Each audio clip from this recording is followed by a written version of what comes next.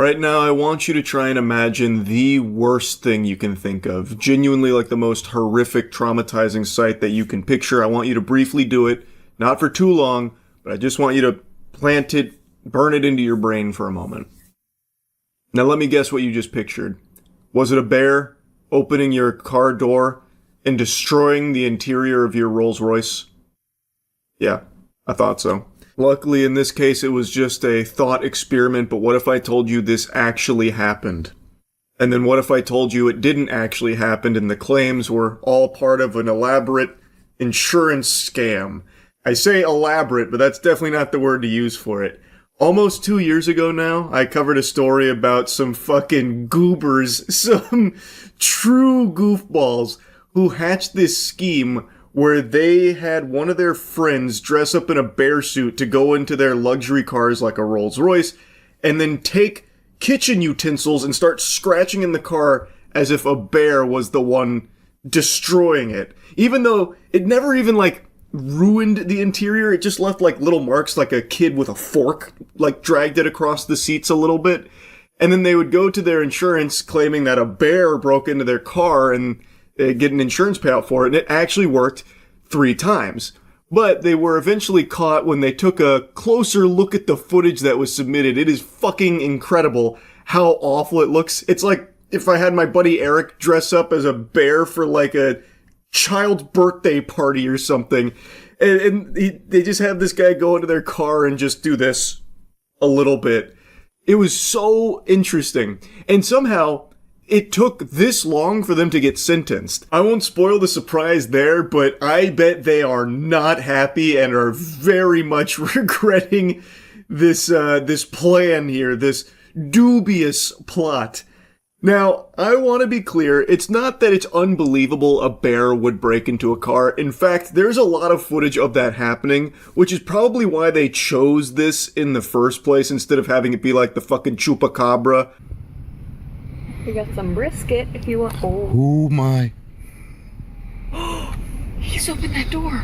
Oh my god. Psst. Get out of there. Oh my god. No. Hey. Oh my god, I got it. You won't be laughing when that dirty bastard hotwires that car and pit maneuvers your ass to try and confiscate the footage to hide the evidence. It is impressive, actually. To me, that's no laughing matter. That's fucking terrifying. If we gotta worry about bears opening the car doors, breaking in, and stealing our loot or something, you know what I mean? So, and it's more than just this. This isn't the only guy that can do it there. Bears are impressive. Somehow, they've been training. They've learned how to do this for a lot of cars. I forgot to turn off the face cam for this one so you can see me nodding in approval here. Impressed by the bear's ability to get into this vehicle, and they eventually steal something out of the back seat. It was like a bag of diapers or something, I'm not really sure. But the point is, I know bears can open car doors, but what you'll see in this insurance scam doesn't look like that at all. It looks like just a dude going up, opening it, and then crawling around. It's incredible stuff. But yes, also side note, be aware, sleep in fear knowing that if you're transporting honey from the grocery store, you are not safe. At any moment, a bear could fucking scoot in sideways, open that car door, and rob you. Because they have learned how to open these car doors. That much is confirmed. You saw the California bear suit scammers finally got sentenced? Did they? I remember talking about that a while ago. I feel like it's been 3 years. They only just now got sentenced. They were the ones committing insurance fraud. Because they were claiming a bear went in there and fucked it all up, but then they got caught on camera and it's clearly just a guy in a bear suit. And yeah, you're right. It looks like it only just now went through. Humans who used bear suit to defraud car insurers are sentenced to jail. Oh no! And they took the high-quality bear suit! What? California Department of Fish and Wildlife biologists reviewed video footage of the attacks on luxury cars and said that the animal was clearly a human in a bear suit. I like how they had to bring out the certified expert, but anyone with eyes could tell you the same thing. Hold on, let me pull up the footage. It has been a while, so maybe you guys forgot about this. This shit goes crazy, actually, though. It was a very interesting scheme, to be honest with you.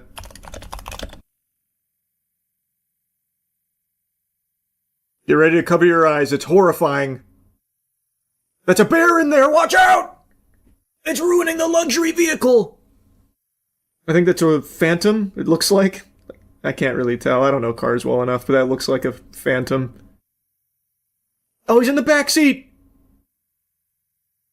Oh, God, no. He's ruining it.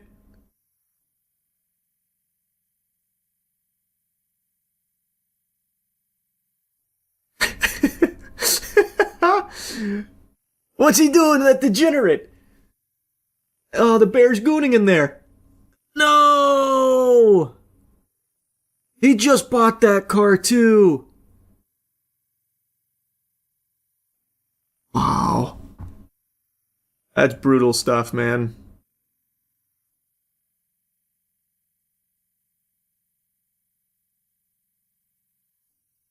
Damn, look at the damage that he was able to cause.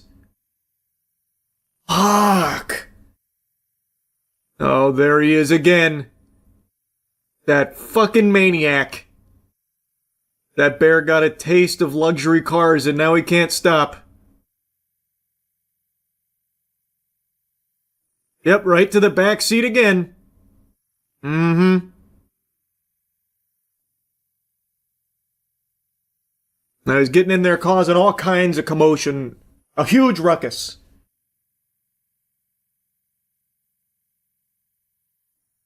Oh, wow! He totaled it.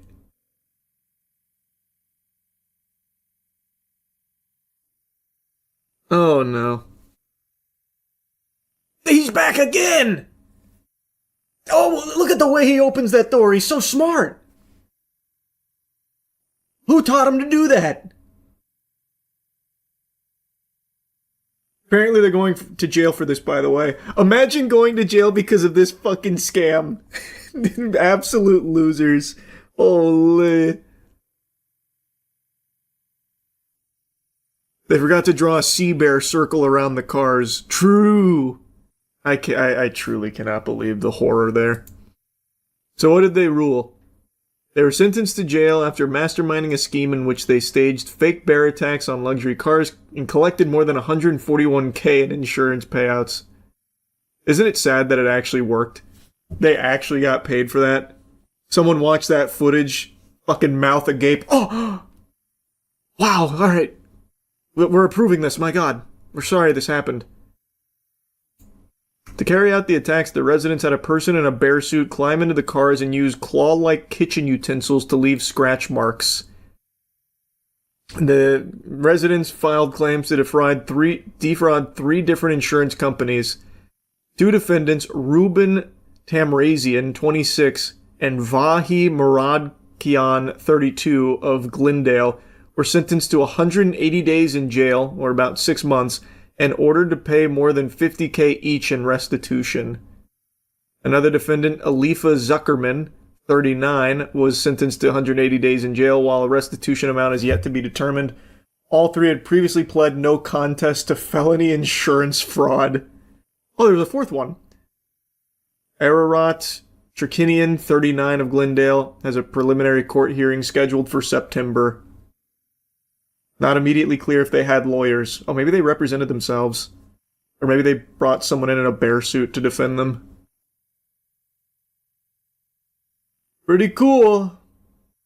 Hey, boo-boo, what do you think we're gonna find in this Rolls Royce? 180 days in jail.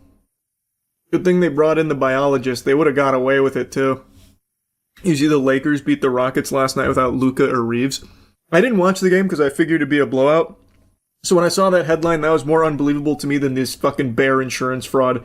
I cannot believe they actually squeaked out a series win. I see no world where they actually win the series, but even getting one game there blew my mind. Oh no, they're also paying restitution, so it's 180 days in jail and restitution, so it's not like they're coming out in the green here. It certainly wasn't worth it, I'll tell you that much. Barbie Fest is the new Willy Wonka experience. I did not hear about this. That's awfully high praise. Wow. This looks sad. This looks like something out of Season 2 of Fallout. Oh my, what is this? Are they testing bombs here or something? The Barbie Dreamfest was billed as the ultimate Barbie fan weekend, promising attendees interactive experiences, unique programming, a star-studded panel, and other unforgettable experiences. But after the first 2 days of the event at the Broward County Convention Center in Fort Lauderdale, Florida, hey, Florida, let's go, baby, we fucking did it! Some attendees who paid up to $450 for tickets have likened it to the Firefest or viral Willy Wonka immersive experience. Can I see it? Here we go. Favorite skateboarding? Yes. Oh, let me see that again. I mean, already has a lot more going on than the Willy Wonka experience. You have some custom barricades here. What's that, 4 tables with some balloons? This looks lively. 2 inflatables. That leaves a little to be desired there. The Barbie Dream House. We're the life-sized Barbie Dream House right now, guys. Oh, wow, it's a cardboard cutout. It is life-size. There. Wow, you can live in that. The hell did that say? Impala. Damn, they got a whole obstacle course set up there. Look at this. It's like a tower defense maze. Everyone looks like they're having so much fun. What's the problem? This seems like $450 well spent.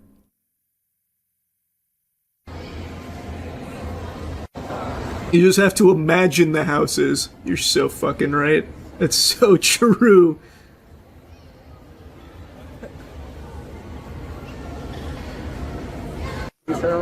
Okay, here is another sponsor that we saw, which I have questions about where the sponsorship money went. Is there money? Because there's no cookies, and they make cookies. So what did they contribute? What? Sweet Loren's is... they make cookies? That is a good question. You would think if they're sponsoring the Barbie Fest, they would have... Yep, they are gluten-free vegan cookies, it seems like. You would kind of expect them to want to be putting their product there. Maybe that's... whoever's hosting this just really likes Sweet Loren's. Thanks to our sponsor and partner, Sweet Loren's. I ate one for breakfast this morning, so thanks for helping giving me the energy to put this on today. There's neon. Maybe that's the dream house. There's neon? Yeah, right next to it. There it is. Oh, Is that the life size? I mean, we can't get up there with it, so. Dude. Wow. Pose. Pose. That really is a big wow Oh, no. moment. Yeah, that's how this is going. Wow. Wait, Are you what was that? Oh, it's like a hair salon over here. Get your hair done like Barbie. Are you having fun? More sponsors. Okay, this is the biggest load of baloney ever. You're telling me Dillard's helped put this shit together? 100% they just started throwing names in here, hoping no one would notice. You're telling me a yoga group helped sponsor Barbie Dreamfest? You think I'm an idiot, don't you? You think I'm stupid, huh?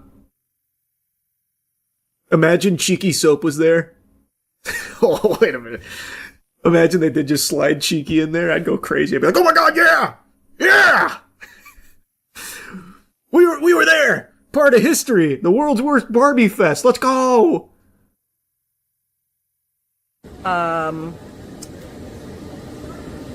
They're here, I guess. These 3 are here. Those 3 are there. Michaels is there. No way. Show me the official Michaels booth. Michaels doesn't... What do they sponsor? They don't sponsor shit. Michaels is just like the #1 spot for arts and crafts supplies. You think they're sponsoring fucking Barbie Dreamfest? My left shoe. What do they sponsor? Let's see. I'm seeing if they've ever sponsored anything else ever. I feel like they just brought in some Michaels product that they bought earlier that day. I also don't know why I thought I would find anything about what they've sponsored in the past by just typing in Michael's sponsor. It's just trying to put me in touch with their press packages. What a terrible search from me. I still just don't believe it, and I don't feel like looking harder now. With things. This is the yoga one. Maybe it's not the store Michael's, just a dude named Michael. Very cute pink outfits in Perhaps. a lot of different sizes. This is real cute for the kiddos. Yep, This is here. Miss Rocks. that's gorgeous. That might be the yoga mats. Yeah. Yes, that's the yoga mats. A lot of yoga. No. Maybe. No. I think the braiding loft. That might be in there. Yes, I think they're working with the glam bar. Didn't see that. Definitely didn't see that. I'm not convinced that this is a flop yet.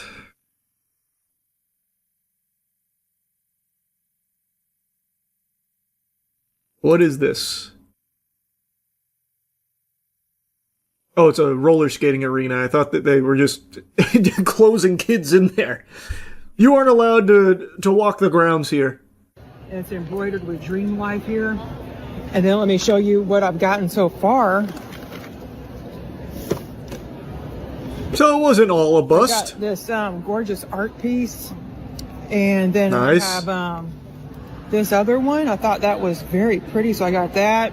Cool, cool. And then I also have this one. This looks so pretty. Isn't that pretty?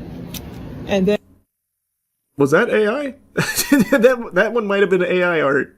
and I also have this one. I This don't- one's I don't really feel like trying to gorgeous. rewind it's, here on- hand done. This is like a hand painted butterfly. Look all the colors. It's so amazing. That is pretty amazing. That's what I got, and then I have this boat in here, just some spare stuff. Man, in the description, she's calling it a nightmare fest and the worst event ever. She probably dropped $150 though on all this this merch and her swag bags and all that.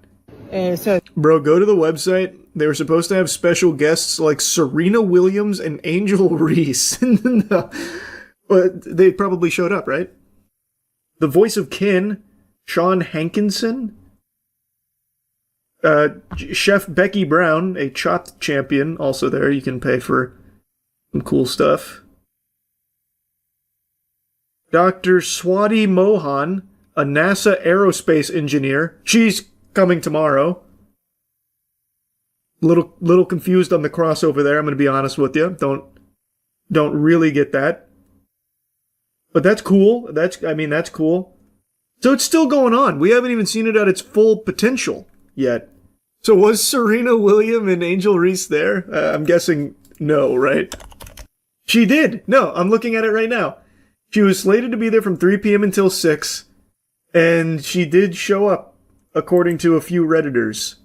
Though that could just be a lie. Those could just be bots. It is Reddit. Take it with a handful of salt. I have yet to see a single picture of Serena Williams at Barbie Dreamfest. And you would think Serena Williams being there would be a pretty big deal. People would be pretty excited for that, I would think. Okay, this is from their Facebook page. Barbie Dreamfest, March 27th to 29th, for a fan-filled weekend of limitless possibilities. What are the odds this is AI? I haven't seen any evidence of her actually being there. The only people saying that she showed up were like 4 commenters on Reddit. There's some videos on TikTok. All right, let me check TikTok. Let's see. Oh, here we go. Yeah. There's 2 ways.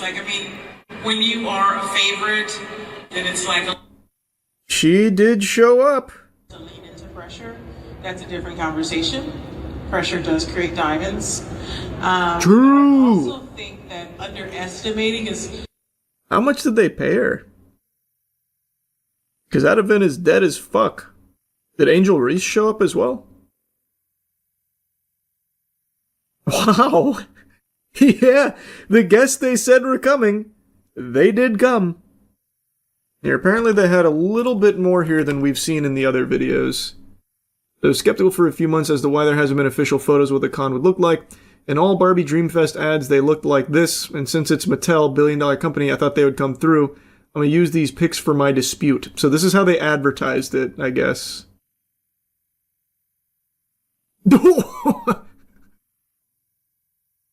Wow, they were so close to that too. Oh, wow.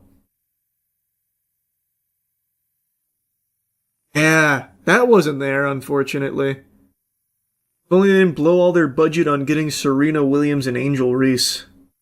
The first thing that comes up when you start typing Mischief Management is Mischief Management Scandal. Mischief Management and Romance Con.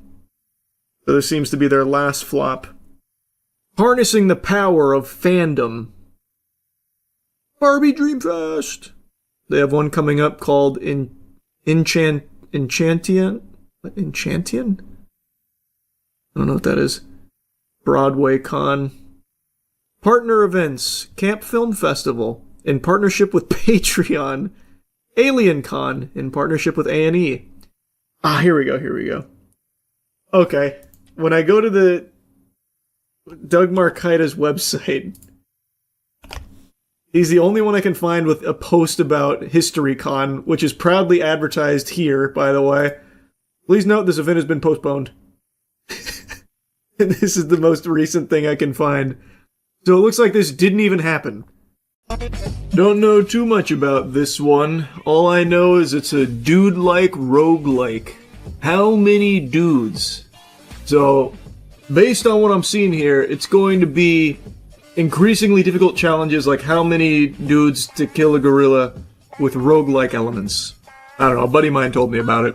Sounded cool from the way he described it. Let's ride, new run. Round 1, 10 toddlers. Oh, one dude could easily take that, right? Oh yeah, this is a freebie. Yeah, did they even touch me? That might have been hitless. I little broed them right there, hand out in front of them, giving them the fucking business down here, popping them. Need more dudes. Post a flyer to attract a new type of dude to the ranch. Oh, the old Ram Ranch. Okay, so Spartan dudes and Bard dudes. Spartans, 20% chance to block attacks aim at nearby dudes. Bard dudes, every 4 attacks, Bard dude plays a song that inspires 4 random dudes, increasing their damage and run speed by 4% for 4 seconds. This effect stacks up to 4 times. That feels really good. Let's do a Bard dude. They're tiny horses. They're ponies and ducks. I think we win this. Yeah. I kind of ganged up on my Bard dude, but that's okay. No, I'm assuming he comes back, right? I'll give him like a Senzu Bean and he'll be back. Oh, I lost him for good. He's just dead. 36 toddlers. We'll just keep doing the easier fights. Yeah, they're getting cooked. Except this guy might go down. Never mind. Teamwork. There we go. Good work. 134 toddlers. That should be free. Oh, I don't know. Actually, he's really surrounded. And still completely fine. They can't do anything except just like goo goo gaga and fucking throw up, tinkle their little britches. God, my bards and clerics do so much. Oh! My God, he fucking blasted my background dudes like a kickball.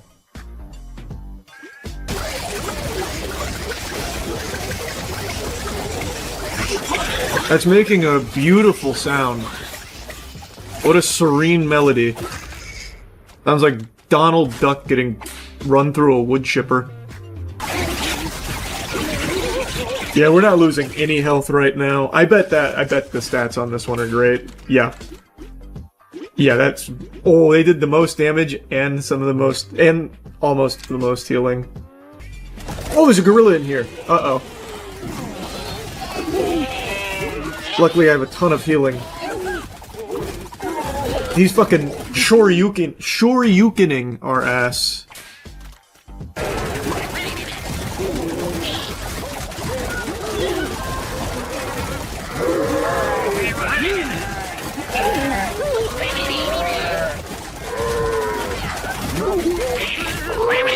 Yeah, in these long sustained fights, I'm basically unkillable. I just have so much sustain. And I'm getting so many free items. 708 bees? We'll just do the little ducks. Oh, actually, this could be dangerous. But I'm not a bitch. Give me the little ducks. Holy fuck. They're gonna melt my fucking computer. And it'll cost me $1 million to get more RAM for a new one. They did no damage. They actually did no damage.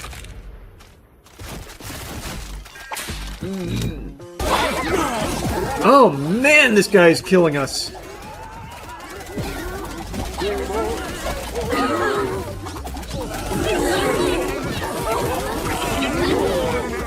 Holy shit. Wow, I underestimated the unicorn terribly. That's super not good.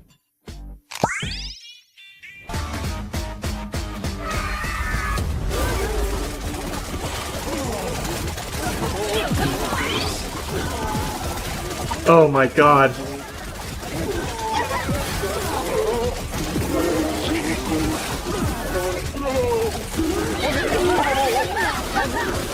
Oh god, no. No, my run. Holy shit, these bees were crazy.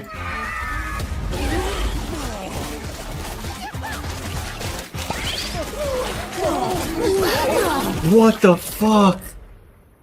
Those bees were nuts. Oh, what?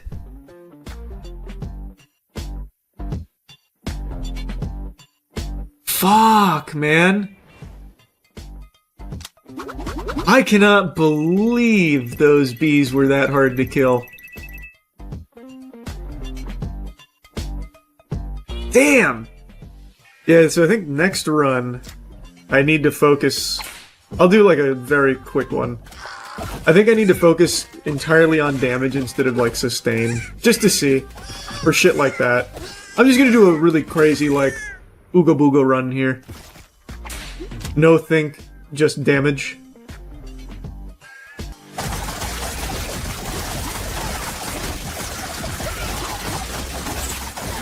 Oh my god, he's absolutely obliterating all of my medics. They spawned right next to the big guy.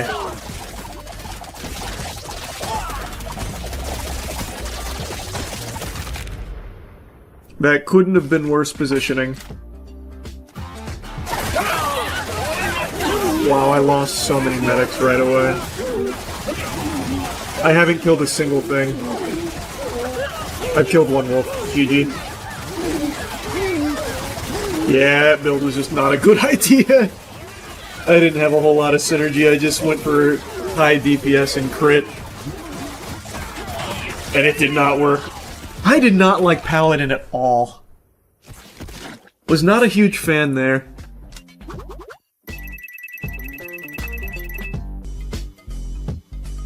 I just genuinely think there is so much potential with Paladins, even though I didn't love them in my last run. Their base stats are so good. I'm going Paladin again. Maybe I just didn't see the good relics. Toddlers will probably actually be easier than this one.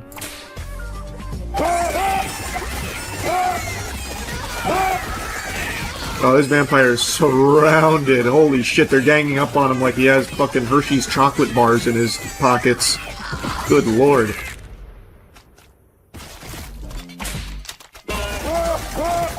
Regular dude just woke up. He just came back from the hospital and immediately died again. And I lost a vampire. Okay, I actually lost quite a bit there, to be honest.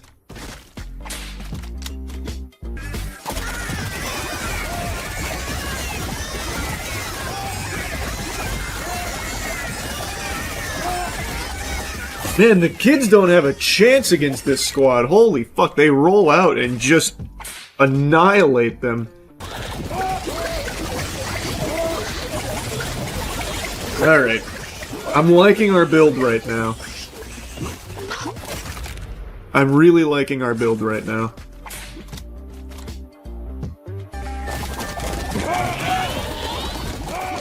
I also have a nice 4 meteors here, which I might actually rip. No, maybe not, maybe not. Didn't need to. Gotta have faith in the boys, man. If you don't believe in the boys, who will? I think I will just blow him away so I can save that Viking dude. No, don't do it, Viking dude. I did that to save you. Ended up working out just fine. Nope, he still died. All you had to do was not go over there and try and solo him.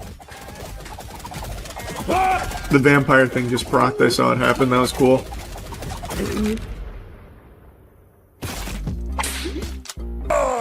When vampire dude takes damage while below 50, steals 20% health from random dude if that dude has more health than him. That sucks for me. When cleric dude takes fatal damage, he will recover with full health and send out divine pulse with 300% increased range and 1000% increased power. Each cleric dude can do this once per round. Sure. Can't reroll anyway. Oh, my medic's up.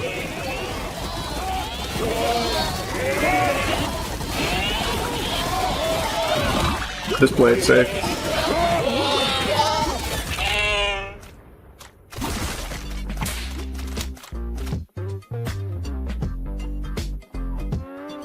I'm about to have 5 medics come in, so let's do this.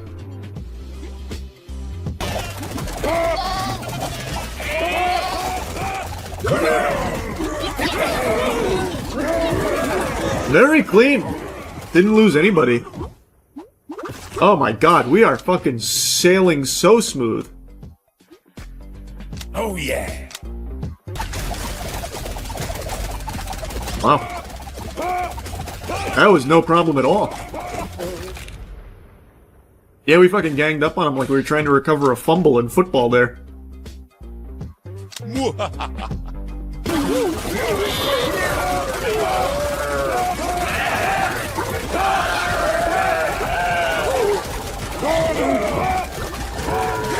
This is pretty clean! This is even cleaner than my first run.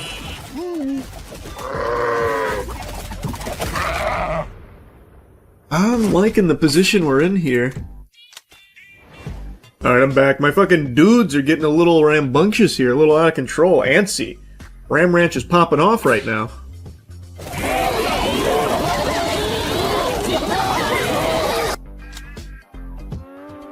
Oh, reduce enemy damage by 1% for 5 seconds, stacking up to 10 times? That sounds very strong. 3 alpha wolves. Fuck it.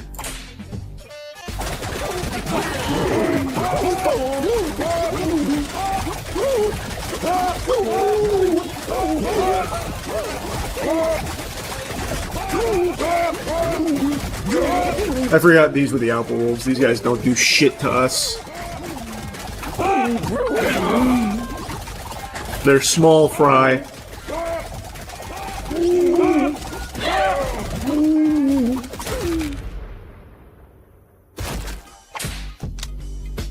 I could give everyone 5% crit chance, like that's probably worth spread across this many dudes. Or I can give my vampire dudes an additional 30% HP. Don't know if I care about that much, let's just do this. This is guaranteed benefits.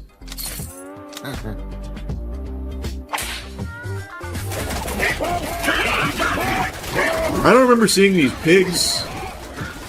Did I avoid pigs in my round 80 run?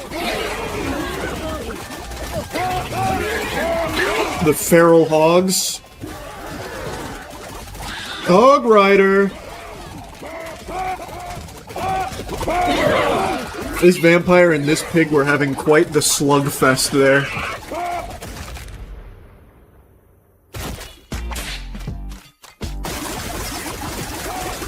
God, our health just doesn't move. We have so many ways of healing. I love the sound that they make, too. It sounds like the Mario Party minigame when you make that song and they just go... Or like Banjo-Kazooie characters. Oh yeah. I'm just gonna keep load. Oh, that's a lot. 3. That might be a little much. That might be a little too much. If I was a bitch, run it.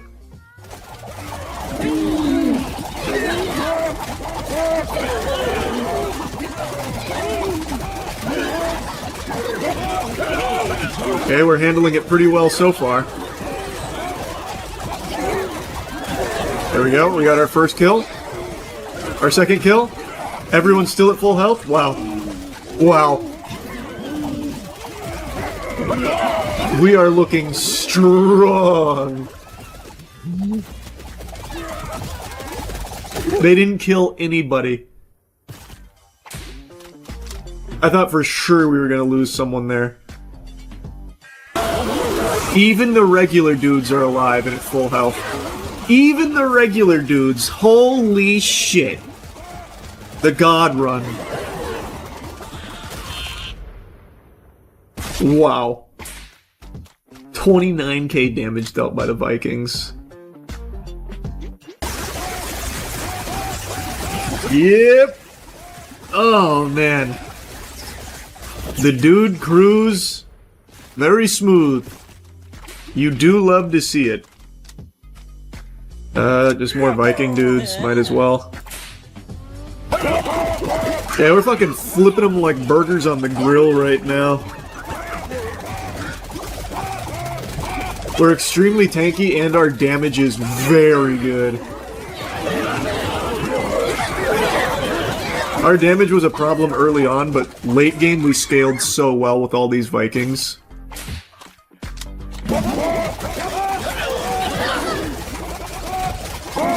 This one's the toughest one so far, but it looks like our vampires stacked the damage reduction on them because they're not hitting as hard anymore. So good, man. So good.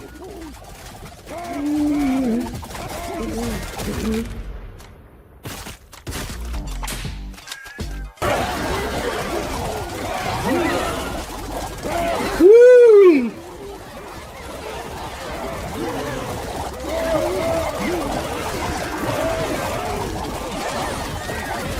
Yep. We got all of the shit stacked, so now they can't kill us. They're powerless.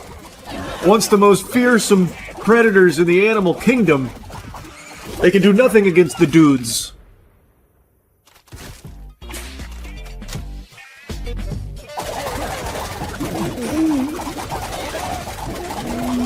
I thought for a second this might have been a tough wave. It was not.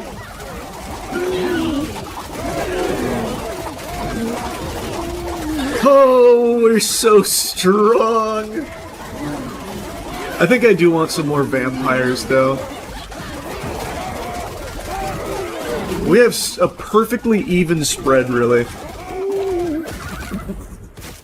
I think some more vampires would do us well.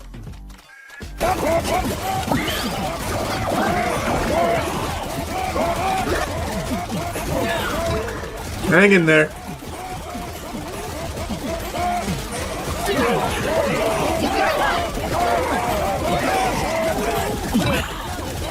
Ugh. Alright, we're good. I don't need to pop anymore.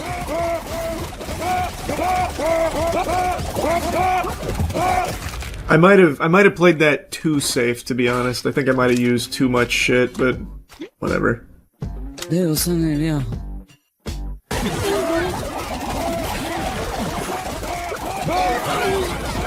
Damn, they are hitting hard now, though. Okay, so now we're getting into the, like, actual end game.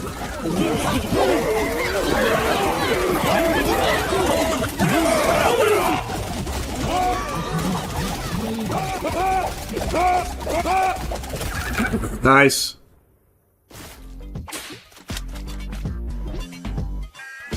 I'm just gonna keep loading up on Vikings. Oh, no, not the big bees. Not the big bees. That I'm just not risking. That's a run ender right there. It's not worth it. I'll fight the fucking polar bear.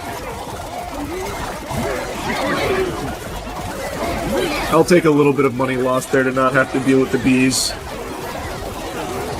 Also, this Berserk chain is looking really good. He's giving it to my clerics and shit. That's crazy. And this one vampire. He's got him. Oh, wait, no, that was rude. Just threw him away like some dirty laundry.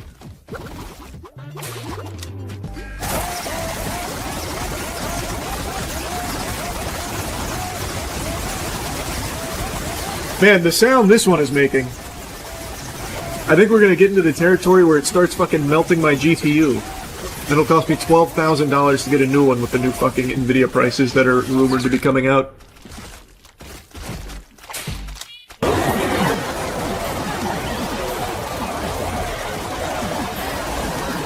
God damn it! Stabilize. I think we got it. I think we got there. I wanted a burner phone, but I couldn't find an opportunity. I had to keep trying to heal. Christ, they were tough. We did it! Round 100 complete. Oh yeah. We did it, now we're just into the endless waves. We fucking did it, baby. Man, round 100 was no joke. That made me blow every resource I had. But we did it.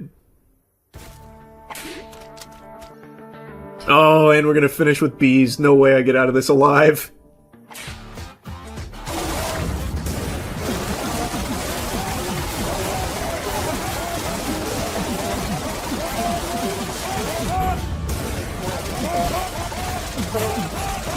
Unless...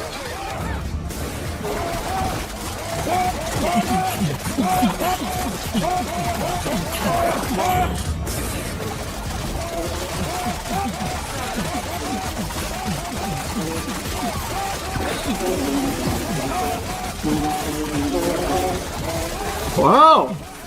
We're actually gonna hang on!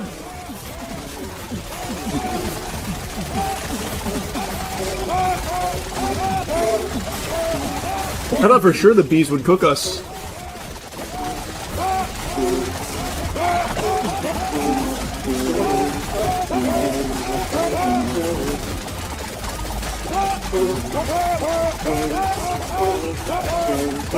We went through 1,000 bees and 54 big bees. Pretty fucking good.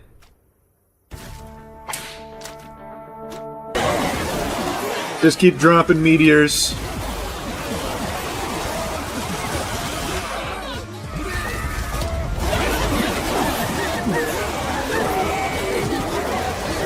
They're very tanky, so it's taking a while to kill, but we're gonna survive just fine.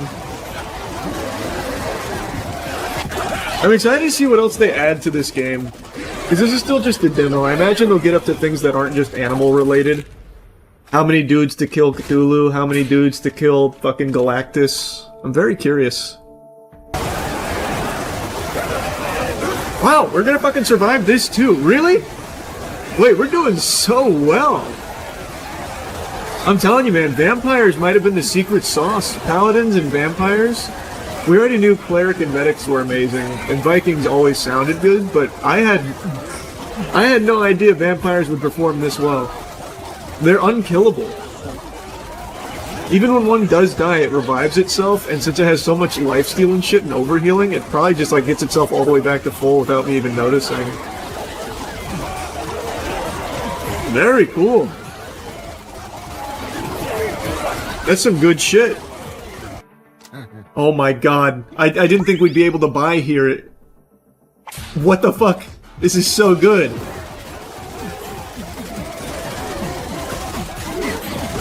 I don't even need to use any items here. The polar bears are weak. Polar bears are actually kind of shit. They're just very tanky. One thing I would like them to do in the full game is instead of everything just punching, I'd love if they had different animations. So like the ninja, they throw shuriken, samurai, like more sword-oriented type shit, paladin, maybe like a hammer. That'd be nice. And maybe they eventually will do that. There is one guy over here getting ganged up by every fucking alpha wolf, and he is still fine. And one guy here, too. They are all going to this guy and still can't do anything. It's like fucking Katamari over here. Who is that guy? Give him a medal. What a fucking animal. Face tanking the entire football team. Holy shit. What the fuck? One toddler. One random toddler? Interesting.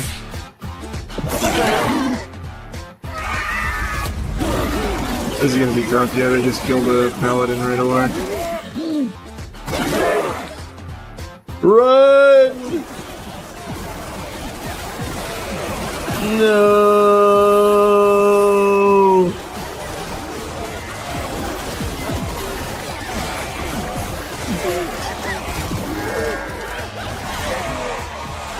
They got us. 1,600 geese. Round 114, that's pretty fucking good.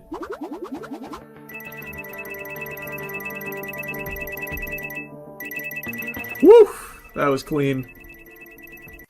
I took a snooze, now it's time for dudes. I want to do a new run, because this was just experimenting at the end of the last video. Got up to, what was it, round 114, but I think I can go all the way up to round 1014. I truly believe in myself. Now that I've become the master of men, I feel like I know what to look for, what kind of build I want. So, it's just a matter of optimizing and hopefully getting some good rolls. I wonder if I should get a medic dude, or continue to try new stuff, like with the Warlock. I might try the Warlock.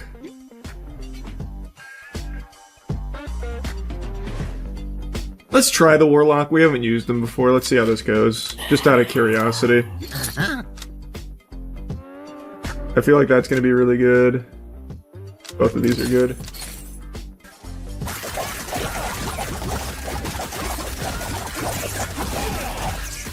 Warlocks really were a terrible call. Like, actually really bad.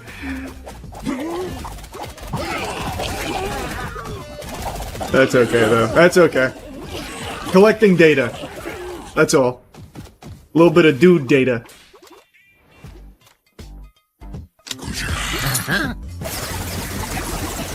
Warlocks were just a really bad choice. I think I'm just going to abandon Warlocks, unless they have a really good relic that I haven't seen yet.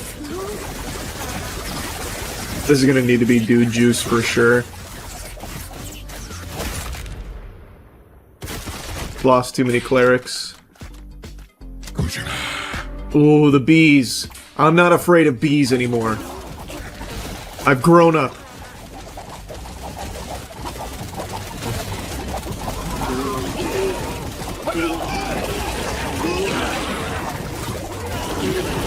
Yeah. I'm no longer traumatized by those dirty little bastards, those bitches. They don't scare me.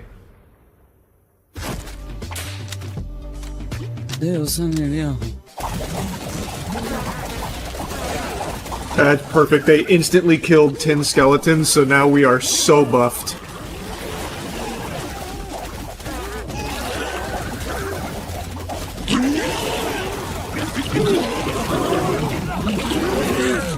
That was perfect. See,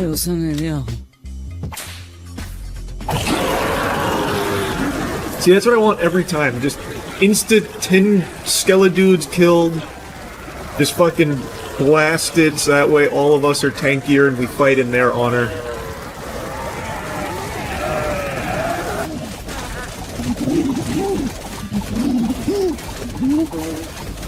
Wow, our damage is incredible because of the skeleton dudes.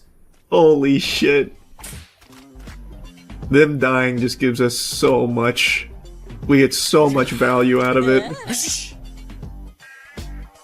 You know, the Warlocks really weren't the worst call in the world. They just don't ever die. Which is nice. Maybe I should have bought the Taunting Relic for them when I had the chance.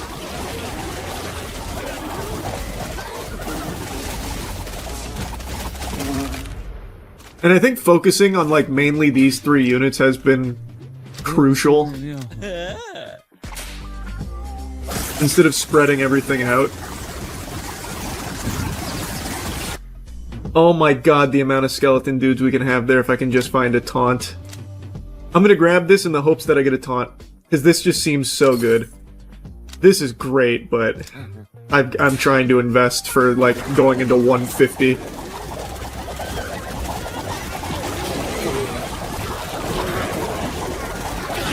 Oh, I just need to find a taunt. A skeleton taunt, specifically, because then all my skeletons taunt for 4 seconds. Holy shit. Imagine the amount of skeleton dudes we can summon with that. I've gotta gamble for it. I've gotta.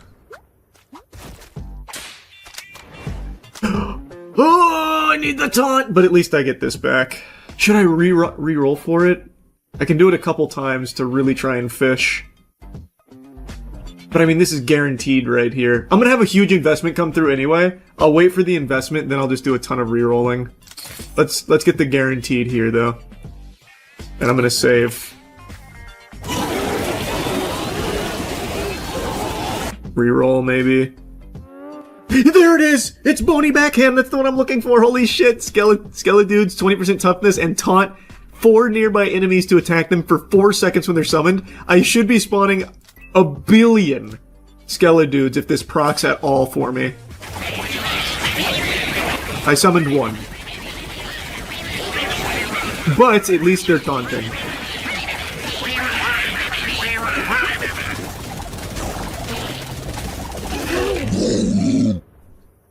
The taunt is still incredible. There's my huge investment.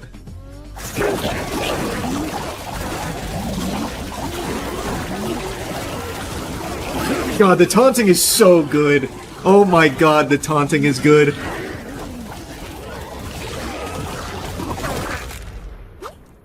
Fuck, what a crazy run.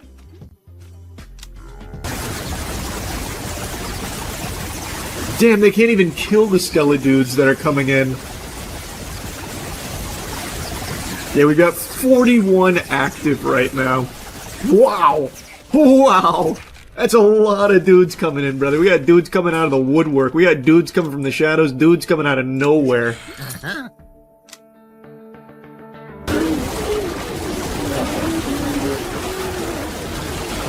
Somehow they are laser focusing on our clerics. What the fuck? I've summoned over 200 Skeledudes. Okay, next one I'm gonna have to pop my phones and get the clerics out. Ah, Jesus.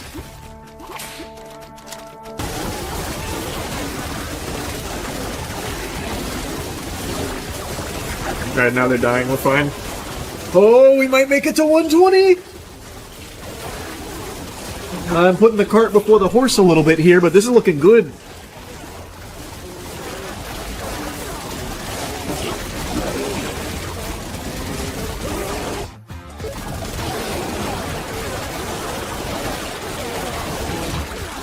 GG.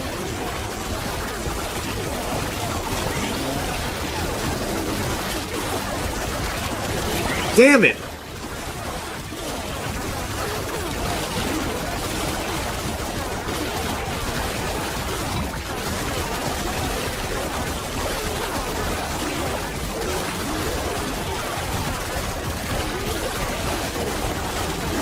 The polar bears didn't really fucking do anything. It was all entirely the gorillas. Fuck, man, the gorillas were strong.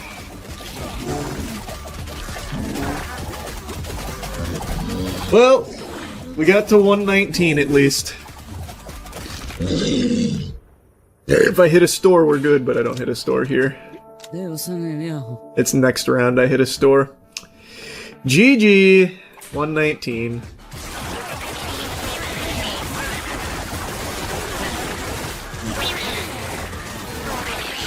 Fuck! Another really good run, though. If I didn't take Warlocks, if I took something else there, probably Medical Dudes. If I took the Medic Dude, that could have kept going. Like, these weren't terrible, because they never died. But if I took the Medic Dude there, oh man. That was a throw here. I just wanted to get experimental. Taking that was a throw, but still cool to see. Oh, this was a really great game. Pixels were beautiful. Oh, it was, man. Neon Inferno was a banger. Man, back-to-back bangers. Brutal John was great. Neon Inferno was great. Now we're gonna go into How Many Dudes, which is great. You love to see that. 2026, yeah, I got a little resolution. I want to statistically have been the guy that played the most games on stream. Like, variety of games. My last dude run went up to 119. I know if I had just not thrown by grabbing Warlocks, I would have been in the 120s. Easily.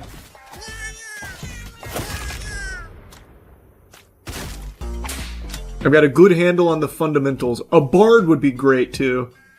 But I think what I'm gonna do is I'm gonna go Necro Dude, Franken Dude, because I think that's the strongest combination in the game. Cleric for sure. And then maybe Bard Spartan for blocking. Because the big problem at the end of the game is like the fucking 2,000 gorillas and shit.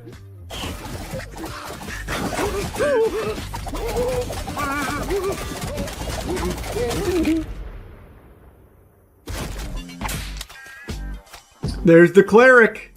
Oh my god, we're getting everything we need right away. Painless.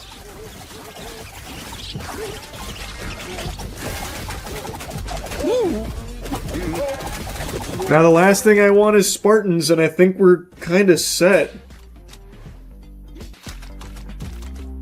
Oh, I didn't get Spartans. Damn, that's really unlucky. It's gonna have to be Paladins then. Damn. Really wanted Spartans. I don't think Paladins are gonna be able to tank enough for us in the 120s. No choice though. I didn't get any dice, so I can't re-roll. Tough. Alright, Paladins. No, I guess... No, it has to be Paladins. I can't risk anything else. That's just super not helpful. My Franken dudes are just getting fucking blasted. This is so useless for me. But we're gonna grab it. Again, we're gonna try and prep for a 120 run. It's looking unlikely, but oh my god.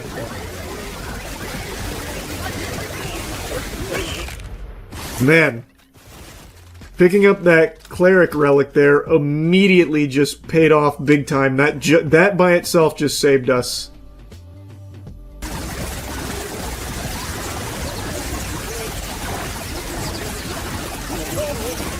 Alright, alright.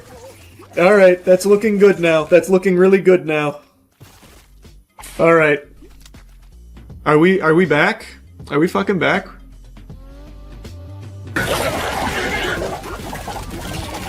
Okay, it's looking good again. Alright, we're entering the late game now. Well, not really. We still have another 50 waves before late game, but we're starting to turn it around. That's what we needed right there. That's what we fucking needed. You can never count the dude out. A dude is at his strongest with his pants down, fucking ass up. And look at us now. Yikes. Okay, I have to pop that potion. That was looking a little threatening. None of my Skeledudes died, so we didn't get any of the toughness or the other buffs or anything. That's okay. I don't know if we can kill the unicorn without taking a lot of casualties. I need to show faith in the dudes, though. I need to. If I don't believe in them, who will? Yep, they instantly killed one of my clerics, but luckily he procced.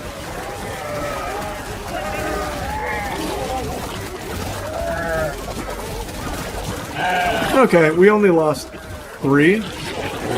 Technically 4. Alright, that wasn't too bad. Could have been a lot worse.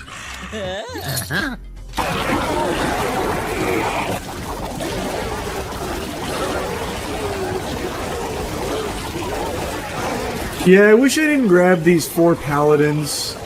Like, I had to choose paladins because there was no other option, but I wish I didn't grab 4 more of them. That would have been really nice if I spent it on bards or Franken dudes. I fucked up.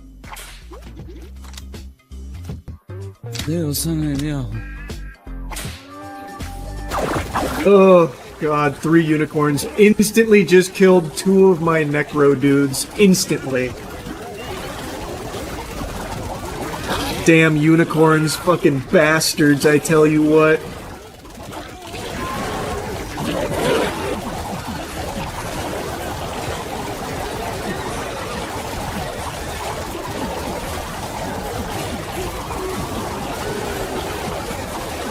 Man, these bad boys are standing strong.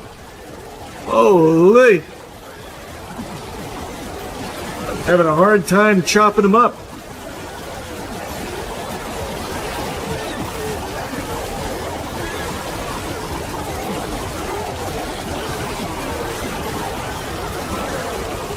Almost there.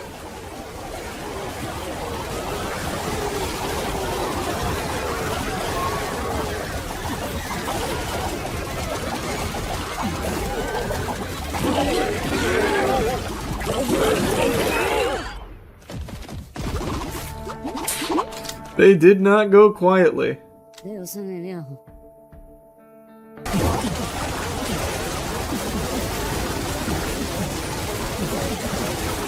Instantly dropped those 1,000 bees. That's probably the fastest I've ever killed the 1,000 bees.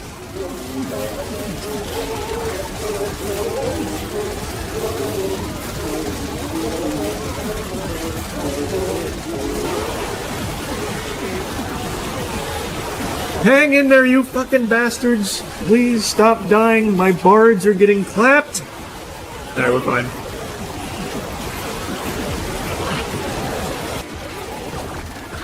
He gets around 200. I don't think anyone's got past round 123 from what I've seen.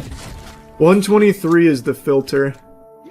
Because 123 is 1660 polar bears.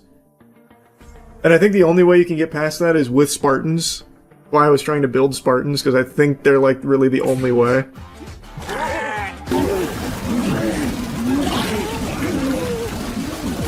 Man, they're tapping my bards hard. Why? Leave them alone!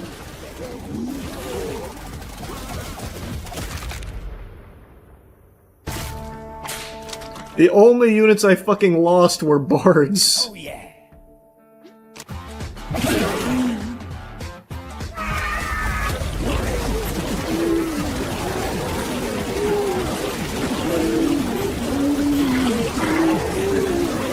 Man, they fucking blasted some bards. Damn, they're still blasting some bards. Oh fuck, they're really... Oh man, they're really getting after the bards.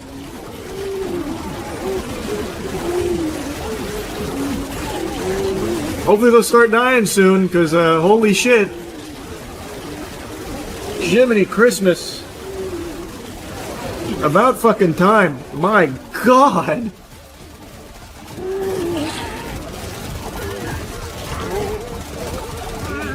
So many bard corpses littering the battlefield.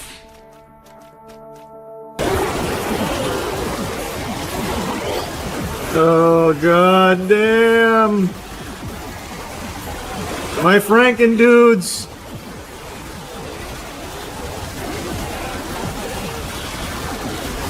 Yeah, oh my god, I didn't get the click off. Yeah, 114's tough. I should have shroomed earlier. Oh, come on, stop. Hey, leave him alone. He tried his- leave him alone, he tried his best. Just kill him with dignity. Hey, cut guys, grow up. Oh, come on. Leave him alone, guys.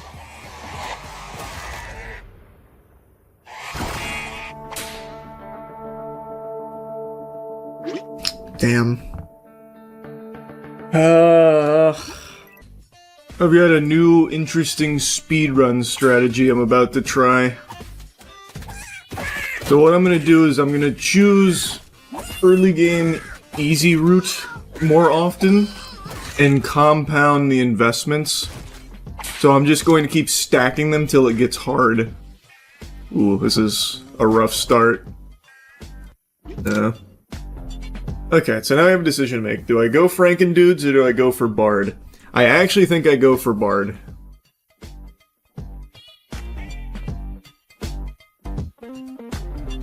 I think I just keep re-rolling for Bard. But the Necro Dude, Franken Dude combo, oh. Bro, that's putting Mozart in front of a piano. I don't know. I feel like I'm gonna get a lot of value if I go Bard. Plus, everyone and their mother's doing Necro Dude, Franken Dude. We're going for Bard. We're getting experimental. Yeah, I'm gonna go Unicorn. I should be able to kill it.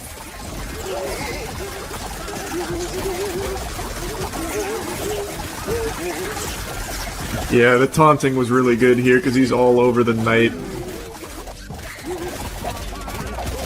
Look at that. No casualties on Unicorn Wave. Oh, fuck, that's nice. That's some good shit. That's some real good shit.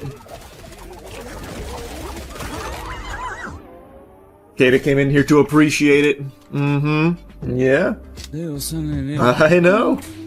It's looking pretty good. And we haven't even got to the main experimentation of the run yet. With my doubled investments, I know. Hit him up. I know. Good girl.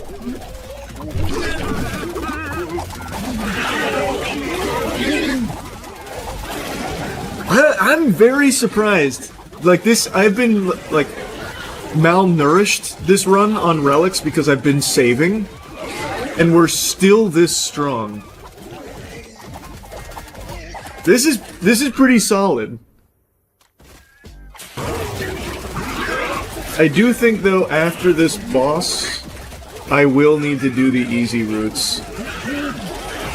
Cause like, see, like now I'm starting to kind of get slapped around a little bit here. We lost a couple units.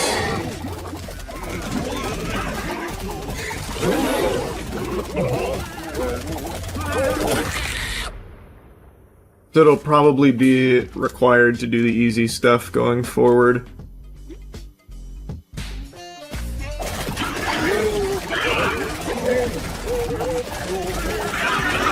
That unicorn is really looking at that bard right there. He's being real mean to my bard. He's bullying him for no reason. What a piece of shit.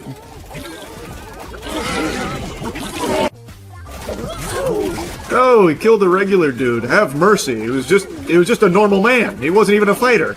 He was here by accident. He wandered in. Okay. I'm about to have so much money come in. I wonder if 2 investments is enough. 2 full investments stacked, or if I should do 3. That's the decision I'm about to have to make.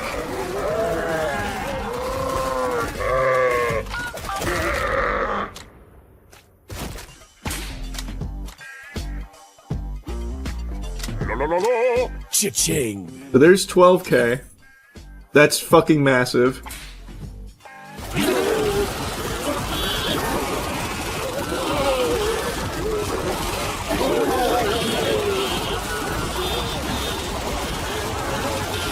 But should I do it again? Get up to 26,000 by the end. Like, I'm still doing fine. I can't decide.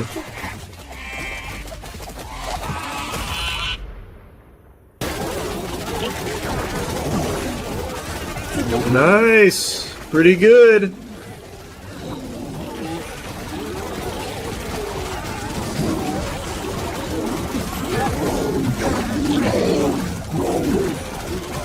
The damn shame still no bony buckler. Or bony backhand, whatever the fuck it is.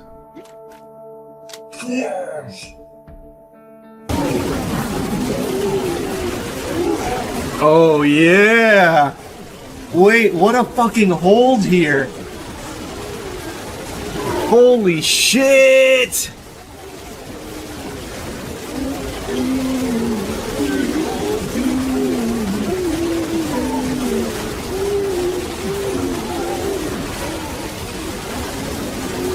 Nice! So good!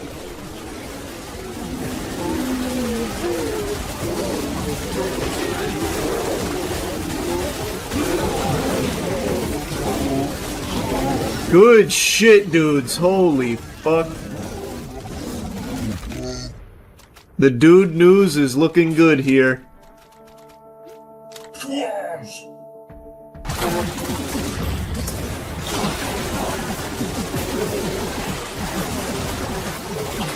They tried to separate us.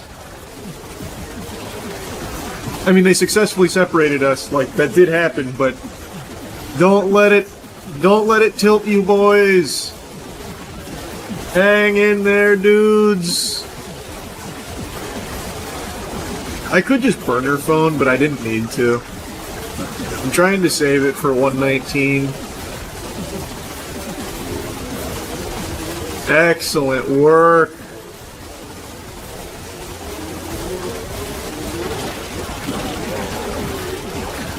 Nice. We lost a couple of bards, but that's okay. That's what dude juice is there for. It exists for a reason. I actually want to see the stats on this one here. I feel like the vampires did a lot for me. Reducing their damage. Wow, they even did like a ton of healing on their own. God, look at the damage taken from the knights and the damage prevented from the knights. Oh my god. No surprise with the bards and clerics doing that much damage, but Jesus, the damage prevented is crazy.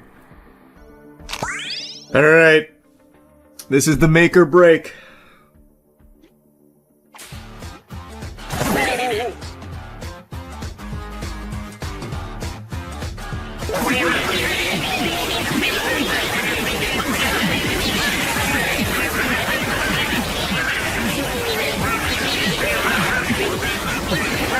Come on, boys. Come on, boys.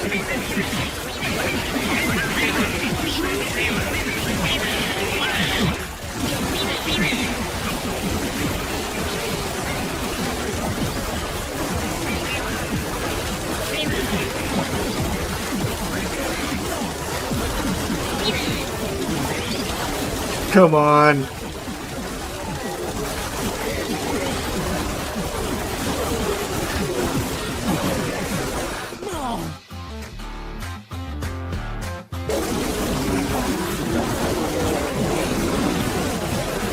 Oh, man, 119 is just too hard.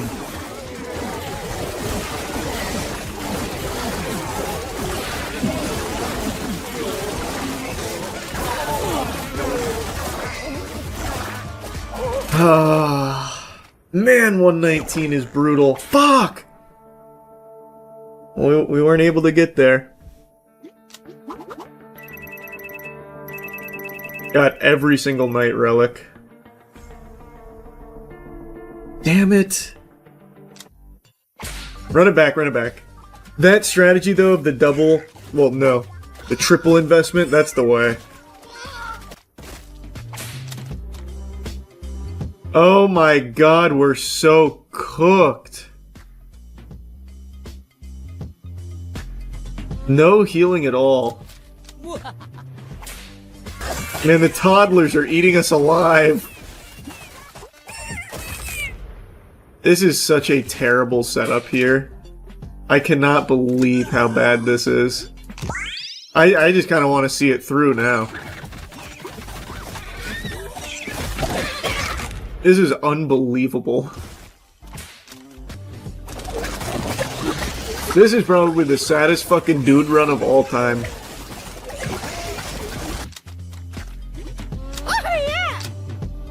I can't decide if I want Cleric or Bard more. I'm kind of leaning Cleric. Bard's extremely good, though. Thank God I saved my pocket dice. Oh my god, no way. That's incredible. Even double pocket dicing. Well, that's pretty much GG.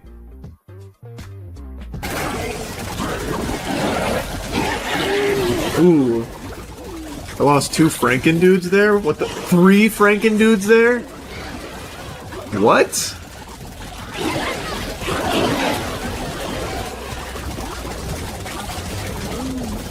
Wow, I didn't expect that.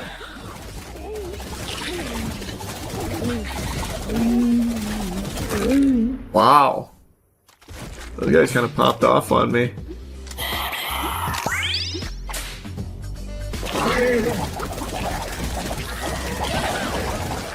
Yeah, wow, what they are actually clapping my Franken dudes. Oh, wait. I haven't checked my roster order in a while. Did my knight take the 30%? I think it did.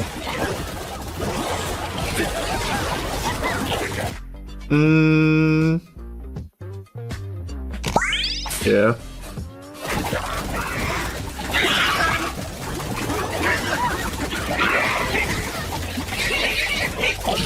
That unicorn just destroyed half of my Necro dudes. That's crazy. What a rampage it just went on.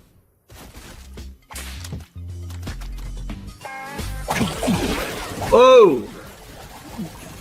Wow. There goes half of my Necro dudes. Wow. Man, the Unicorn, like, this entire run, they have really hated those guys.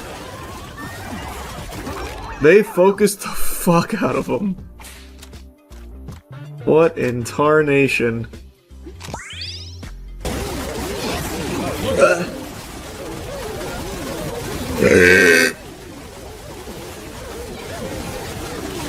Their damage is also really good now because of the stored pact buff that they get.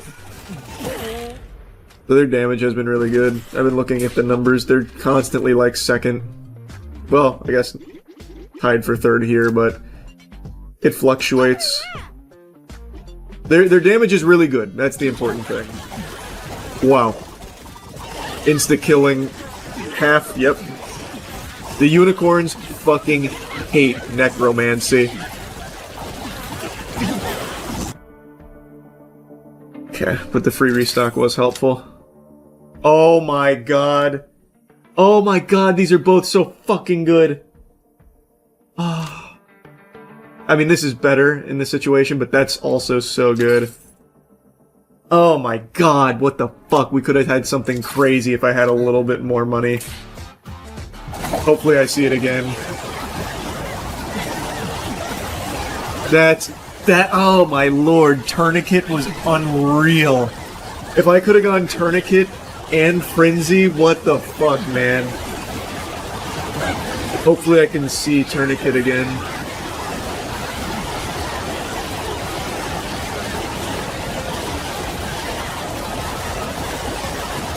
Haven't lost a single non-Skella dude. I thought for sure I'd need to pop a consumable here. Nope.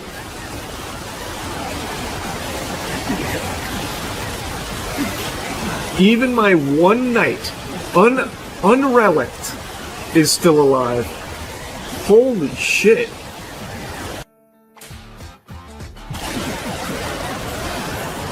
Still didn't need it. Holy shit. Wait, we are cooking. We are cooking. You love to see that, man. The boys are really performing well. These dudes are putting on a fucking show. Excellent work, gentlemen.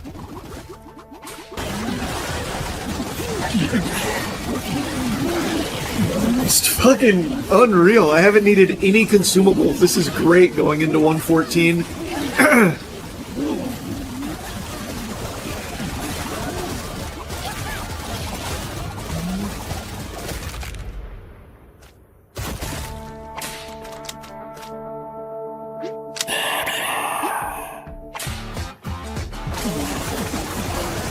Even the bees, man. Even the bees can't fuck me. Oh my god.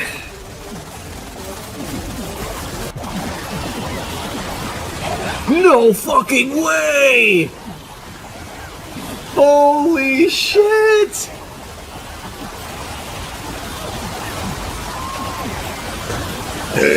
Not a single casualty. Or consumable.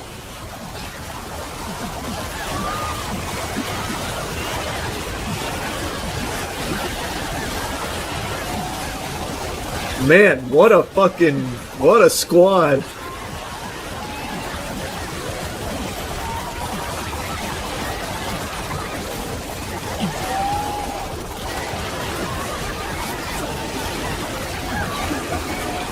Warlocks did great, man. Warlocks really did impress me here. I'm very proud of them.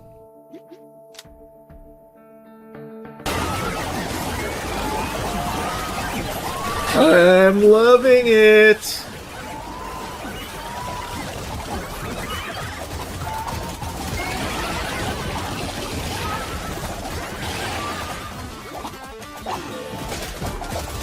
Those unicorns even tried to isolate one Franken dude, bully him, and couldn't.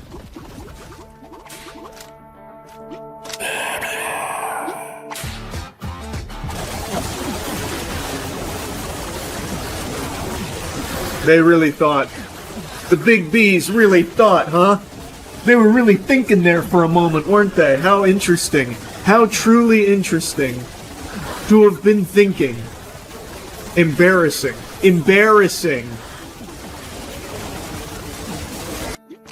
Alright, it's 1:14, baby.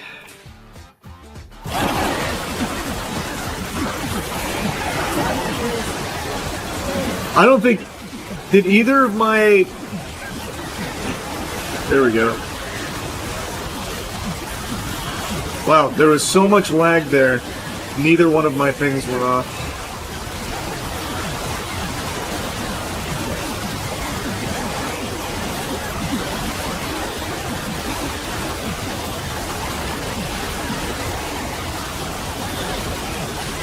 Nice. Made it. Alright. Eyes on the prize now. Let's get to 120, baby.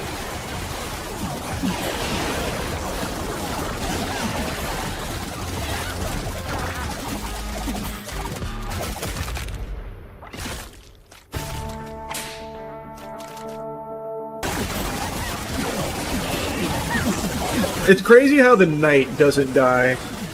I have put 0 relics into the knight, nothing, and he still has survived every single round. I think he's only died like once when I first got him. When he first showed up at my doorstep.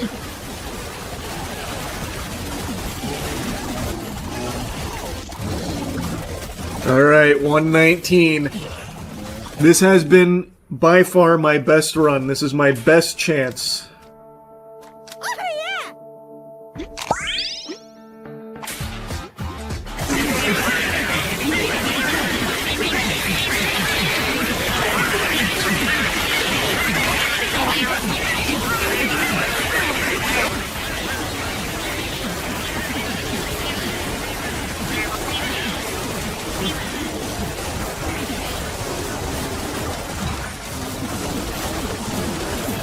Come on, boys. Hang in there, hang in there, hang in there.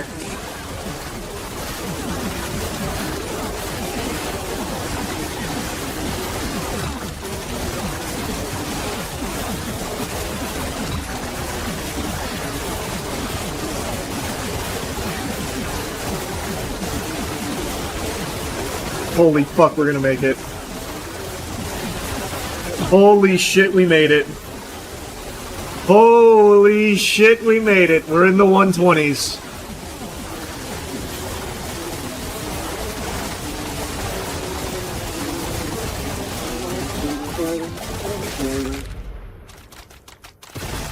We fucking did it. We're in the 120s. Okay. Uncharted water.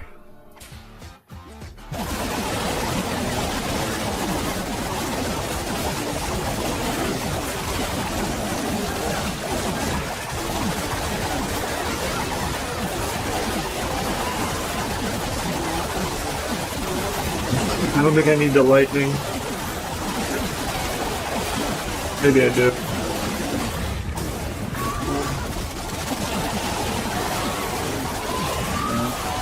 Nice! 121!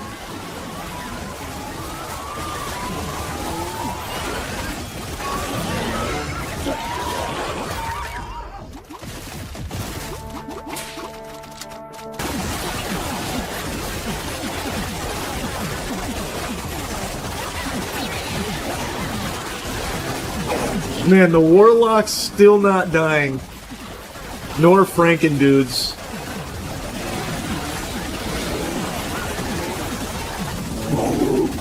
Alright, we're getting to 123.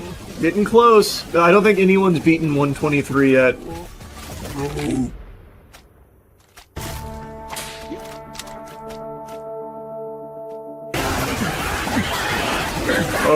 my god! No!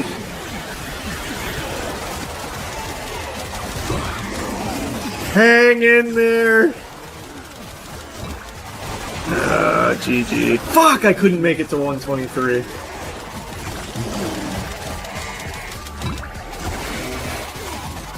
Just shy.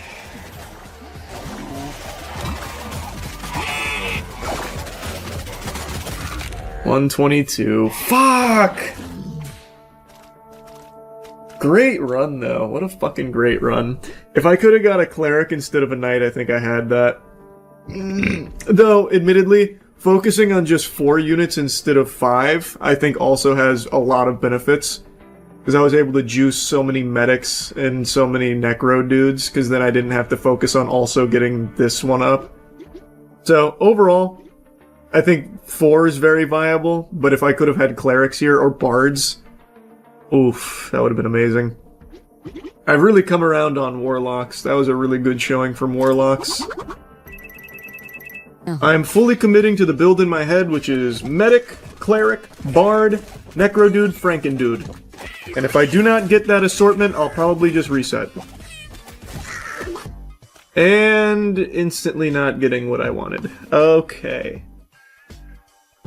No, maybe Viking. Since maybe instead of doing medic, bard, cleric, I'll do medic, cleric, Viking, necro dude, franken dude. Because Viking can give everything berserk, which will be really good for us.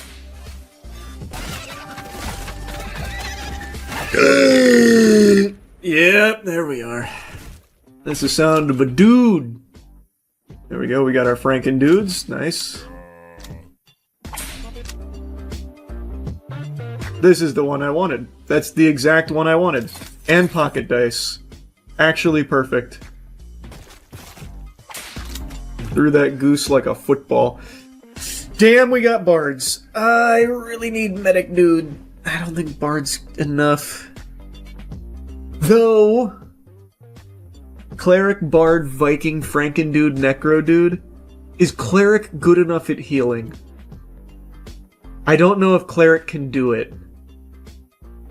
That's the only problem, is I'm not confident cleric is enough healing. Bard is so fucking good. I'm doing it, I'm doing it. I need to save this just so we can get necro dude for sure.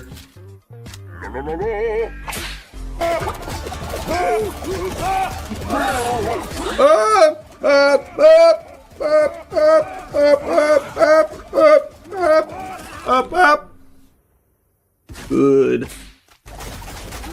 I'm pretty optimistic here about this run. I feel like, because when we get to 122, their damage increases 2% every second. Oh, come on, not like this.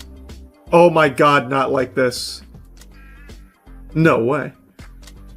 Okay, I'll go fuck myself. Really? 4 rerolls and no necro dude. I guess we'll try this, but now my franken dude is fucking useless.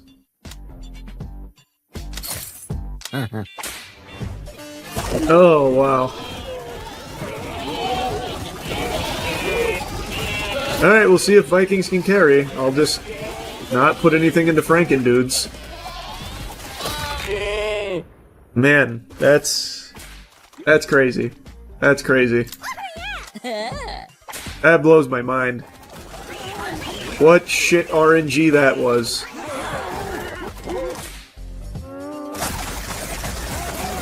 Woo! Man, we're taking damage.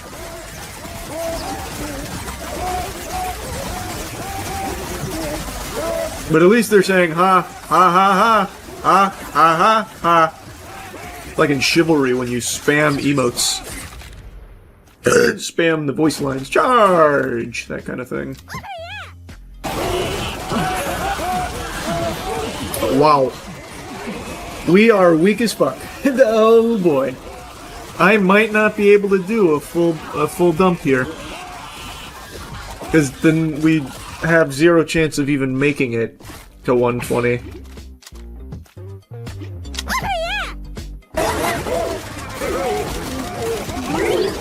Come on, come on, come on, hang in there, hang in there, hang in there, hang in there. Nah, I was right. I knew we couldn't survive that. Oh well, that was a terrible run. I did not get the shit that I wanted.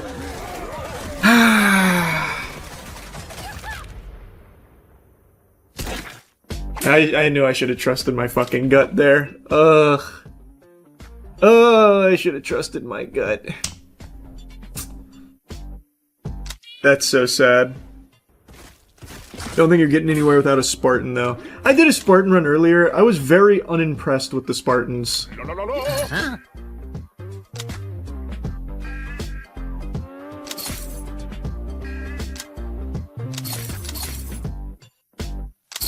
Oh, this is tragic. Oh, this is so tragic. That's crazy. Okay. Gonna have to rely on RNG, no pocket dice. No bitches.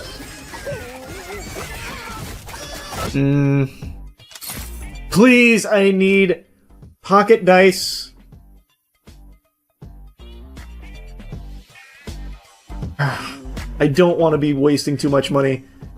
I need to be compounding investments. But I'm gonna grab that because that's too good to pass up. I need pocket dice, you bastard! Thank you. That's all I can afford, though. We gotta get Frankendude with one reroll.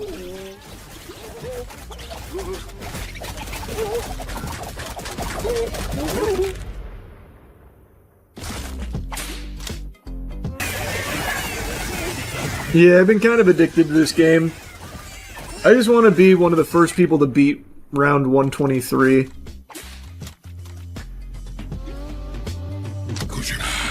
I've been coming close. Well, rather, I came close once to getting to 123. I died on 122 right at the end.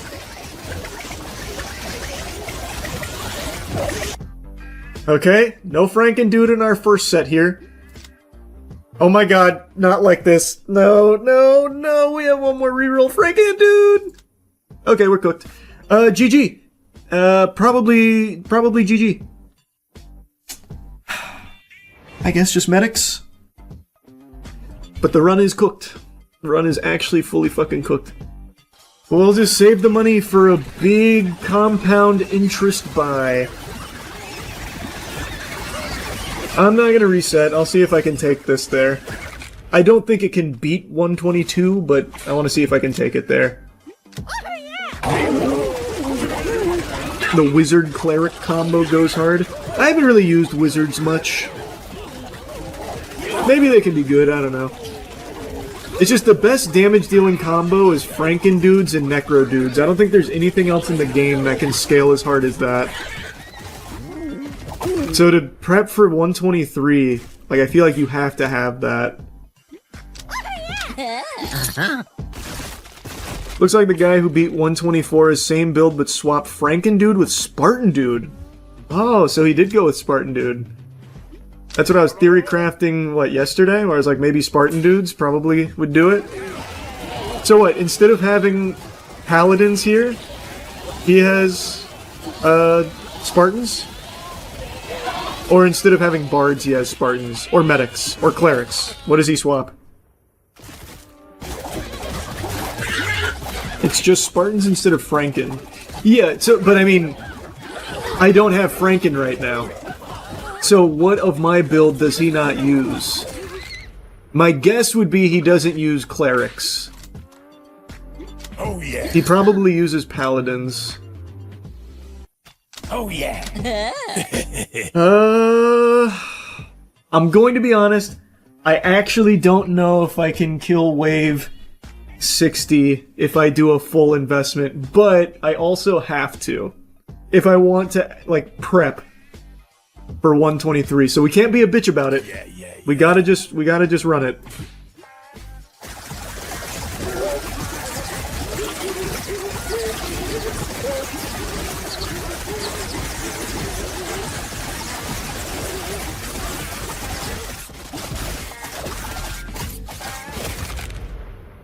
Alright, let's see if we make it. Just give me another bard. Just full buy. We got all my dudes back. Alright. Oh, we're fine. I thought they'd be hitting a lot harder on this build. Oh, we're good. Probably. Bards are dropping a little lower than I'd like, but we're still fine.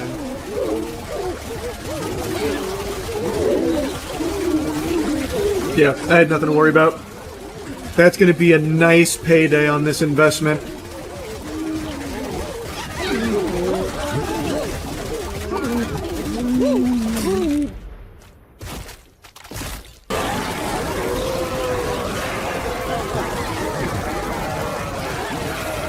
Does this go on forever, or is there an end goal? It's endless, but the end goal is beating 123. Round 123 is basically unbeatable. Apparently it's been done, but it's very, very hard. The best I've done is 122.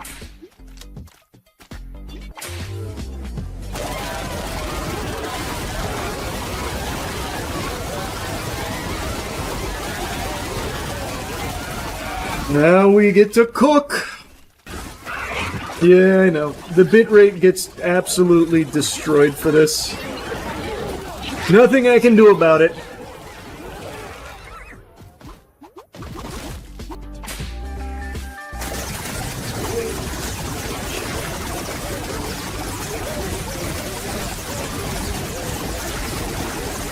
I think we're gonna really struggle with damage here in the hundreds. I don't think I'll get to 120 with this. Seeing how we're handling these waves, I just don't see us making it, but we'll see. We'll see. Oh, this is really good. The tuning fork there? Hold on a second, sports fans. Maybe doable? Maybe?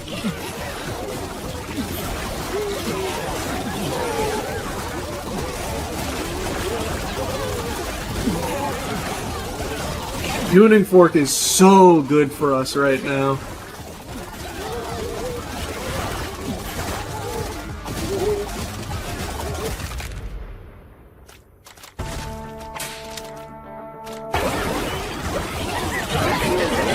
What do you need to buy to make the dudes kiss? Good question. There is no kissing item in the game yet, but it's still just the demo. So I'm sure it'll get there at some point. Yeah, we're in the bitrate destroying rounds now. I know. Just fucking hang in there. Hang tight. Buckle your seatbelt. We're trying to go for the long haul up to 123. God, our sustain is incredible though. We are very, very, very sticky. I just wish we could hit a little bit harder.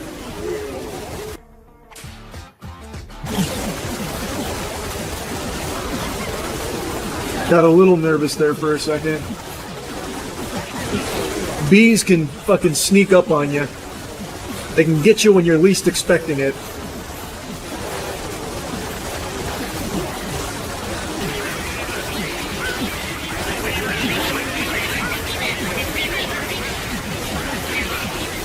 Nice! We handled that so well. I don't even think I needed to use a spore. What the fuck? We're kind of cruising. This might break the record. It won't. The sustain is incredible, but the damage I just don't think is there. I don't think we have the damage for it. You'll see what I mean on 122. Assuming I get to 122. These are like the only two relics left, I think. I think I've got pretty much everything else. Yeah, I actually have like everything else.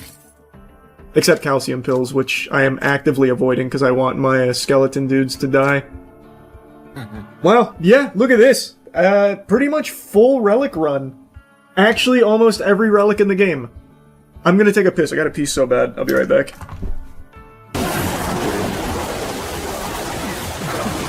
And this is what I was worried about, though. Our damage isn't that good. Our damage is very pitiful.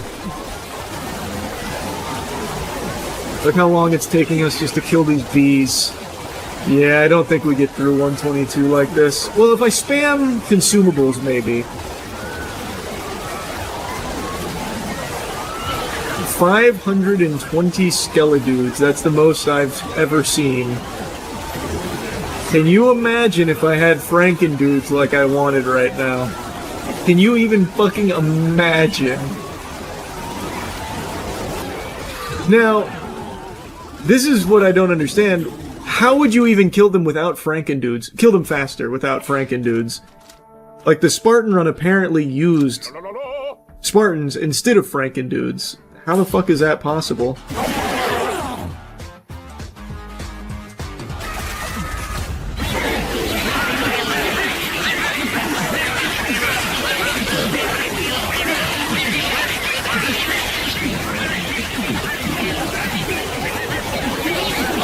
Oh, shit. Oh, no, go, go, go.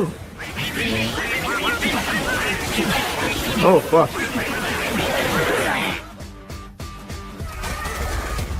They're hitting hard right now.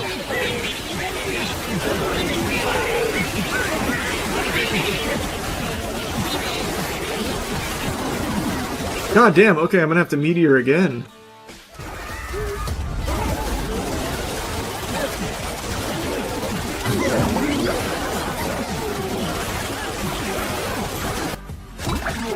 Oh, fuck! Oh, no, no, no, I wanted to click here, but I accidentally clicked the guys. Oh, Jesus.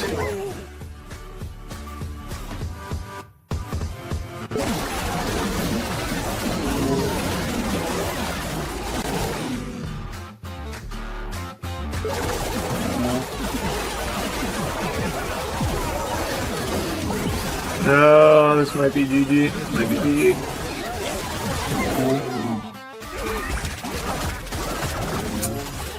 Damn, didn't even make it to 122.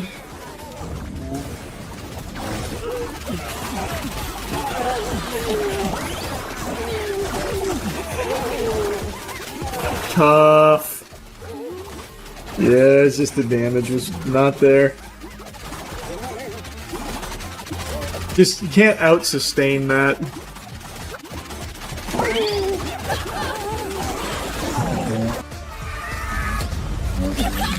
No. Yeah. I don't know how you do that with Spartans and not Frankendudes, to be honest. I think I know the perfect build. It's Spartans, medics, bards, necro-dudes, Vikings. Vikings for the berserk that can proc to the whole team. Medics, obvious reason. Bard, obvious reason. Spartans, I looked more into them. They can just be unbelievable late-game monsters. Both damage and tankiness. And I got none of those here. Except the Necro Dude, which is fine. And Necro Dudes I'm going to be running because I want the Skeledudes to die, so that way I can get a lot of extra buffs to the team. So that's going to be my synergy. But I'm not going to have a ton of Necro Dudes. I'm mainly going to go all in on Spartans. I'm only going to be using Necro Dudes up to a certain amount. Probably 10. Maybe... yeah, 10. 10's probably plenty. And I don't want toughness because I want them dying. Like, instantly I want them dying. The main thing is Spartans. I think with enough Spartans you can probably just solo... they can probably just fucking solo up to 123. From what I've seen with their late game relics. Spartans. Huge.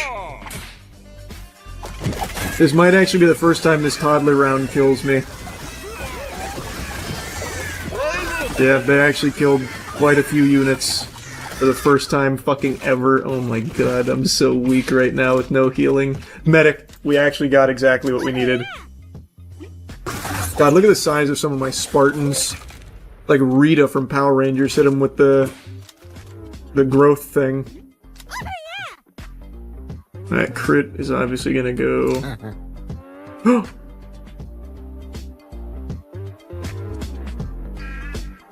I just made a big mistake by accident. I didn't mean to... I accidentally clicked when I was dragging... It's okay. This could be a huge investment play. Easy route forever, obviously.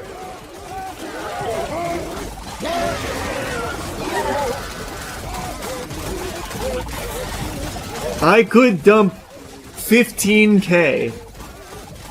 I don't know if I would survive, though. But I could dump 15k in this upcoming investment round.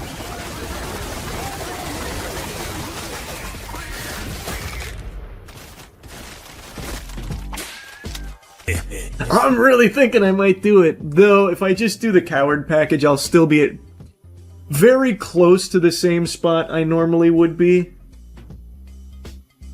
But man, if I do 15k basically in there, holy shit.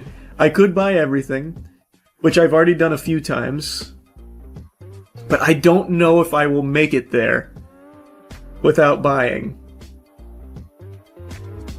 I can't decide, man. I cannot decide. Like, I don't think the relics I have now are enough to carry me there. Fuck, this is a tough call to make. I think I've just got to do coward package.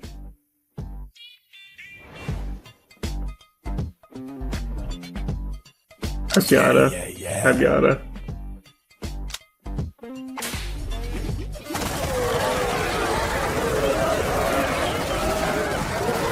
I wasn't 100% sure I'd make it there if I did the whole thing. I'll still be able to buy most of the store, it's just...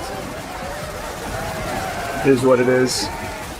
I accidentally misclicked.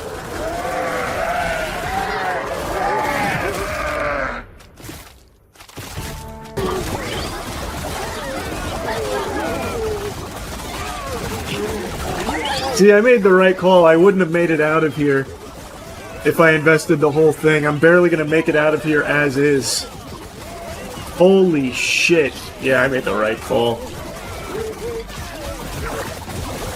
Man.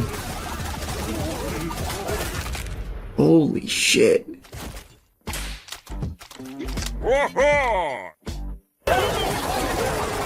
Hop, hop, hop, hop, hop, hop, hop, hop. Keep berserking.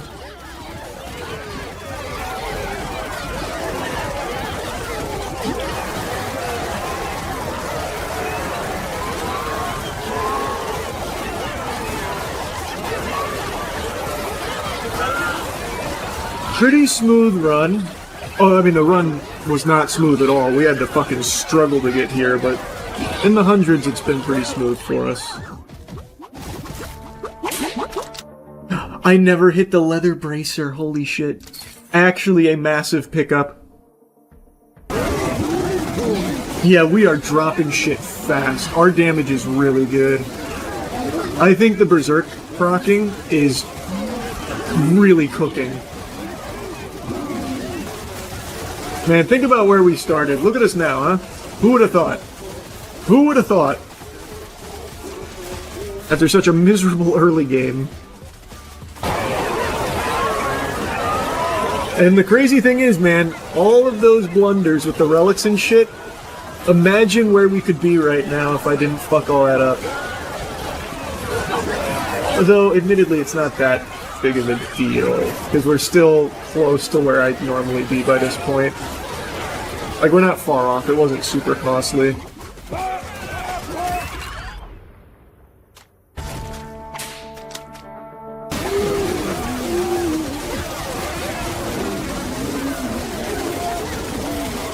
Who's in here right now in the middle of 40 alpha wolves?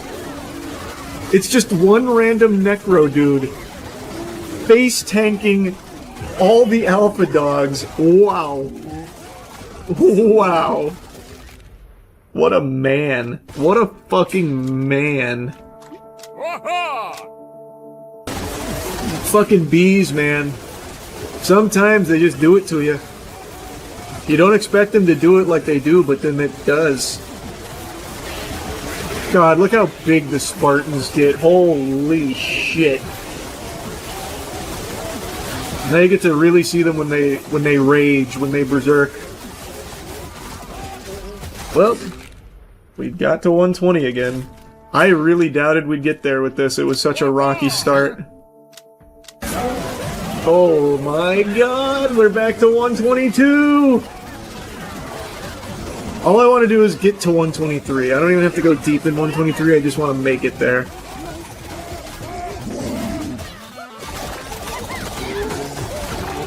Nice, way to bully him, way to bully him. Are we holding right now? I think it's only because the polar bears are stuck. Come on, Spartans. Come on, Spartans. I'm blowing everything here just to see 123. That's all my consumables. It's in God's hands now. Come on, boys. Holy shit, we're gonna make it. Holy shit, we made it. Maybe. Hold on, let's not put the cart before the horse. But I think we made it. There's one goddamn goose still in there. With Spartans, I think burner phone is just so important. If I didn't start evacuating everyone over here, I think we lose. So now I know, going into 123, burner phones, positioning is going to be crucial. God, look at the size of my dudes. Holy shit, it's a kaiju battle. Alright. We made it. We're not gonna get far at all, probably insta-lose here, but we fucking made it. 123. We did it. We fucking did it. Look at the stats that you have to fight through. 3 bees, who gives a shit? 1,000 honey badgers, which, mind you, are unbelievably strong. We've already seen that. And then 1666 polar bears. Oh! Oh, fuck. Hey, we made a dent, though. We did make a dent. They will remember this final stand from us.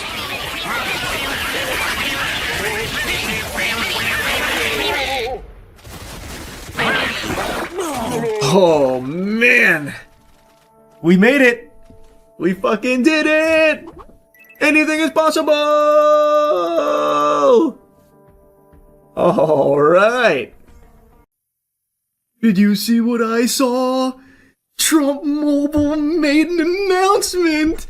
My phone's coming! They start shipping the Trump Mobile device this week. The T1 is on its way. I told you, we had a lot of people doubting it, a lot of naysaying, it's not coming, it's not real, but I told you! I knew it!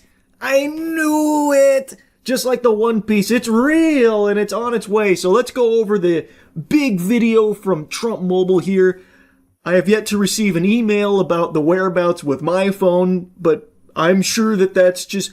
They're probably just so excited, so many happy customers that have been fucking salivating, waiting for this, that they'll get to mine eventually. No doubt, I'm sure.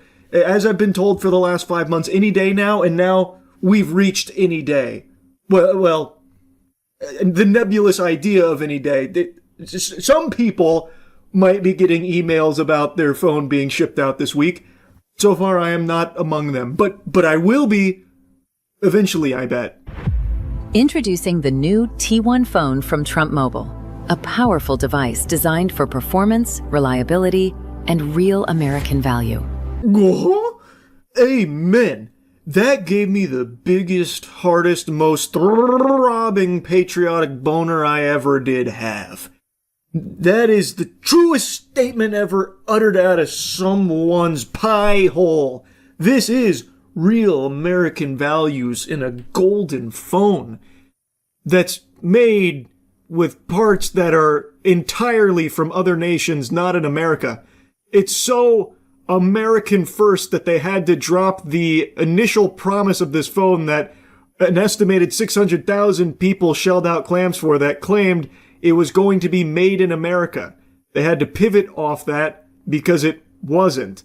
It couldn't be. It was impossible to make that device that they initially pitched, which has gone through many different iterations now, by the way. It's not even the same thing they initially said. It has gone through a lot of different things, but they couldn't make it domestically at the price point that they were advertising. So instead, it had to be made with parts that were entirely overseas, with favored nations, whatever the fuck that means, and is assembled here in Florida. So the American part is that they put the pieces together in Florida and slap a flag on it. Yeehaw. But as far as power goes, I tell you what, sports fans, I now see why it's almost a year late. They were cooking with the latest and greatest from Temu technology. Take a peek at the specs here, which again have gone through many different mutations here, but they settled on the greatest mid-range shit they could possibly find. Oh, wow, it really has been built for power. So much power, it makes the fucking Manhattan Project look like Weenie Hut Jr. Built with premium materials and a sleek modern design, the T1 delivers the speed and responsiveness you expect from a flagship smartphone without the flagship price. Engineered to keep up with your day, the T1 delivers dependable performance whether you're streaming, navigating, working, or staying connected with family and friends. When I heard streaming, I knew this was the phone of the future. It can keep up with the intense demand of streaming.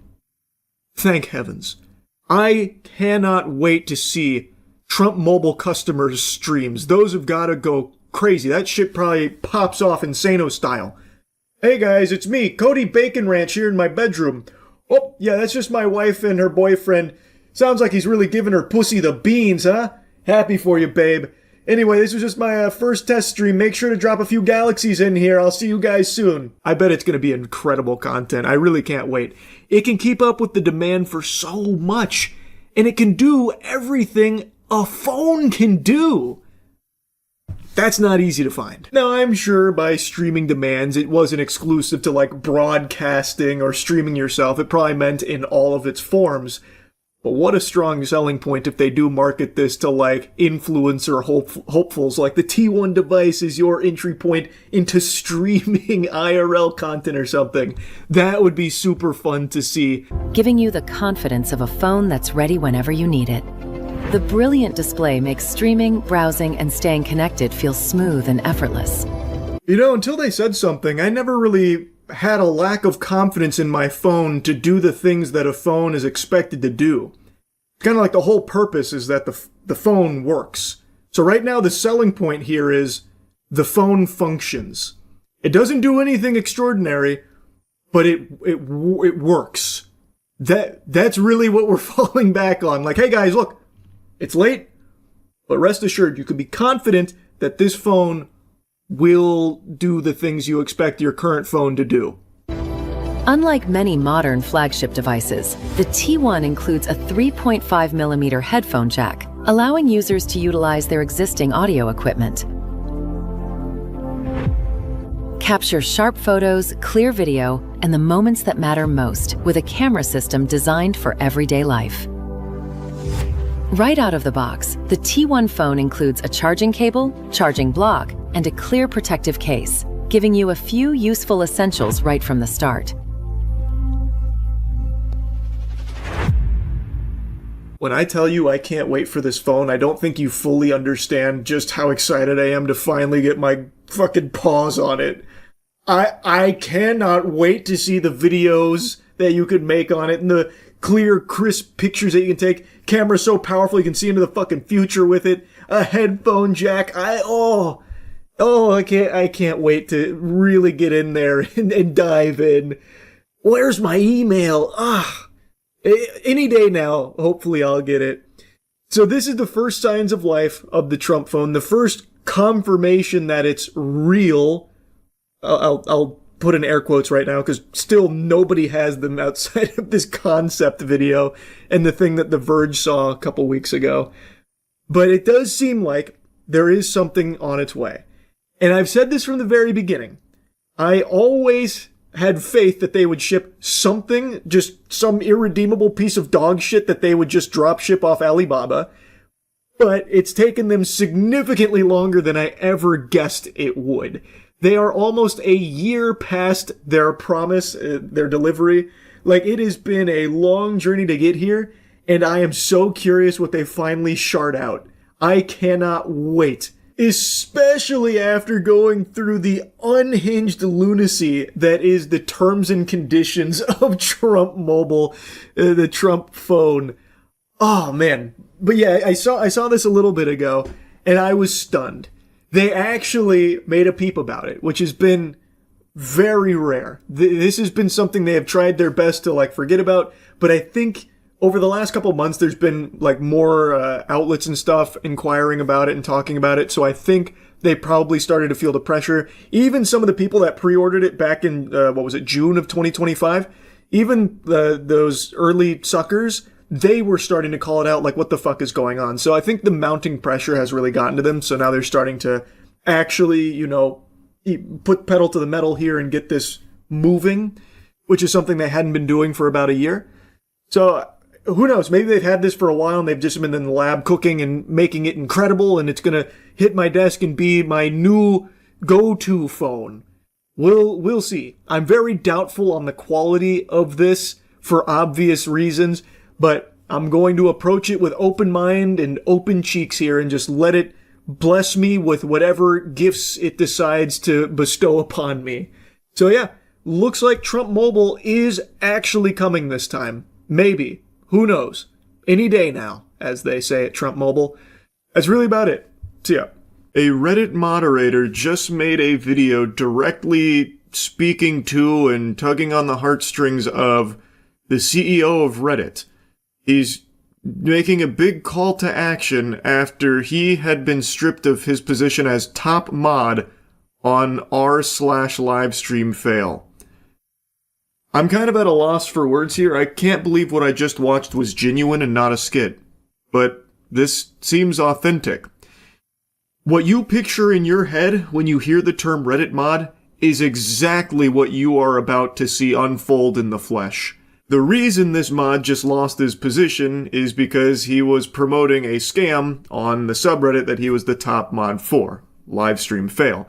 I made 2 videos covering this. It was the $1 Million Fan Show, which was paraded around as a $20 million reality television show for streamers' fans to sign up, and even paid entry into it to compete for, $20 million prize purse. Turns out the whole thing was a load of baloney, as it appears everything has been wiped off the face of the planet. So some viewers paid money for actually nothing. They flushed it down the shitter, and agencies that brought this to streamers were left embarrassed. Most notably, Mythic Talent was the one that was named by some of the streamers as their agency that took them this deal, where seemingly no due diligence was done on behalf of Mythic to confirm whether or not this was even legitimate in the first place as a paid promotion.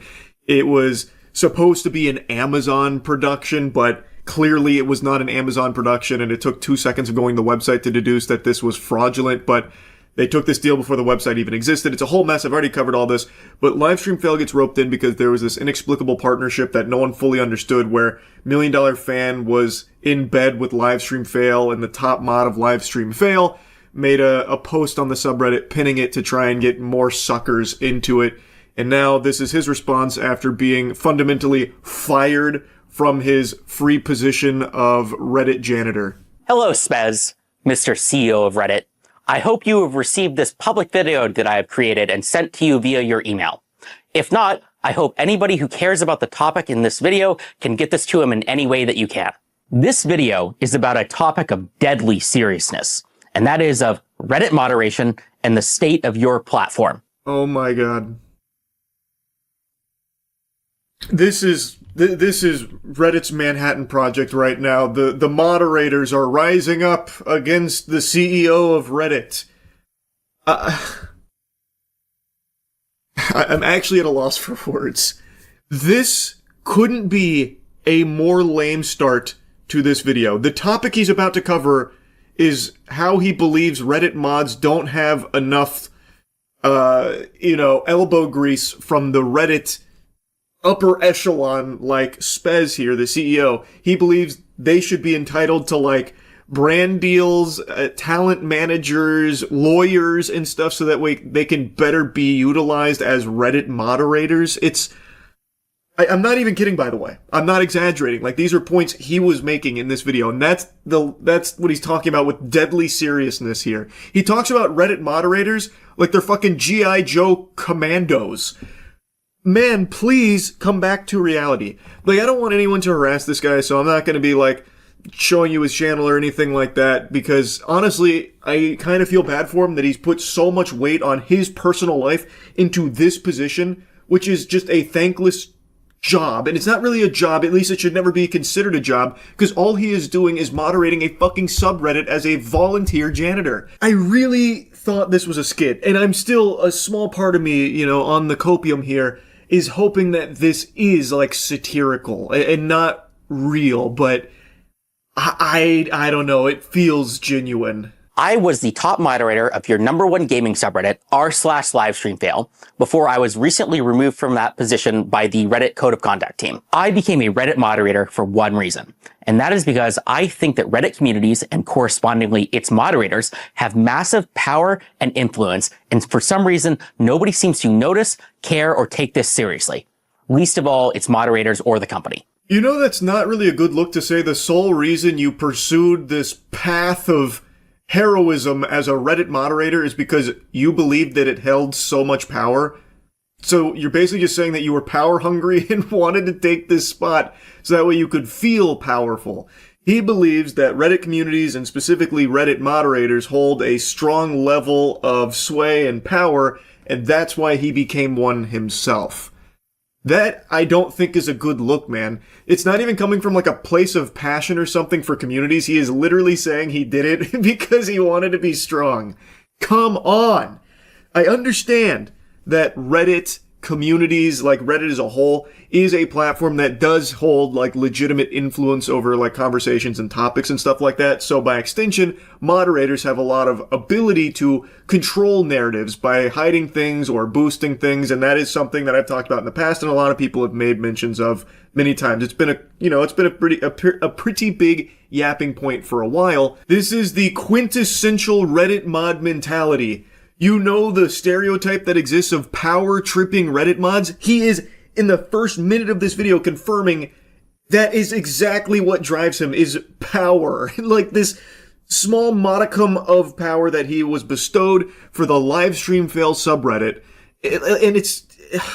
the level of self-importance is sickening. In this video, I will go over why I believe this, and I will also talk about a code of conduct moderation action that was taken against me due to good faith mistakes that I believe were caused by a clear lack of direct material support that the company gives its moderators. I will end the video by talking about what you, Spez, can do to fix this problem, as well as what I and other communities can do in case Reddit does not solve this very serious mismanagement problem regarding the lack of support that is given to moderators. So here's the spoiler alert. He is going to be playing a sad song on the world's smallest violin about how he's been removed now as top mod of Livestream Fail because he was promoting a scam through that subreddit, which did ultimately result in people losing money. There were actual victims of this scam, so he has been removed of his position at the top of the food chain on Livestream Fail, and he is now putting a decent chunk of that blame on Reddit itself for not giving him the tools to avoid this from happening. Like, he... At a certain point, there's like a brief moment of self-awareness, like this lightning bolt of self-awareness where he's like, yeah, you know, it was a little fishy.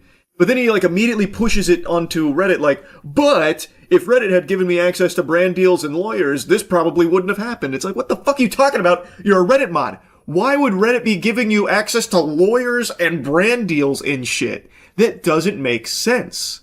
First, I will go over the code of conduct action and why I was removed as the top moderator of r/livestreamfail.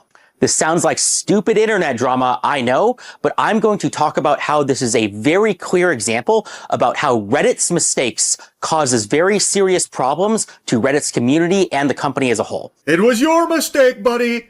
Fucking Spez wasn't behind you massaging your shoulders as you signed the deal with $1 Million Fan Show, which turned out to be a scam. He wasn't like the Sith Lord projecting into you, trying to convince you to go to the dark side to, you know, sell out Livestream Fail to get more people hooked on $1 Million Fan Show. It was not the CEO of Reddit that forced you to do that, and even if you did have access to lawyers and other brand deals, it wouldn't have prevented something like this from happening. You made the choice. Here's what happened. There was an announcement related to a live stream related game show called $1 Million Fan. I heard about the game show a few hours after it got announced by a couple major live streamers. It sounded like the perfect type of content for a live stream fail.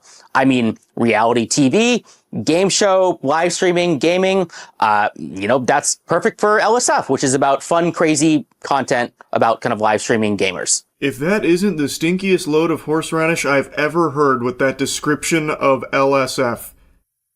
Do you go on your own subreddit? Have you ever been on your own subreddit? That's not what it is. That's not what you just described at all. That is the most blatant misrepresentation of that subreddit I've ever heard anyone try to squeak out. If this was Pinocchio, his nose would have just went fucking Wumbo Insano style with that lie right there. Anyone who has ever visited LSF in the last, 7 years will tell you it is not a subreddit for crazy, wacky clips of gaming and, stream fails or anything like that.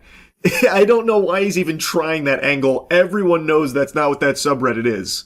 So when I heard about this, I was very excited. I immediately reached out to the organizers to see if we could set up some sort of a collaboration.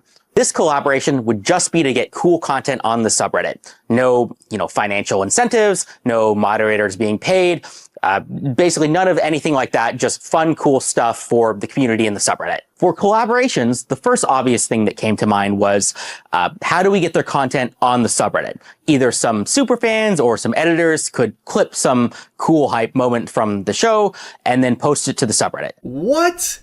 That's what happens already organically on every other stream. Why would this, a potential $20 million reality TV show, be any different? Obviously, things would already be being clipped and posted on the LSF subreddit. Why would you be reaching out about a collaboration to ensure that happens when you know for a fact it already would if this fucking show ever actually existed in the first place? That doesn't make any sense to me at all. Trying to be extremely charitable here, maybe he was under the impression that this would be exclusive to Amazon Prime, thus they wouldn't have the rights to post it on LSF. But on the flip side of that coin, he said he heard about this from streamers, thus he would have known that it was going to be streamed on Twitch in the first place, thus it would still be clippable for LSF. That's just business as usual. I don't know why he would reach out about a collaboration to do what was already no doubt going to be done already. It just, that doesn't pass the smell test. I don't understand. But I also had a stretch goal, and that was, what if LSF could be part of the show in some way? I don't know, there could be a LSF themed best clip contest.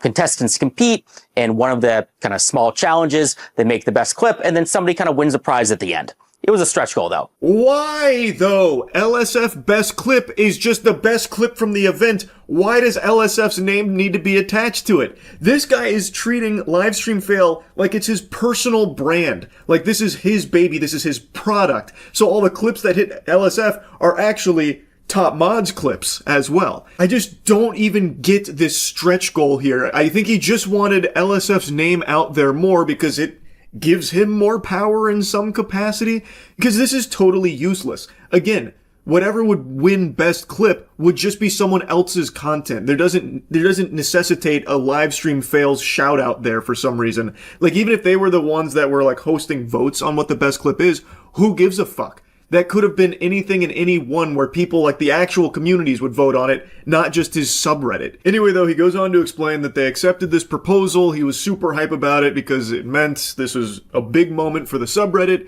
And he even made a mention that he believed he could turn this into even more opportunities for the subreddit going further, snowballing it into even more LSF prominence. So we quickly worked to make an announcement together, and I posted it the next day. When I posted it, everybody in the comment section immediately yelled, scam, scam, scam, scam, scam. I mean, think about it. Amazon Prime has spent lots of money on tons of shows. And, I didn't necessarily think that the show was worth $20 million, but, that doesn't mean that Amazon Prime wouldn't fund it.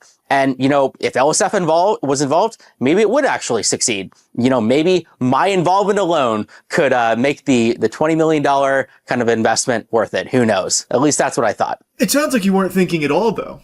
Why would Amazon be spending $20 million on like 8 streamers and their fans on Twitch and only a $5 million grand prize for Mr. fucking Beast? What sense does that make, man? That isn't really checking out either. Also, he's making kind of like a joke about, maybe my involvement alone would make it worth the investment. But that's how he actually feels, by the way. Like, that's his tone throughout this whole video. He truly believes that he is like God's gift to streaming because he was the top mod of livestream fail. Like, it is a very like scary mentality to have, and I do genuinely feel bad for him that he has like poisoned his own brain to this level, deluded himself into thinking that him being a top mod on a subreddit was like something of significance and like something of like grand importance. I'm a highly paid software engineer working in San Francisco. I do not need to take a couple $1,000 bribes from, random internet scams. Okay. I was doing this because I legitimately, care about the subreddit, and that's why I spend my time on it. So he debunks rumors that he was paid to promote $1 Million Show from the organizers, saying that he doesn't need to be taking bribes. He's financially well off.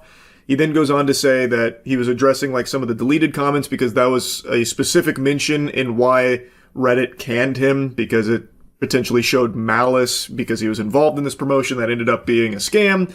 And so he wanted to address like the deleted comments. He then has a section dedicated to me where I talked about the scam, and then the organizers were talking to him like, well, since Charlie talked about the scam, 5 streamers dropped out, so we're no longer doing this anymore. Pack your bags, take down the post. And then he says I didn't do enough research on it because I didn't reach out to him or the organizers. But beyond that, it doesn't seem like he did much research. I don't think that he reached out to any of the organizers. He certainly didn't reach out to me. And I don't know if he reached out to Mythic Talent or any of the streamers. And that important point is that nothing in this situation has yet to be definitively proven as a scam. I repeat, there is no definitive, at least public information yet, that anything fraudulent, malicious, or illegal has happened in the situation. Brother, your level of research was cold calling the organization dick in hand, begging to be associated with them, and then that was the extent of it, because apparently you heard one of the streamers promote it. And yet he's going to be causing a hubbub because I didn't reach out to him for his perspective. Brother, I didn't even really talk about you in my video, just that you were associated with this shit, roped into the same scam that they were.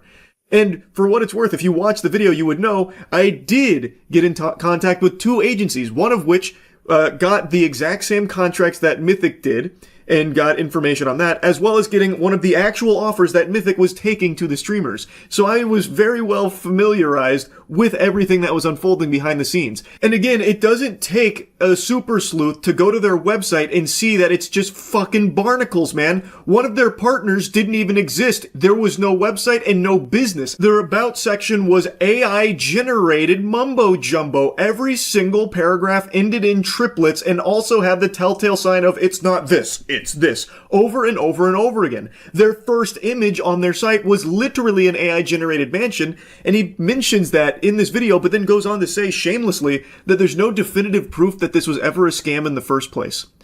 That's a wild statement. Why don't you ask the people who spent money on this how they feel? Do they feel like they got their money's worth? Did they get the product they paid for? I imagine not, because this event is not even potentially in the cards and doesn't seem like it ever was to begin with, man. Their socials are removed. The website is down. Amazon hasn't made a peep about it. From what I've heard, the agencies are pissed about this. All signs point to this being a scam. Like, any sane, sensible person would look at all of this evidence and reach the same conclusion that this was horseradish. I don't know why he's trying to present something otherwise now. The only confirmed things that we have right now is that I guess there was a website, looked a little weird, there was some bad publicity, everybody called it a scam, and then a bunch of streamers dropped out, and then the event got canceled, and everybody got refunded. None of this is illegal. None of this is proved to be a scam, at least yet. Maybe I'll eat these words. Brother, you're eating your own cock right now. What are you talking about? And then everyone clapped. Like, this is just fanfic. Where are you getting this information? There was an explicit no refund policy on their website baked into it. it was very boldly stated there are no refunds once you make these purchases. Who got a refund? I haven't seen anyone, posting receipts of getting a refund from the money they spent on this. Where are you getting that information from? That's a genuine question. Maybe he's seeing things that I'm not seeing somewhere. Because I even looked into it after he made this video, wondering like, whoa, they refunded? That's pretty surprising. I can't find any proof of that. I would love to see where he found that. It's really not a secret or very surprising. I got removed directly for the post that I pinned to the top of the subreddit related to the game show or supposed and alleged scam, as well as kind of for deleting comments that were kind of critical of it. I also want to make a comment about kind of the Reddit code of conduct team as a whole. Reddit has all this flowery language about how kind of the code of conduct team is not here to punish you. It's kind of here to get you to act in good faith. It's here to kind of give you second chances and warnings and all of this stuff. And apparently all of that are lies. No, man, this feels like the perfect implementation of that protocol. You pinned what seems to be, from all possible evidence, a scam. I don't know why he is trying so desperately to persuade to the contrary. Maybe it's because he believes that if he can try and prove that he really believes that it's not fraudulent, he can get his position back as top mod of LSF. I don't know. Or maybe getting really conspiratorial, maybe he worked with the organizers in a deeper capacity than he's letting on. But that's just a possible game theory. It's just extremely peculiar how hard he is fighting to try and convince himself and others that maybe this wasn't a scam, when all available evidence points towards this being fraudulent. And if this video is him trying to make a case for himself why he should be reinstated and get that power coursing through his veins again as a moderator on Reddit, then this is a terrible job. Because what he is doing now is showing that he is willing to even defend what seems to be, by all possible accounts, a scam that he was directly associated with, maybe unknowingly, and now he is doubling down on it. That is a terrible look, and that makes you look like an unhinged moderator who, even when proven to be incorrect, will not see that, will not take the accountability there. And now he's getting mad at the code of conduct team for enforcing their rules. He deleted comments that were critical of his decision to promote this sketchy game show, and promoted a sketchy game show that resulted in people spending money on something that didn't exist, doesn't exist. So I feel like it's a pretty justified termination of his moderator status. Now, here's the most important part of the video, Spez. This is a direct message to you and only you. I want to talk about how this whole situation is a direct result of the lack of support that Reddit, the company, gives to its moderators. Yeah, I did the partnership. Yeah, I didn't look into this as much as I should, and I trusted kind of agencies and live streamers when I should not have. And I did delete comments, which I thought would have been borderline defamatory if the situation wasn't, I guess, a scam, even though it technically hasn't been proven to be a scam yet. But despite all of that, there is still massive problems at Reddit, the company, due to the lack of support that caused this. Now, this message may have been only for Spez, but I've intercepted the broadcast here. Now, I've put my ear into it, and I'm taking a listen, and what I'm hearing is fucking wild. He almost gets into a level of accountability where he's like, yeah, I did the partnership. Yeah, I didn't look into it. I didn't do any research on it. And then he immediately falls back into, but it hasn't really been fully proven to be a scam. And also, it's actually, in a large part, Reddit's fault that this happened in the first place because I wasn't given enough tools at my disposal to avoid making stupid decisions. Reddit moderators have power. They have influence. If you were one of the people who is joking about internet janitor duties or whatever, I'm sorry to tell you, it's funny jokes, but you are wrong. Reddit moderation does matter. Reddit moderators have control over millions of impressions per day, and nobody seems to notice or care. Let's just talk about LSF. Think of all the streamer careers that have been created because of LSF. Think about the even larger number of streamer careers that have been destroyed because of LSF, because some clip went viral about something bad that they did. He made you. And he can tear you down as well. This is top mod LSF. It giveth and it taketh. And he also said doodities, which actually had me giggling. I don't know why he said doodities, but that was fucking hype.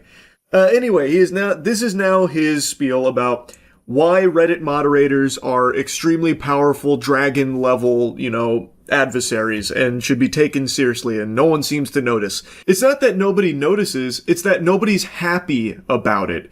There shouldn't be people like this that can just power trip and control a conversation and control what people are able to opine on or not, like with deleted comments or deleted posts and stuff like that, where they can hide certain things or boost certain things. That's a bad thing. Everyone knows that it exists, and everyone knows that there is actual power in that. I don't think anyone actually disputes that. I have had major live streamers who are effectively celebrities come to me and beg to kind of remove, negative posts about them. An even crazier story is the time when some Twitch employees found me in person and borderline begged me to make sure LSF is not used to destroy the multi-billion-dollar company Twitch, partially because at the time, LSF was indeed being used to destroy the multi-billion-dollar company Twitch. Deservedly so, by the way. That's right, you better bow down. Every Twitch employee, when he walked through the door at TwitchCon, got on their hands and knees, instantly groveling at his feet, begging, pleading with him to stop the attack on Twitch, the multi-billion-dollar organization. Dan Clancy came in and sucked his wiener, I heard, in order to try and appease him so that he would stop using LSF to destroy the multi-billion-dollar corporation that is Twitch. Like, come on, man. Like, look at how you're talking about this. This is exactly why you shouldn't have a position as a top moderator of a subreddit. Like this, you are demonstrating the caricature of a Reddit moderator right now. Or even just take this literal circumstance. Imagine the whole kind of operation was legit. Well, guess what? One single post on LSF caused all of the streamers to drop out and destroyed a $20 million opportunity. Sorry, Mythic. My bad. Or imagine it was, a scam through and through. Well, guess what? We were the ones to expose it and destroy it before it had the chance to cause any real harm. I mean, everybody got refunded after all. Guess things ended up okay. Why do you keep saying that? Where are you finding that information about everyone getting refunded? Are the organizers telling you that? Like, I really don't know where you're seeing that. But again, man, yes, it is a big subreddit, which means things like this information about a $20 million potential scam will have naturally blossomed there. As it would anywhere else on like a big Twitter community or a different subreddit. LSF just happens to be the biggest one. It has nothing to do with you. This is just natural when there is a big community.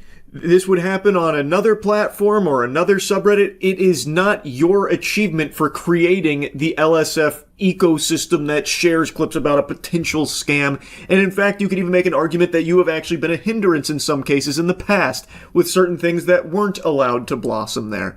Like, this is...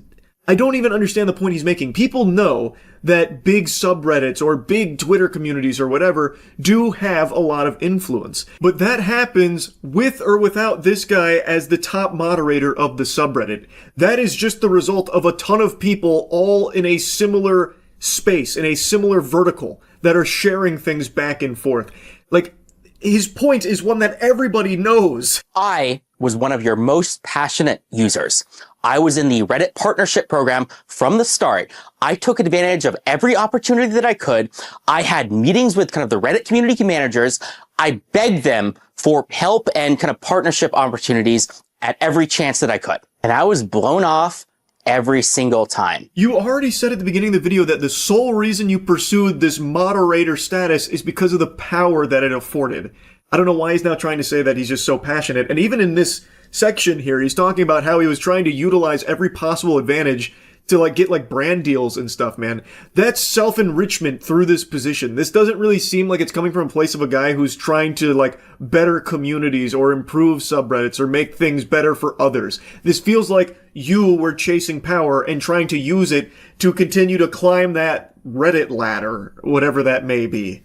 I was one of the only moderators out there who tried to grow my community, who had any ambition, who tried to work with the company or help other subreddits or help the company that a whole, and it didn't matter.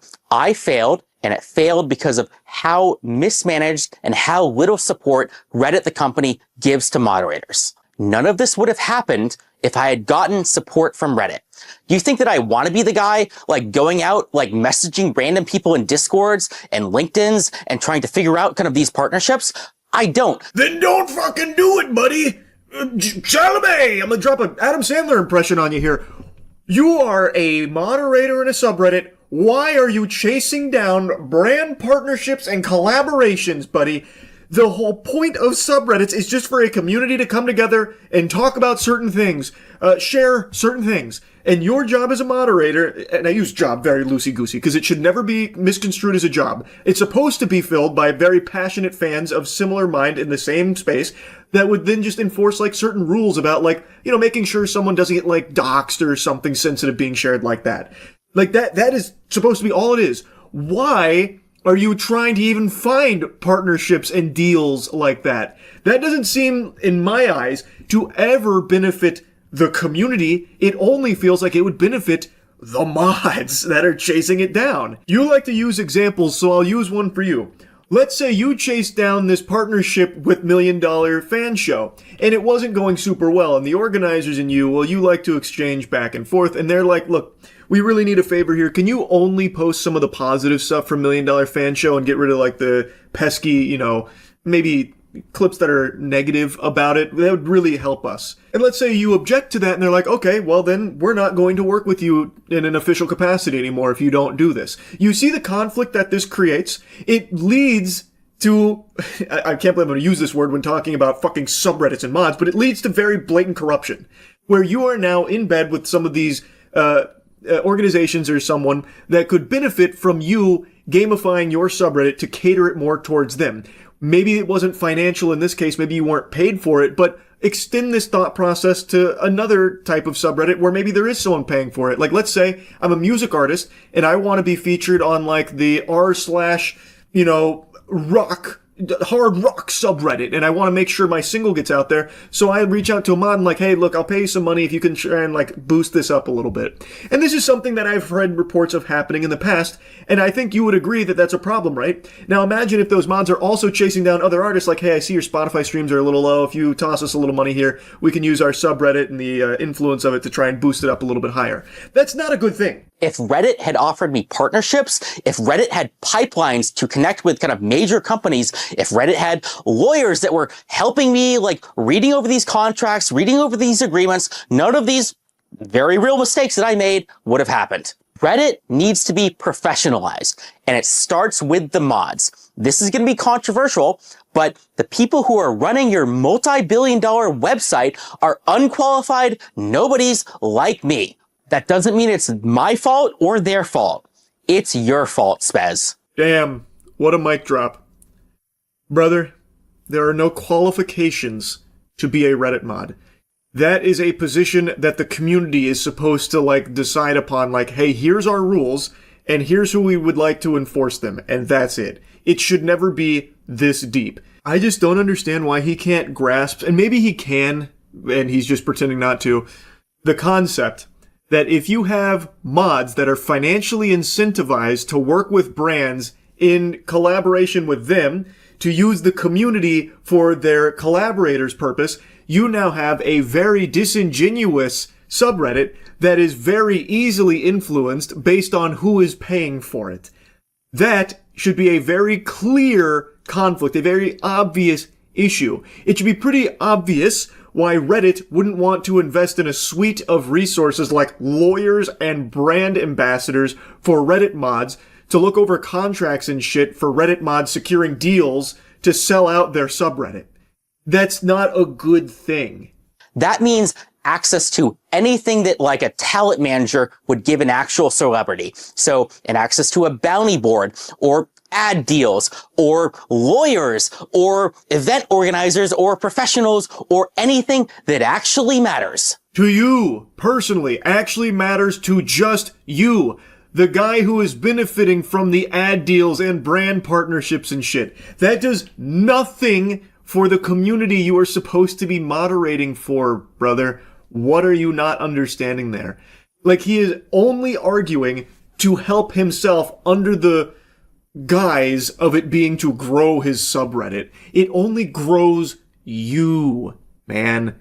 To summarize, Reddit moderators should be treated like celebrities or influencers, not because they deserve respect or anything, but because they actually have real power and influence. I mean, if not for the world, at least over your $50 billion company, maybe if you gave them actual support, it could go from 50 billion to 100 billion. I mean, it certainly deserves to be that high up for how much traffic Reddit gets. Yes, a high-level financial growth strategy here. The way to double your company is by spending resources to connect your subreddit moderators with talent managers that will chase down brand deals for them. So that way they can feel like a celebrity and I guess cash in on their mod status. Yeah, I'm really seeing the line now. The pieces of the puzzle are coming together nicely. I get it. True to the community, Spez and Reddit, they're almost certainly not going to fix any of this. All of this is up to us to solve. He then tries to address the community about like this problem, and I really don't even understand the problem he's trying to portray here, because all he keeps hammering home is that he is a top moderator, wasn't given enough resources like lawyers, and he wasn't treated like a celebrity enough, and he didn't have the ability to chase down brand deals, which led to him making a poor decision here with the $1 million fan show. How is that a problem that the community, like, would rally behind? Man, you just shouldn't have done it in the first place. Reddit shouldn't be a platform where mods are selling out big communities for the sake of brand deals. I don't see a whole lot of community support coming for that kind of message. He keeps presenting it as a problem, but actually I think this video demonstrates exactly why Reddit made the right call removing him from his position. Like, I don't know how he's not seeing that. To solve all of the problems that I have laid out, we will create tools and resources so good, so useful, that everybody will have to work with us. Think talent agency, but for subreddits. You have the big ideas, you have the vision, you have the crazy cool things that you want to do, and we handle the logistics. Materially, that means connections to major companies, partnerships, doing AMAs, running events, doing mod recruitment, cross-collaboration with other relevant subreddits, that kind of stuff. He then pitches his new thing here, which a talent agency for subreddit mods, I guess. I don't want to get into it. I've been yapping about this for so long. It's just, this video blew my mind that he would actually post something like this. Again, I do actually feel bad for him because this is clearly a position that meant a lot to him, and I'm wishing him the best going forward now without his, sheriff badge of LSF. But I do not think a talent agency for mods is the right path. But, I'm not his dad. He can do what he wants. It's just, this was a mind-boggling adventure watching this one. Anyway, that's really about it. See ya. What's up, everybody? It's Critical. I'm playing The Wolf Among Us again. Let's do this shit. This is right where I left off, so let the adventure continue. Stay off the grass. Sometimes be a disciplinarian.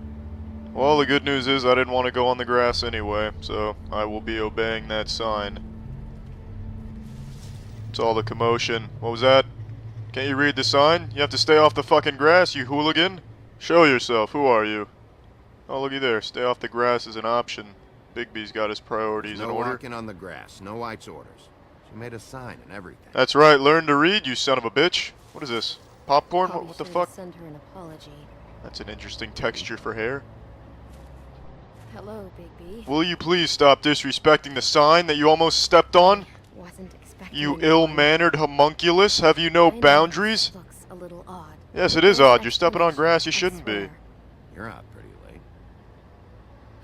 Is there some sort of curfew I don't know about?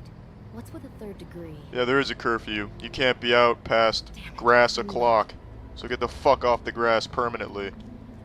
I tell you, some people just don't give a shit about signs. Those are people you can't trust. Please, Bigby. Promise me you won't tell Beast you saw me. Oh, I'm gonna tell him I saw you. I'm gonna tell him I saw you on that grass. I'm gonna tell the police too. And it would just make my life a lot easier. It'd make my life a lot easier if you wouldn't step on grass like you owned it. Get the 3-dot treatment. How do you like that? Yeah.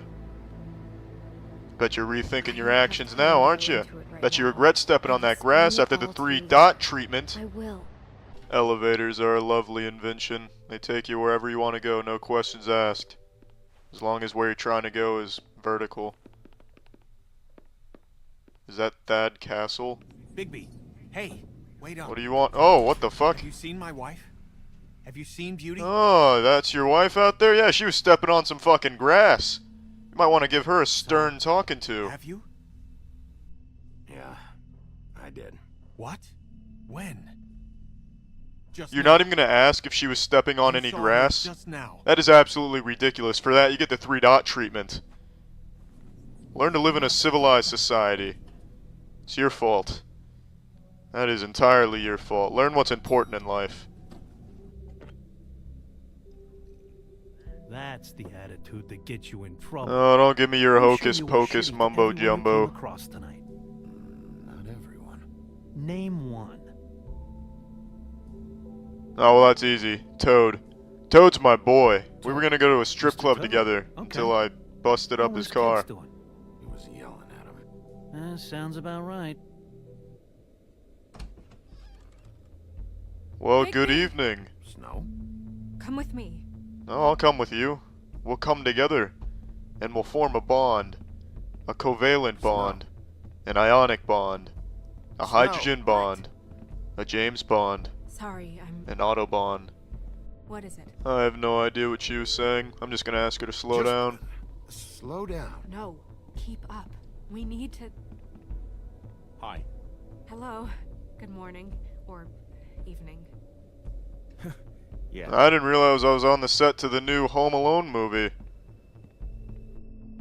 I have deduced without a shadow of a doubt that this right here is a victim to one of the aliens from the War of the Worlds movie and book. Let's find out what we have under the jacket.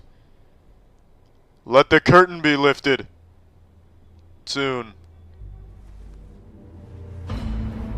Damn, that is a shitty Christmas present. Hang in there, Bigby. You knew this girl? Almost. She's not a Mundy, right? No, Monday's a day of the week. Who was she? She's a human. I thought... That I rules knew out the possibility of her being Tuesday as well. She looks familiar. I can't She's a place her, prostitute. She was a Everyone said she gave the best head. It's alright, Bigby. We'll find out what happened here. Oh, look at that, there's some blood over there. Is that your blood, Miss Snow? Did you go over there and, just drop blood that you happen to be carrying around over there? Is that what you did? This is just so surreal. It is rather surreal. Salvador Dali used surrealism in his paintings, but that's a discussion for another time. What do you want to do next? Well, Miss Snow, there's only one thing to do in a situation like this, and that's leave. Yeah, I think we've got it all under control. That blood over there was just probably from some unrelated incident. Pardon me, gentlemen, I've got an appointment. What are you, blind? What, you don't see there's a line? I see there's a line. I've been standing here a half hour already. I'm sorry to hear that. You get to just walk in? Yes. Must be nice being the sheriff. Do whatever the fuck you like. Enjoy the 3-dot treatment. Yeah, go ahead and remember that, tunnel snakes. Fucker. I don't fucking care. Doesn't matter to me, I gave you the 3-dot treatment. I'll remember it too. You asked me a question. Don't change the subject. You are to blame for this unpleasantness, Miss. Don't talk to her I got like this news that. As soon as I could. Don't worry, Miss Snow, I've got you covered. This is a I'll disaster. impress you. Who else is to blame if not you? Back off, Ichabod. It's not her fault. I don't need your help, Bigby. Alright, Instead well of trying fuck to me. assign blame, maybe we should figure out how to catch the fucker who did this. Oh, his daughter, Faith. Oh, so the girl's name is Faith. The pieces of the puzzle are coming together. The name of this episode is Faith. Oh, that's interesting. Kingdom. Eventually, she married a prince who could see past the magic cloak and knew her true beauty. And they lived happily ever after. Happily ever after is a bit optimistic. She is decapitated at the moment. Should I mark it, Miss Snow? Yes. Please. What are you stamping there, green guy? Oh. Donkey skin. And what's her husband's name? Lawrence. Prince Lawrence. He killed her. That's the man who did it. Case closed. Show me Prince Lawrence. Prince, I think. Show me Prince Lawrence. Where is he right now? Oh, look at that. There's a bloody knife right there. What's he been doing? That's what he used to kill the girl. Where is this? Where's what? Do you know where Prince Lawrence lives? If he's a prince, probably relocated in the South Bronx. Yellow building, red window shutters. Red frames. Yep, that's the one. I can take us there. Bigby, it's me, Toad. Hey, Mr. Toad, how you doing? Let's talk about your car. Sorry about the car. I'm sorry about that car. Yeah, it's fine. Bigby, shit. Listen, right, there's a bloke upstairs going through all the woodsman's things. Get over here, Bigby, before he... Oh, wait, hang on. Mr. Toad, are you alright over there? Why? Shit. Hey! Oh shit, Mr. Toad. What's that about? I think Mr. Toad's in trouble. Get the private jet, teleportation pad, something to get there What fast. about Faith's husband? He can go suck some ass cheeks. I don't give a shit. Mr. Toad's in trouble and we've got to save him. Let's move out. We should go there anyway to search her apartment. Maybe Prince Lawrence can wait. He absolutely can wait. Mr. Toad's in distress. We've got to save him. Well, where to first? Is that even a real question? Is that honestly a question? Mr. Toad all day. There's a bloke upstairs going through all the woodsman's You things. think he did it? What's her husband's name? Lawrence. Prince Lawrence. Well, this is the easiest decision I've ever made. Toad's Just be out strong, about to Mr. tell Toad. me now. I'm on my Check way. out Prince Lawrence out. The fuck do you think you're doing lying to me, Mr. Toad? Tell me the fucking truth right now, you son of a bitch. No, you go back to your room. I'm having a chit-chat with your father. This is grown-up business. Bigby, is this really necessary? It is absolutely necessary. That sack of shit is telling me fibs. What is it? Is it hurt? He's hiding something. Either something he knows or something he's kept, but I won't play any more games with him. Unless, of course, those games involve squeezing titties. Oh Then my I will play God. those games with anybody. Take off your hat. Yes, show me your scalp. Ooh, you've got a little boo-boo there, Mr. Toad. You didn't... He didn't. It was that butcher, a Tweedle, Damo D. You gotta strip them down to their johnnies before you can tell which is which. Did she just put a bar of soap on an open wound? Screaming about something the Or woodsman. is that like a sugar cube? What is Fucking that? head. I don't know. So, the prince is now? Lawrence is. Yeah. It's our best lead. Our only lead, really. Oh, that's not true at all. That way. You're still wrong, even if you put it that way. We have plenty of leads. Alright, well, this is a good stopping point. Alright, well, I'm done playing this. Well, that's the end of this video. Remember to rate the video, comment the video, and subscribe if you want to see videos similar to this one. See ya. A trend I've been making fun of a lot recently is how anytime something comes out that's good, it then gets paraded around as though it's the best thing ever made. And also, on the flip side of that coin, anything that comes out that's not very good or kind of mid is then just labeled as the worst thing ever made. It's an affront to God. Human beings have never produced something so dog shit like this. It's just these extremes. And it's always so annoying. Like, especially like with horror movies. I talk about this one a lot because every 6 or so months there's a horror film that comes out and it's like, it's the scariest thing ever. You're going to fucking poop. It's gonna be so toot. It's That's the noise you'll be making watching this one because it's that scary. It's gonna grip your fucking heart and do this with it. It's just, it's so extreme and you watch it, it's like, okay, I mean, that was a fine movie, I guess. And they do that for anything. So now it's extremely commonplace that anything that comes out that's good has like a 99 on Metacritic or a 98 on Rotten Tomatoes. And then you play it or watch it and it's just like, oh, I mean, it was good. I don't know if it's like a near perfect masterpiece, but I mean, it was good. Like, everything just has to be taken to like the most extreme level of glaze or the most extreme level of spit. I don't know, it's just, I'm very tired of that. So when Project Hail Mary came out, the reason for this tangent, Project Hail Mary has been getting this same treatment where it's being labeled the best sci-fi film in the last decade or like 2 decades, whatever they're saying. One of the best movies ever made. 2026 has been blessed with a gift from the heavens above with Project Hail Mary. And I see that and I'm just immediately turned off. I just go in with this preconception that it'll probably be good, but it's never going to live up to this hype. I just always think it sets things up for failure. But in the case of Project Hail Mary, I do think the glaze is warranted. I don't know if I'd go as far as to call it the best sci-fi film of the last decade or the best sci-fi film ever made, but holy shit is it an extremely good movie. Now, I haven't read the book this is based on. I know it's a beloved book, and from my understanding, based on everything that I'm seeing from everyone that's watched this movie, this is a very faithful adaptation of the source material. Which, trust me, if you're standing up, you're going to need to sit down, because this is a big revelation that'll knock you off your fucking feet. It seems like the winning formula when it comes to adaptations is staying true to the source material, because we're seeing time and time again that when these studios decide to faithfully adapt something, they usually make something much better than if they try and do it their own way, you know, pinky up thinking they know better. We're more sophisticated than this shit that we're adapting, like Halo, for example. We know better. And so I'm happy to see that fans of the book are enjoying this movie, because even as someone who hasn't read the book, I really enjoyed this movie.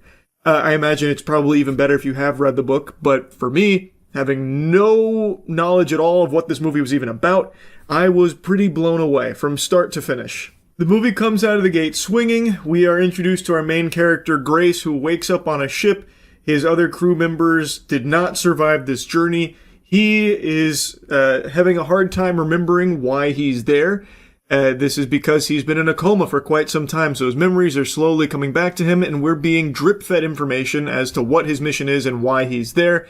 And we learn the stakes. We learn what's going on, about how the Earth is in a dreadful situation, an extinction event, where the sun's energy is being sapped by alien parasites.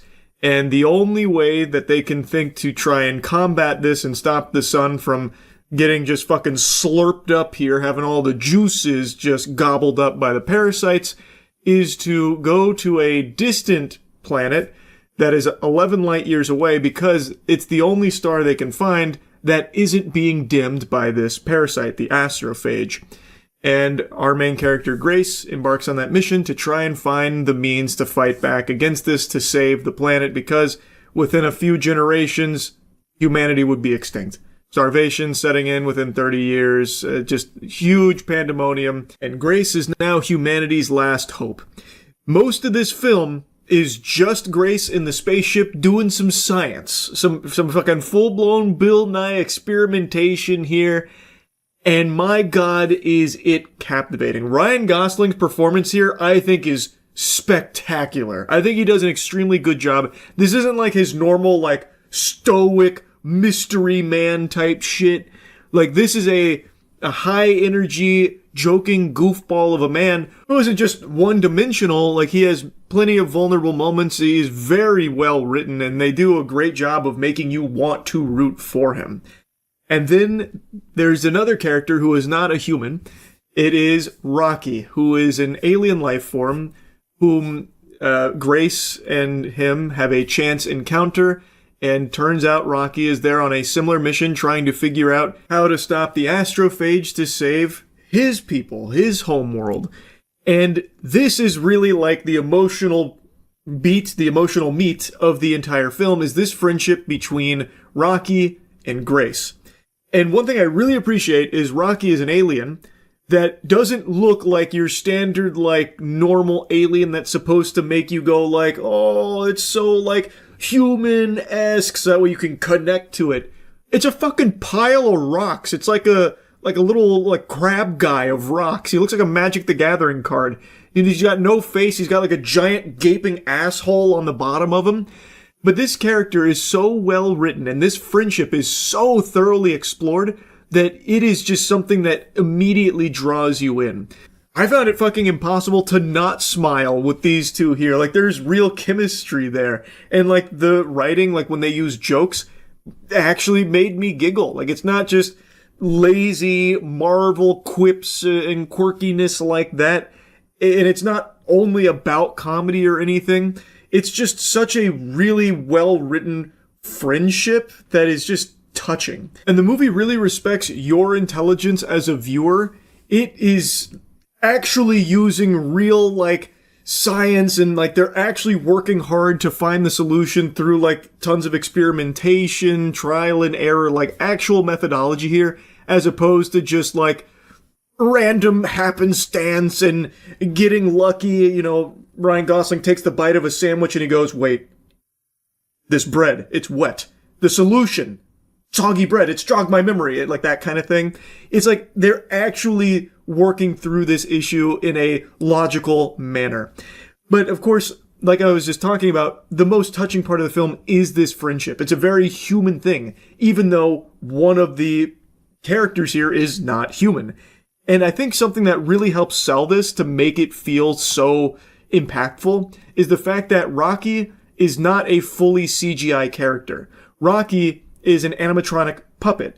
There, of course, is CGI blended into that craft as well, but the fact that Rocky has a physical presence, being like an actual puppet that's interacting with Ryan Gosling in a physical space, it really helps make it feel much more real. So like I feel like it helps elevate that connection while watching this film and the friendship that's unfolding here. I really don't have a single complaint about this movie. Every character is well written. The visuals are stunning. The action moments, even though there's not many, are good. The music was extraordinary. I want to make a special mention of the music here. My God, it was going ballistic. So yeah, I gotta say, Project Hail Mary, it definitely lived up to the very high praise it's getting. I think it is warranted. I really, really, really liked it. Yeah, that's really about it. Yep. Holy shit, you're still cleaning the floors with a mop and a sponge? You might as well lick them clean. What the fuck is wrong with you? Hey, what's up? It's me, the Magic Mermaid Joe McDonald. Instead of being half fish, I'm half Swiffer. This is the Rejuvenate Click and Clean. Every floor, every door. Give you more? Okay, whore. This bad boy comes equipped with 4 state-of-the-art attachments that you can mix and match, wheel, and deal with. This ain't Call of Duty, you don't have to unlock this shit. These aren't kill streak rewards. This is in-the-box garbage that you can just use right from the get-go. Just look at this selection like a kid in the candy store, am I right? You can use that blue cum rag in the top left. You can throw on the bristles right there for some scrubbing action like a broom. We even have that little diaper down there in the bottom right that you can snap on with ease. The possibilities are truly endless. Clean, scrub, dust, you can wipe away the footprints so you hide the evidence in a crime scene. It's a 5-star review from one man on Amazon. The value you're getting here is incredible. It's an easy click in. You don't have to be Hercules to pop that bitch in. It's so easy, no batteries. It's gluten-free, vegan approved, very low risk of cross-contamination, no plutonium in the handle. You almost never find E. coli with it. Streak-free hardwood. Polish marble and stone with ease. Using advanced swivel technology, dust and pet hair is a breeze no matter where it's hiding. Same with the baseboards. My father always told me there's 2 things that you can never underestimate the value of when they're clean. A clean house and a clean asshole. And this can do both of them if need be. With no batteries. Pouring water into a cup is hard as shit. So why bother when you can just click that shit? I haven't even mentioned that it's 70% larger than competing brands. That's a massive difference. But the best part, you're not wasting any of these pads because they're machine washable up to 400 times. But don't you fucking dare wash it more than that. If you wash it 401 times, I swear to God, it'll burn your house down. And if it doesn't, I will come there and do it myself personally. Don't play with me. Don't fuck with me. Don't toy with me. Knock, knock, neighbor, you gonna invite me in? I can't come in unless invited. I'm like a vampire. Nah, I'm just kidding. I can go wherever the fuck I want. I'm Joe McDonald, you idiot. Wowee, Carol, look at all these shit stains. Maybe if you stopped dragging your ass on the floor, this wouldn't be a problem. Yeah, you already know this bad boy's clocking in at a cool $19.99 like everything else, so what are you waiting for? It takes a big man to resist the primal urge to say I told you so when it turns out they were right when everyone was saying they were wrong. I am not that big of a man. I'm only 5'6". I'm fun size, baby. I'm petite. So here's me saying I told you so. 8 days ago, I made a video called I Don't Believe It, talking about how everyone was parading around and celebrating that Nina Lynn had been permanently banned on Twitch based on literally zero evidence whatsoever. No statements from Twitch, no nothing. In fact, Nina herself even said that's not true, but people still said she's full of barnacles. She's definitely permabanned off nothing but pure hopium and fantasy. I went against the grain saying I don't think that's the case. I don't think Twitch is going to have her permanently banned, but would love to be wrong. Fast forward to right now, turns out I wasn't wrong. She is unbanned and literally streaming this very moment.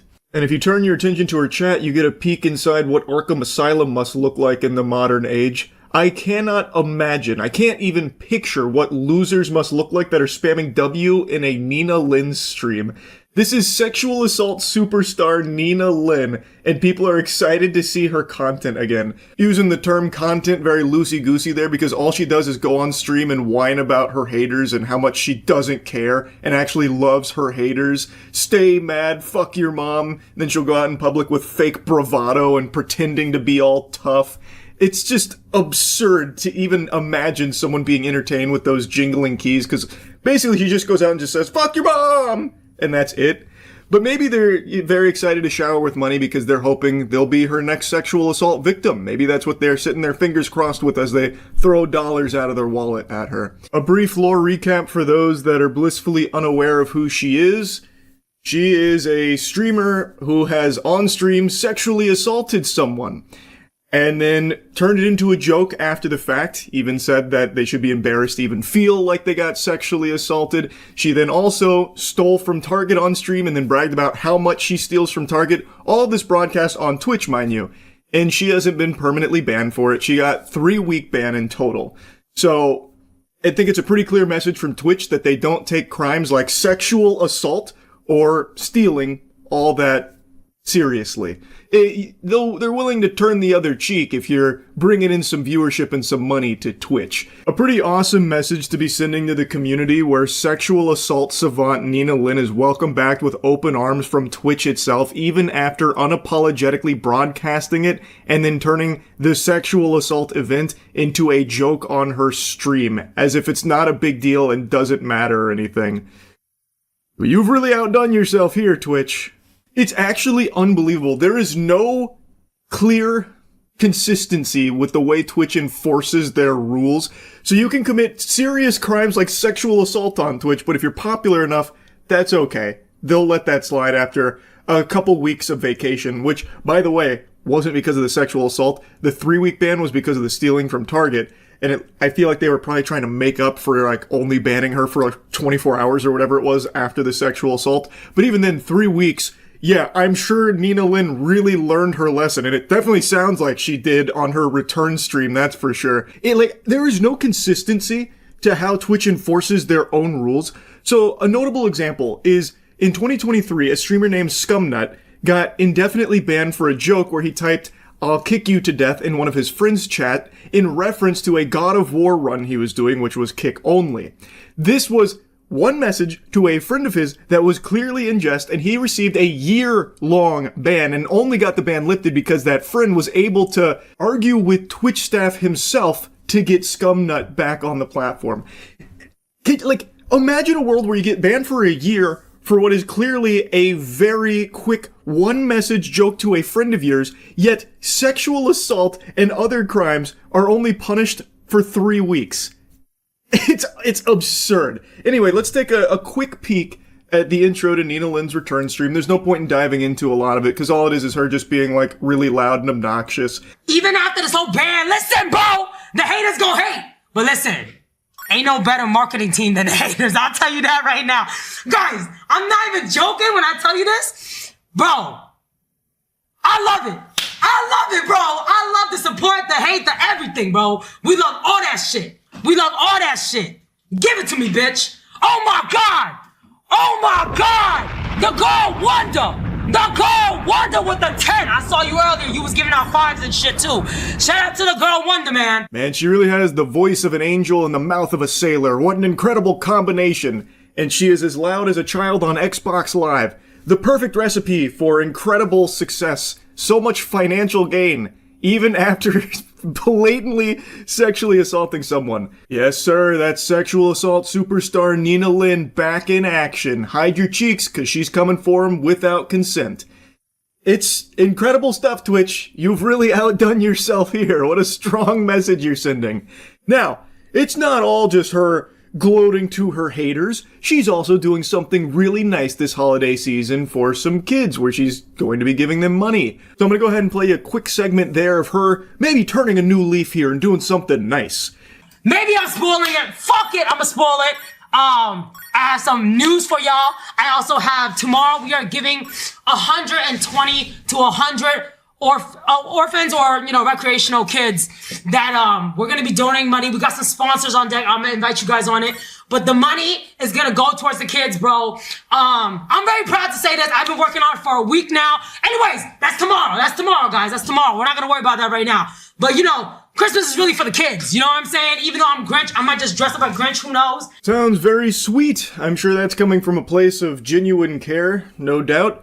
Now, one thing I couldn't help but notice when watching her return stream is a lot of people in her chat were very upset she was wearing a mask. So there's some people that were spamming take the mask off, some of them caps locking, mask off, that kind of thing. There was even one guy multiple times begging, please take the mask off, and then pleading to mods, make her take the mask off. Which is so incredibly sad. It's like they're just desperate to goon to her or something. That's why they're there. So like when she had the mask on, they were shaking their fists. No! Take the mask off! What fucking losers. Holy shit. I just had to point that out. I didn't screenshot all of them and I don't feel like going back through and doing it. But when she had the Grinch mask on, there were people like really upset that there was a mask she was wearing this time around. But anyway, this whole thing is me just basically saying I told you so. I think Twitch has made it pretty clear here with this that there is a level of popularity you can achieve where Twitch is more than willing to let pretty much anything slide, including crimes. That's a pretty great message for Twitch to be sending. Pretty awesome stuff. I'm not surprised to see this. I'm just pretty upset about it, is all. And I have no doubt Nina Lin will continue to be very successful because it's not just Twitch that doesn't care. Look at her community. They don't give a fuck. They're spamming W's. There's that one guy who's like, my goat is always doing such nice things in the world, when Nina Lin's entire brand, personality, and content is around making other people miserable, even going as far as sexually assaulting someone, stealing, threatening to beat up a stranger when they express their discomfort with her behavior in public. I don't exactly see how that's really blessing the world with sunshine and rainbows, but I guess that delusional paint chip eating, glue huffing chatter sees it differently. Either way, very sad shit. Twitch should be ashamed of themselves. That's really about it. So yeah. In cinema, there are some timeless, iconic performances that we will always remember fondly. One-of-a-kind, generational talents that bring to life a character on the big screen. I'm talking Al Pacino as Scarface, Heath Ledger as the Joker, Kevin James as Paul Blart, and typically, depending on who you ask, most sensible people will also include my role as the District 8 hospital helper in The Hunger Games Mockingjay Part 1. Now, I know I've never really dove into the nitty-gritty there. I don't like to yap about it too much. I hardly even think about it these days. But it is true, what I did in that movie with my performance redefined what we thought possible on the big screen. And since that, I haven't really dabbled in the world of acting too much. I've dipped my toes in here and there, but never to that same degree with a world-shattering acting performance. Until recently, that is. I dusted off the cobwebs, I lubed up the gears, and I hopped back on the saddle to once again redefine an entire medium with my acting. Gaming. I play Sonar in a new game that just came out, Dispatch. Many of you may have heard of it by now because it seems like it's fucking blowing up online. And people are already saying that Sonar might be the best voiced character they've ever heard. They didn't even know something like this was possible. And that's just the Charles difference right there. I don't just act as a character, I become that character. My emotional performance so moving, I make you question what's real and what's fake. I blur the lines of reality here. And while Sonar may be the obvious standout for this game, I'm not the main character, I'm one of many, but it is a very sizable role with a few hundred lines here. It is by far my biggest acting performance I've ever done, and it was a lot of fucking fun. I got to be part of this game with a really stacked, talented cast, including an actor that I really, really appreciate the work of, Aaron Paul, who is the main character. No, I didn't get to meet Aaron Paul. Wish I did. If you're watching this, Aaron Paul, super up to hang out or collab or whatever. But I do get to share some scenes with him in this, and it's just been an absolute joy to see that the game is being received so well, and that I don't suck too much ass as a voice actor, which is great. I played through the first 2 episodes on stream, and I really enjoyed them. There's 8 episodes total, and they're releasing them in batch of 2s every week, so the next 2 drop tomorrow, and I think Judging for where episode 2 ends off, I think episodes 3 and 4 I'm going to have a bit of a bigger role as Sonar here, depending on player choices, because I recorded a lot of lines that I think this is building towards in episodes 3 and 4, but maybe they fucking cut the lines. Who knows? I have no idea. Either way, I'm very excited, and I just wanted to show you some highlights for episode 1 and 2. Mainly just a quick little supercut for some of the Sonar moments here, and a little bit of extra sprinkled in there, but the entirety of episode 1 and 2 was, like, actually very good. Stop screaming, goddammit. Hey, I will pull you up if you quiet the fuck down. Just drop him anyway. Oh yeah, cool. Just fucking drop him. Sir, if you want something to scream about, I'll give you something to scream about. No! I am actually shocked I got to do that. I'll take it. Oh, okay, he's alive. You piece of shit! Hey, I ruined a perfectly good mattress to make sure you didn't die, okay? You're welcome. Damn it. Fuck. I wanted to just kill him. Oh, shit. He's here! But then you'd lose to Batman. A really good point.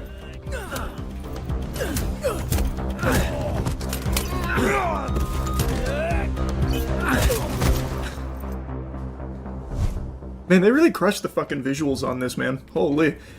Again, I didn't see, like, any of this.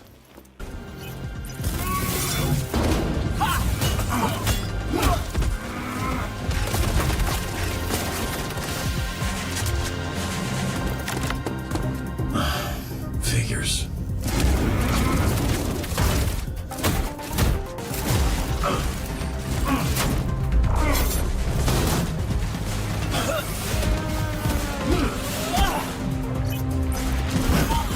That was a crazy move from Toxic there, just going for like the 360 teabag.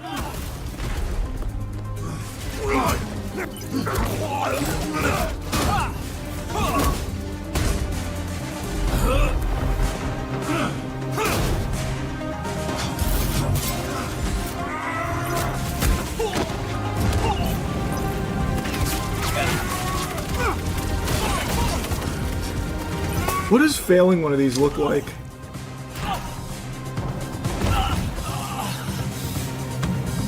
Okay, let me fail one. I see. Just interrupted. I froze. I didn't know how to take a life. Next question. Most heroes avenge their family. You did the opposite. I mean, I tried. You killed their legacy. How disappointed would your dad be if he were here right now? What the fuck? Charles Kingsley? Your father. Jesus, man. I'm gonna attack you. Can I jump over this podium? In their graves. Like a Five Nights at Freddy jump scare? Ah!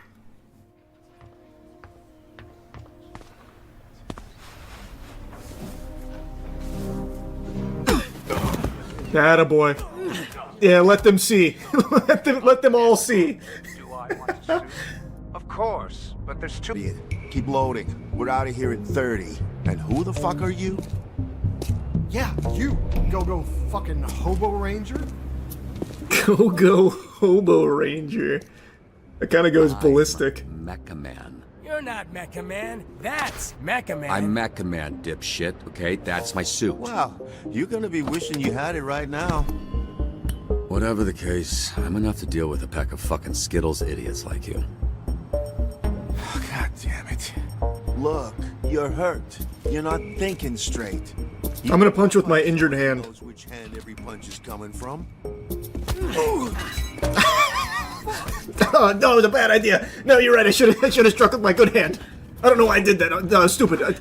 Wait, give me a second to recuperate. Ah, shit. No, wait, guys. Reset. A little buzzed. I don't really make jokes like that. I think Vizzy's rubbing off on me. Who? Someone I work with. It's... Yeah, but what about Sonar? What's he like? Can I ask? You don't mind? How fucking cool is that guy, huh? Shit. That is... Damn. Feel good? Sorry, I choked him. Yeah, Jacksepticeye is the guy on the right there. His name is Punch Up, if I remember right. I control the fire. I didn't know that's what his character looked like, though. In all of the art I saw of the surrounding cast, he looked like... I thought he was like a massive, hulking figure. So that's pretty cool.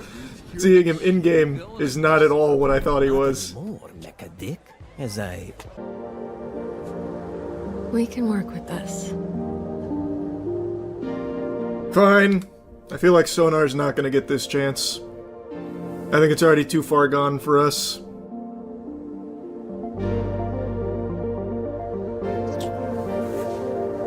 No, this... You fucking creep! Oh no. Oh my god! I'm so sorry. I told You disgusting pervert! I mean, you did. But I definitely... Okay, so that's the intro. So now I imagine first day at STN is when we meet Sonar.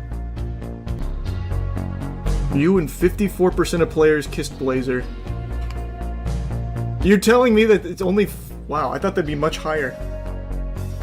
Only 26% of players let that guy drop? Fucking losers? Heroes, but it's better if you keep your identity a secret. We've had incidents in the past. Here. I remembered you being bigger. Son of a bitch. I was a little drunk. Listen, it's gonna be great. Oh, sorry. Should I turn around? Or what do you... should I close my eyes, maybe? I just don't give a fuck. Just watch me. You've insulted me so many times, I don't care.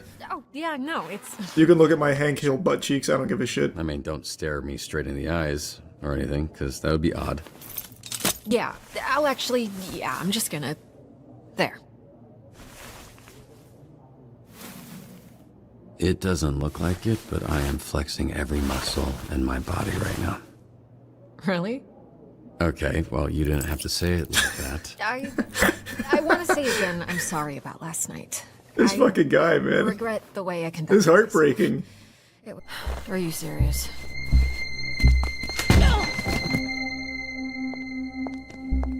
Invisigal. Who locks a conference room?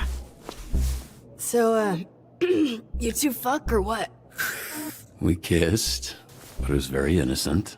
Like cheek innocent or tip of your dick innocent? Okay, stop. First of all, we did not kiss. You kissed me. Oh my god, I can't catch a break. Whoa, she cussed. I'm just a loser. Oh no. She is part of the Phoenix program. Now, if I'm being honest, I thought and still think we should have canned these tunas months ago. And you might get your wish. Because if we don't see improvements soon, the whole program will be scrapped. Cool. No pressure. Oh!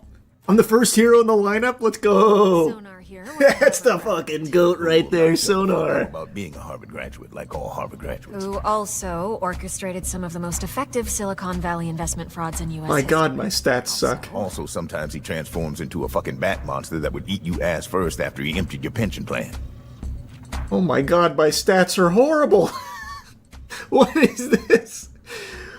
I guess it could be worse. He's smart. I'm pretty smart. What about my Mega Bat form? Oh yeah, that's good. That's much better. That's much better. I get dumb as shit and can't speak English anymore, but I can hit things, I guess.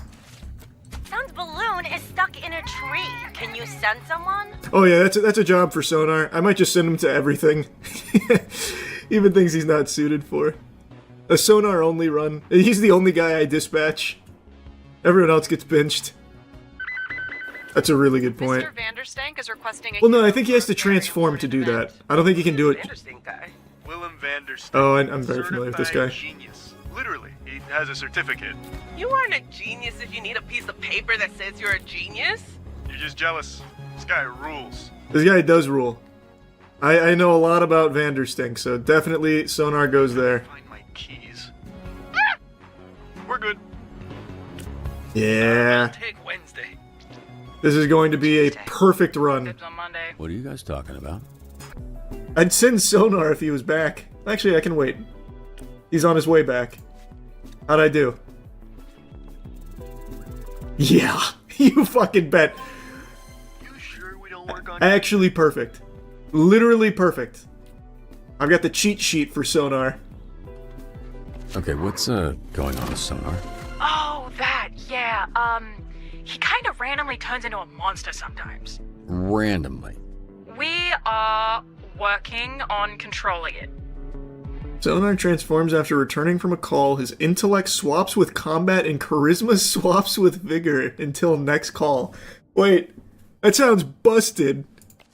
So wait, if I just like juice up... My god, I'm gonna have... My character might actually be just unbelievably strong. Washed up, drinking alone. Sonar, the homelander of dispatch. Yeah. Just a guy? Hear that, Flambe? You got your ass kicked by just a guy. All of you, shut the fuck up. I feel like I don't need her to get +1 combat. I'm already fucking juiced here. I'm already off my gourd with combat. I feel like that's probably fine. One date. No. Do not ask again. Hot. Don't worry, Sonar gets laid. It's inevitable. No matter what choices you make, he gets pussy. I already recorded all the lines. Oh my god! I'm just gonna say it. Sonar has a 100% in every single mission so far. Easy. Hey, Bobby. Here, William Vanderstink needs a security detail. Is it cool if I go? I've been wanting to pitch him some stuff I've been working on. Yeah, pretty sure that's exactly what he's trying to avoid. You can only choose one solution. Send literally anyone else, or send Sonar security. Are you fucking kidding me? High-ranking Vanderstanker. It would mean a lot. I'm absolutely sending Sonar, but I feel like I should level him up first. Because I think he has an upgrade point, right? Yeah. Oh, I can't, hold on, I can't see because I accidentally... Oh boy, hold on. Did I go charisma or intellect? Probably charisma, right? Since I'm about to pitch him on some shit. We're going to need you to protect Mr. Vanderstank from the Vanderstanker fan club. That's the dumbest idea I've ever fucking heard. This team needs Sonar. Get in there, brother. I recorded so many Vanderstink lines. If I actually fail this, I'm going to be so disappointed somehow. If I somehow fail this, I'm going to be so disappointed. There's no way, though, right? Sure. Go ahead. Thanks, man. You will not regret this. Well, I didn't think I would until you said that. A kid just robbed me. That little shit, I want him behind bars. Alright, that sounds like a flambe mission. No, level is my better one. Ugh, yeah, fine. Well, the best teacher is fear. How'd we do? The nerves are hitting Sonar and he's second-guessing his human meat alternative pitch. How should he approach it? Fuck. I feel like he's got incredible stories. A lot of the stories I told were just fucking improvised things, so I have no idea. Maybe they're bad. Maybe they're not good stories. But, god damn it, did we go on an adventure for those tales. Make it relatable. Tell a story. You know, tell a story. How'd we do? Oh, that was easy. You love the stories. Look how happy we are. God damn it, this bitch is a gusher. Be careful. I got this, Lieutenant Dan. Never mind.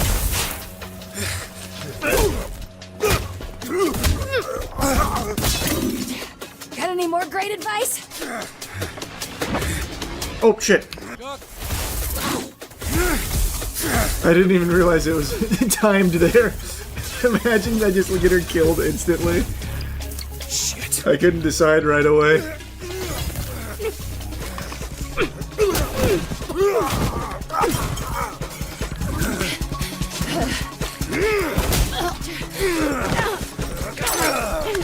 Gotcha. Invisible bitch. Invisible. Just hold him off while I find a way to help. Just send in Sonar. Great fucking advice, Lieutenant. I'm gonna take out the thief. Granny doesn't even know how to shoot that thing. Take out the thief first. He's the only one with his finger on the trigger. You know what? It's my life on the line. I'm done listening to you. The thing's gonna blow that man's Arm off, and there's a whole building with me in it. Fuck off. I'm disarming the device. No, Invisigal, that's a direct order. Who the fuck? I thought my plan made a lot of sense. Yeah, see, now we just got him shot. Fuck. Invisigal, you there? Come in, Invisigal. Fuck, this guy's heavy. Oh, they censored his butt cheeks. Fan of his own work. Oh. Charisma. Oh, damn it.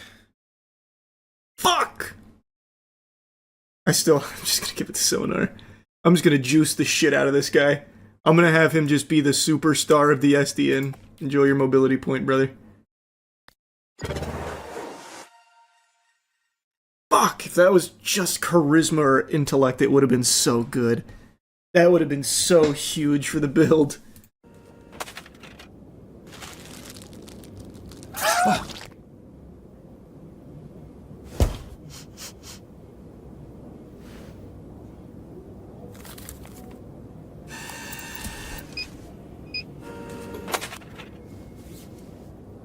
Hey. Ah, shit. What kind of superhero flinches? I didn't say which superhero. Chill out. If you had people trying to kill you for the last 15 years, you'd be jumpy too. What makes you think my life has been any different? You think growing up surrounded by a bunch of shitbag villains, I didn't need to watch my back? Ooh, this is a big one. Just disappear, okay? I actually have to face my problems. What the fuck? Ow, why does he keep screaming? His name's Sonar. Yeah, I know what sonar means. What's up? Then why are you asking why he I can't believe they actually kept in my sounds. You know what? Never mind. Good shift. This guy is weird. Yeah, he is. Look, I actually just came by to celebrate the mission going well. Didn't mean to interrupt your little snack. What, do you need a pre-chew like a little baby bird, bitch? You seriously? I kind of ruined our relationship by saying that about the hiding herself, going invisible. You think when that guy signed up for SD and they could result in the back of his ball sack getting scorched? Oh, it was his nutsack. First of all, the place was trashed when I got there. Second...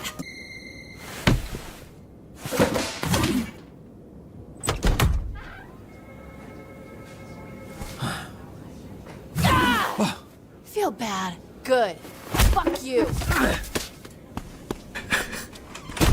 That was a really good prank, actually, opening the door and then coming back for that. You gonna eat those Twinks? That's not what they're... You know what? Help yourself. What happened to your nose? Meaning to tell you. Oh, fuck. It's a little Not awkward again. to mention, but since I can't handle more of this. Blonde blazer. Oh, it's even worse. Are you ready to go? Who is this? I thought I'd cataloged all of your work companions. Robert, this is my boyfriend, and I'm a man. This is our new dispatcher. I was telling The you. Viltrumites. Yeah. Robert Robertson, leader of the Phoenixes, stations in Tokyo at a restaurant where the owner dreams of sushi. You should join us. I'm sure they could accommodate. Yes, absolutely. Special occasion like this. Fuck yeah. Oh, yeah. Wow, that sounds just amazing. I would love to join. Phenomenal. Actually, I don't know if we can add one more to the reservation. Hey, what the fuck? Importantly, in order for us to get there in time, we'd have to hit supersonic speed, and Robert here. Oh, would he die? Yeah, I think he would die. Oh, no. Damn it. Perhaps another time. Yeah, for sure.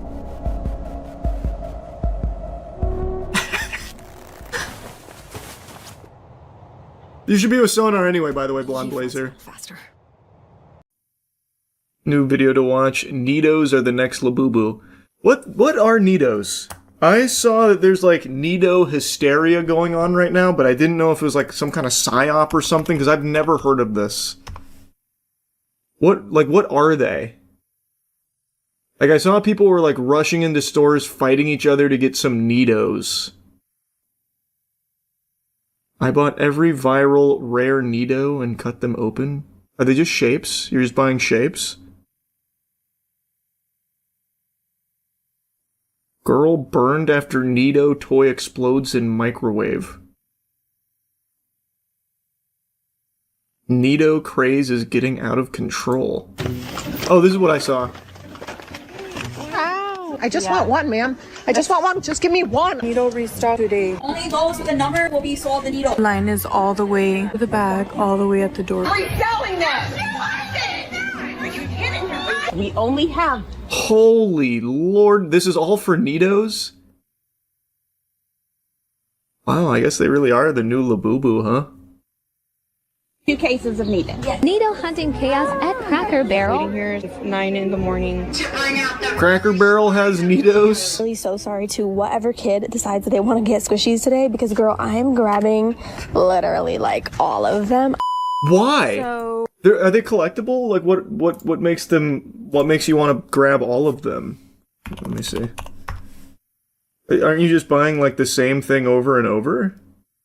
I guess maybe she could be like reselling potentially, but yeah, I'm looking at it. It's just shapes. Nido is made by the Shilling. There's no way that's how you say it. Shilling? That's the name of the company that makes Nidos? That's the only way to sell it. Shilling. That's crazy.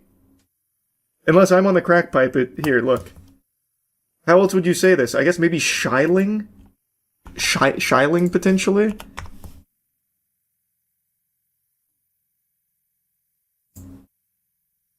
Yeah, I guess it could be Shiling.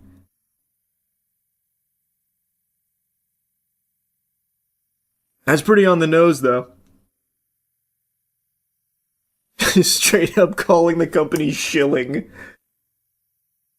They're sort of like flubber fidget toys, squeezable and stretchy, and are coming in a variety of shapes.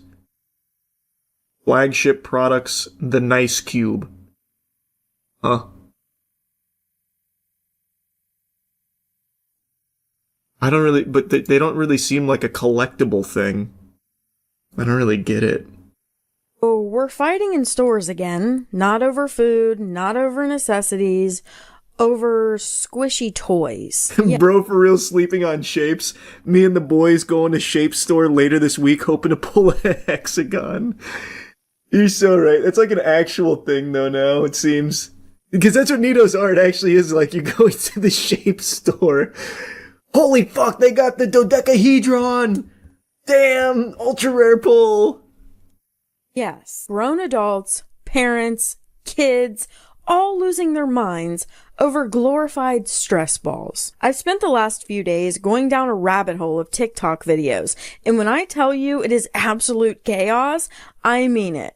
I'm talking people clearing entire shelves, kids where did this come from? Get one, and full-on arguments in the middle of stores. I had never heard about Nidos until I saw people like climbing over themselves World War Z style to get their hands on Nidos. This can't be real. No, this has to be some kind of like mass psychosis event or something.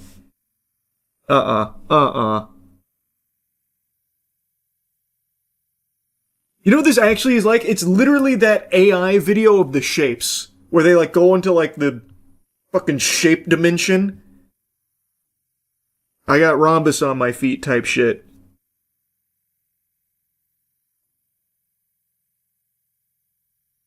They've been all over YouTube Shorts for like a year. What? What?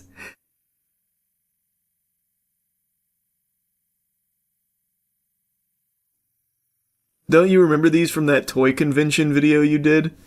Were they there? I didn't even register them. And that just goes to show you, like, during that, not a single person in chat was like, holy fuck, they got Nidos! This can't be real. That was only like a month ago.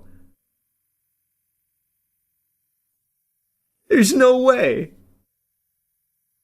Full-on arguments in the middle of stores over Nidos. Squish my Nidos with me. Super cool cat. Super fuzzball. I remember these from the early 2000s. This is that kind of shit you'd get at an arcade when you didn't get enough tickets and didn't get the cool stuff and you had to settle for one of these. How are these, like, the sought-after toy now? Bro taking the Tootsie Roll over that every time. That's fair. Nice cube. Oh, that's the flagship product right there. So what I'm gonna do is show you some of the most insane clips I found, Oh my and then we're gonna God. talk about what is actually going on here, because it's deeper than just a toy trend. Is it?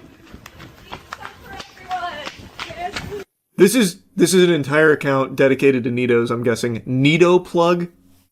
What? Hold on, I gotta look that up myself.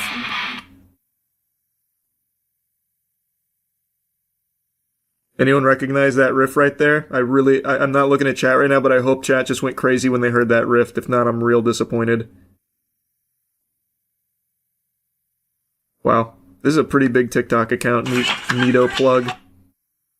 Oh, not really. Never mind. Just that one video is. They go around hunting Nidos.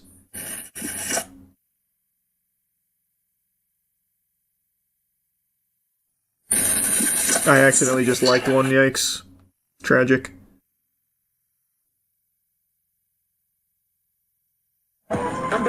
They just posted 47 minutes ago on the prowl for more Nidos. Looks like they got a huge haul. Here's a giant box filled with the same Nido over and over and over again. They have to be a reseller. They have to be.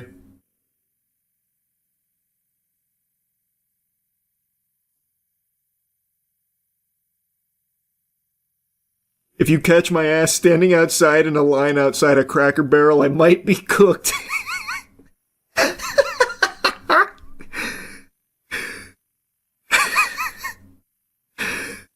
That's pretty fair. That's pretty fair.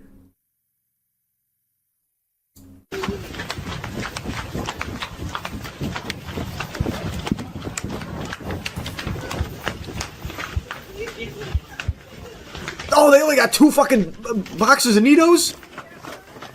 How are we supposed to survive? We're gonna starve! Are you? Kiva, where are you? Like, you can't be serious. And did you catch the sign on the Due to high demand, we'll be limiting the purchase quantity to 4 units. For Nido and Squeezy. This is... We live in Poppy Playtime Society. Wow. Wow. Squeezy with 3 E's. And it's adults buying these, by the way. This is shit for adults, it seems.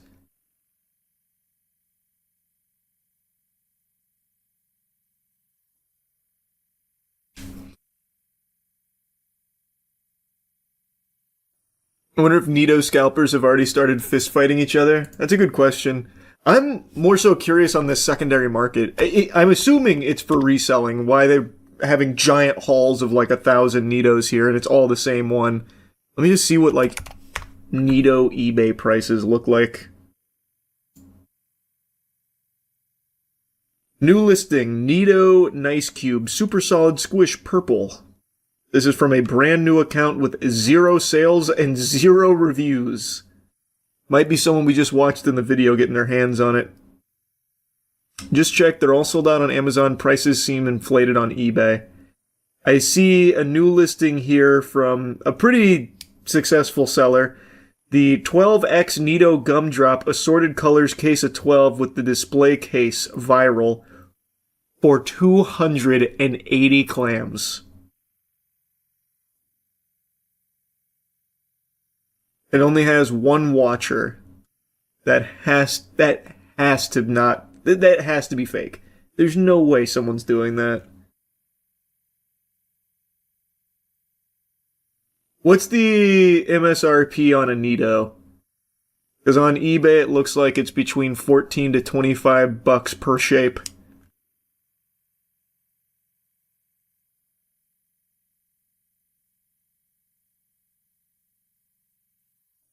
Buying it is an investment, though. Yeah, I'm a big Nido investor, actually. I guess that's less embarrassing than being an NFT guy, though, to be fair. It seems so manufactured. No one would be excited for dog chew toys. That's what I'm saying. Like, I can understand, like, these being a popular fidget toy or something. That I get. But to be so popular and I guess so in demand that they fight each other at these, like, releases to get them. Adults, by the way. That makes no sense. Like, filling an entire shopping cart with Nidos, like the same ones over and over? I don't think so. I don't know, man. I don't really get it. It must have, like, a crazy secondary market that I'm just not seeing. Not even blind box, so it can't be gambling or rares. Exactly, like it doesn't even seem like it has that element of gotcha to it or anything.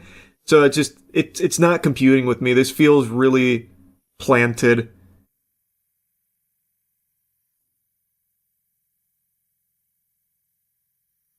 Nah, bro, just check the Nito subreddit. They got their asses lined up outside of Staples.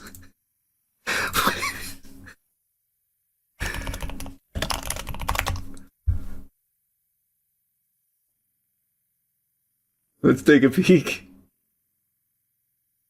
There are some big Nito enthusiasts here, that's for sure.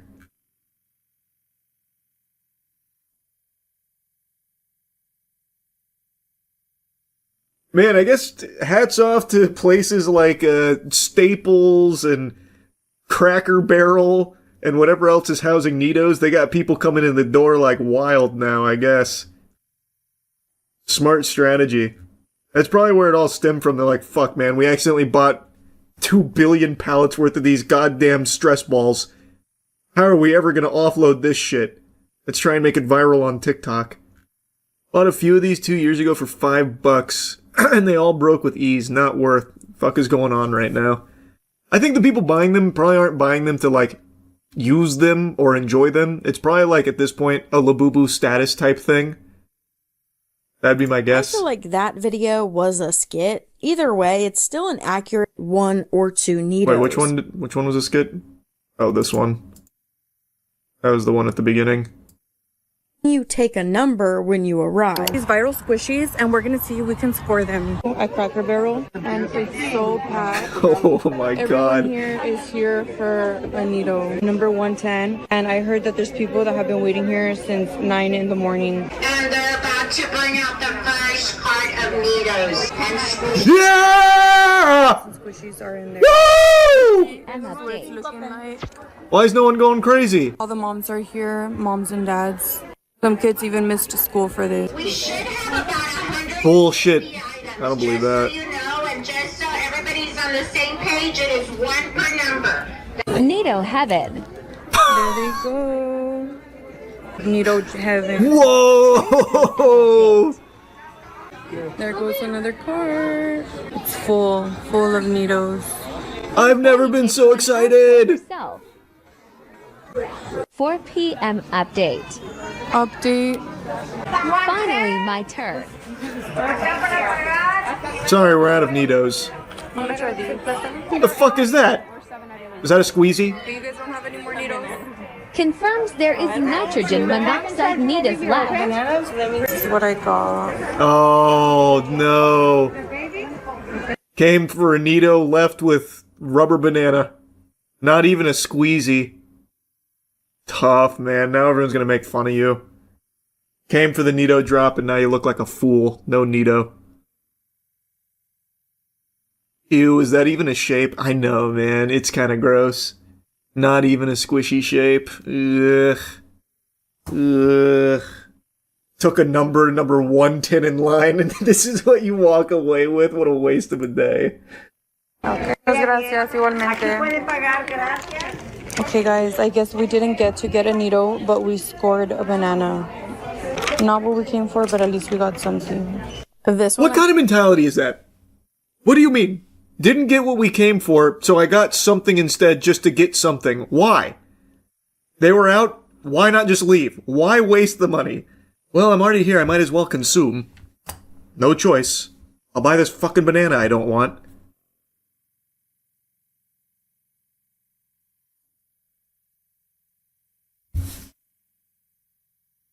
I know all the old people eating there confused as fuck, yeah. Damn, this new menu really revamped interest in Cracker Barrel, huh? Look at all these people lined up to eat here. I have to mute the audio because it's that copyrighted song that says, I think I'm gonna die in this house. What? And then she has it slow mode on this guy who's clearing out whatever shelf this is. I think it was Nitos, because once she gets up there, she gets like some off-brand squishy and not an actual Nito. These are grown men, mind you. True. Slow mo. True. This is the most he's jogged since high school. Fuck, I gotta get to those Nitos! I need to sell it on Whatnot. This is sad, man. This is very sad. How to even sell these on Whatnot with no gotcha?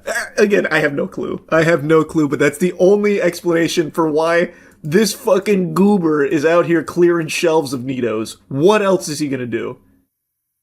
What else is he gonna do with it besides try and offload it for a profit? And also, this was that was that lady screaming, Woman right? at the register of being actually her house. No,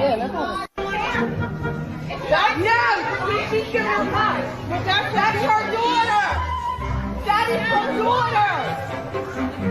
No, you need friends. Tell the manager that is her daughter. She said $5,000. Is this even about Nitos? This looks like a food place. Cracker Barrel is a restaurant, so good point, touche. That was a very strong point. Yeah. When are we getting a Nito shaped tier list? Sounds awful even as a joke. That sounds fucking terrible. I hate that idea. Part of me hopes this is real and Pokemon scalpers pivot to this. Oh, that'd be ideal. All these Pokemon scalping degenerates, they're like, holy shit, we gotta go to Nitos now, they're blowing up. I just slabbed the PSA 10 Rhombus. Selling for 10k. Serious offers only. They usually hop on whatever trend is next. They do, but typically that's in the card community, which is why those parasites have latched on to One Piece, which is a damn shame, but what can you do? But who knows, maybe they will latch on to Nitos. You ever gonna visit Iceland? No, I don't fly. So unless Iceland comes to me, I don't plan on getting out there anytime soon. I'm still praying for Pangea sequel where every continent clumps together again so I can drive anywhere in the world. But we'll see. Pangea 2 might not be in the cards. There's my boy Austin. There's only 2 guarantees in life. Death and Austin texting me for drugs. Imagine I fail with a 107% chance of success.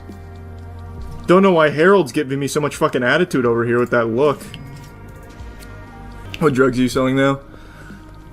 Just Mega Fruit Meth, and I have some premium quality Granddaddy Stink that I give out to Randy, Eugene, and Greg so I can unlock the new dealer. Have you tried Addy and Meth? Not yet, I'm waiting for Horse Semen. Horse Semen's like a graduation present for me, like how sometimes parents get their kids a car when they graduate. For me, it's Horse Semen when I hit Hustler 3. Benji, don't tell me you just started selling right now. Why is he slacking all of a sudden? He used to be such a hustler. Now he's just a fucking sloth. That man doesn't do anything anymore. Did you hear Schedule 1's being investigated by the devs of Drug Dealer Simulator for copyright infringement? I saw that headline, I didn't bother looking into it too much, but just that headline makes me giggle really hard. That feels so fitting. I will say I like Schedule 1 far more than Drug Dealer Simulator. I think this is the best drug dealing sim so far. Like, I really feel like I'm out here on the grind changing the world with my recipes. Schedule 1 game of the year. Hey! It's getting pretty close. I feel like it's got a fighting chance. This shit slaps. Hearing the Schedule 1 orchestra would be crazy. Actually, it would be. Like, that orchestra would go ballistic. Because the music does clap. Like, this is baby making music in here. It is a really, unironically good soundtrack. Peter, where are you going, man? Just wait, just do the deal here. Brother, you know you're not making it out of this alive. You know what? I've got an idea. Since he wants to disrespect me like that, won't take his knuckle sandwich like a man, I've got an idea. Oh, Peter, you are so lucky that I can't afford a revolver right now because I'm not a Hustler 3. You are so fucking lucky, bud. Ugh. Hey Kyle, check this out. Yeah, he doesn't give a fuck.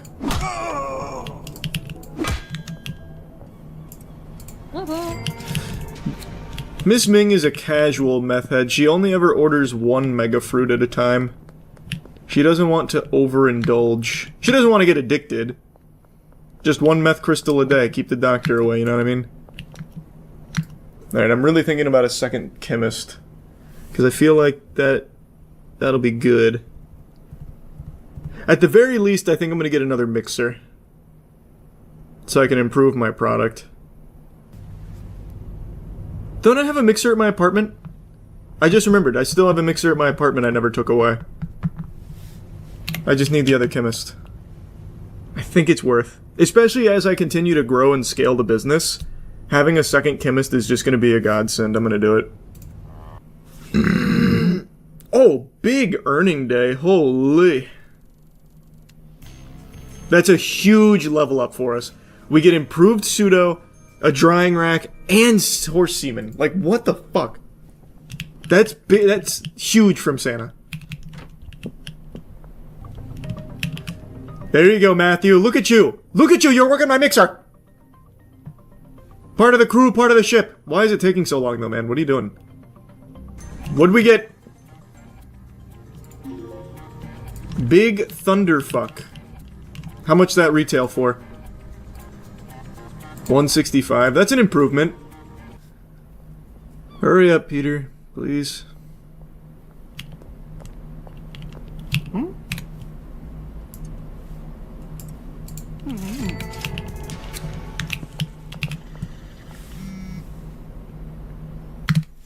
Thanks, Peter. Is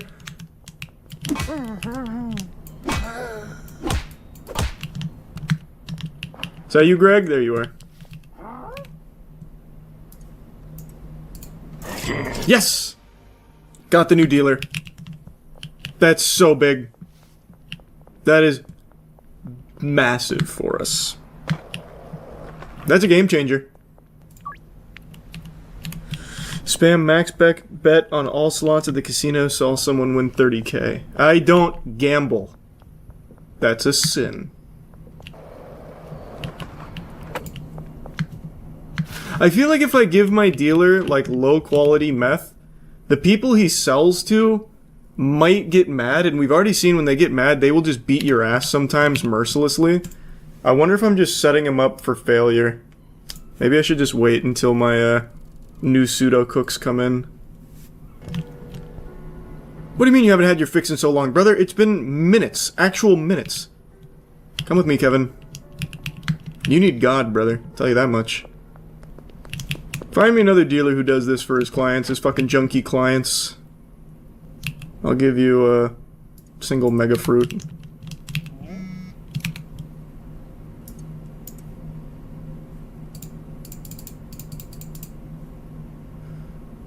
What the fuck is this, man? I discount the shit out of it. And it's still not a 100% guarantee.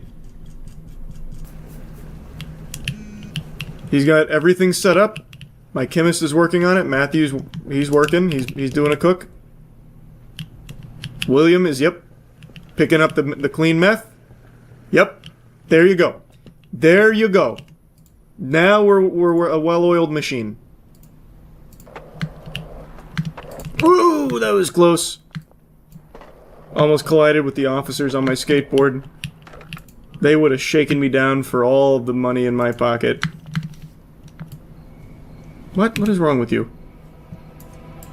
Get off my fucking— I don't know her! I don't know her! I don't know her! I don't know— Jesus Christ, you're a fucking idiot! Who was that? Was that you, Kathy? In front of my headquarters, in front of the police. I'm getting a gun. I'm putting a bullet between her eyes. She had a wire. Yeah. Ugh.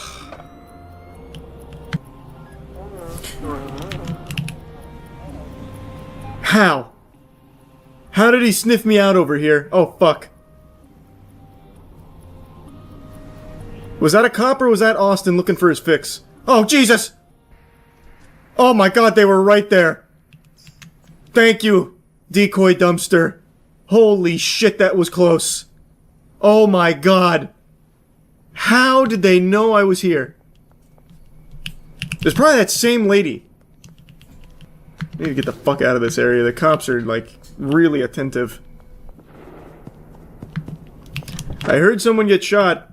If there's any justice in the world, it was Peter. Every time I hear, like, those late-night shots, I'm always hopeful that someone finally put Peter out of our misery.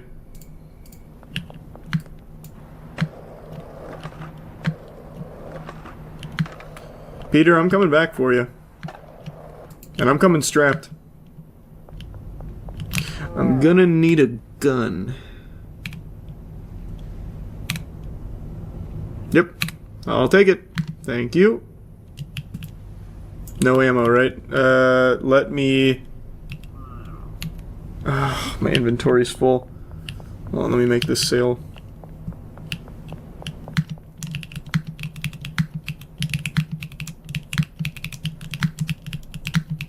Damn it. I'm gonna have to go all the way around. You should know better, Miss Ming.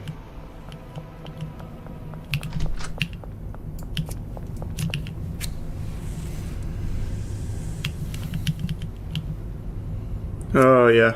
Good stuff. That's good stuff. Alright. Gonna need some ammo.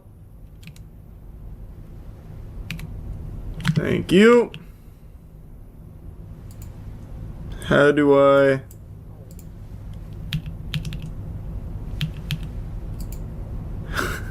How do I combine? Oh, because you already have ammo. Oh, I just assumed I was gonna have to buy ammo as well. Okay, whatever.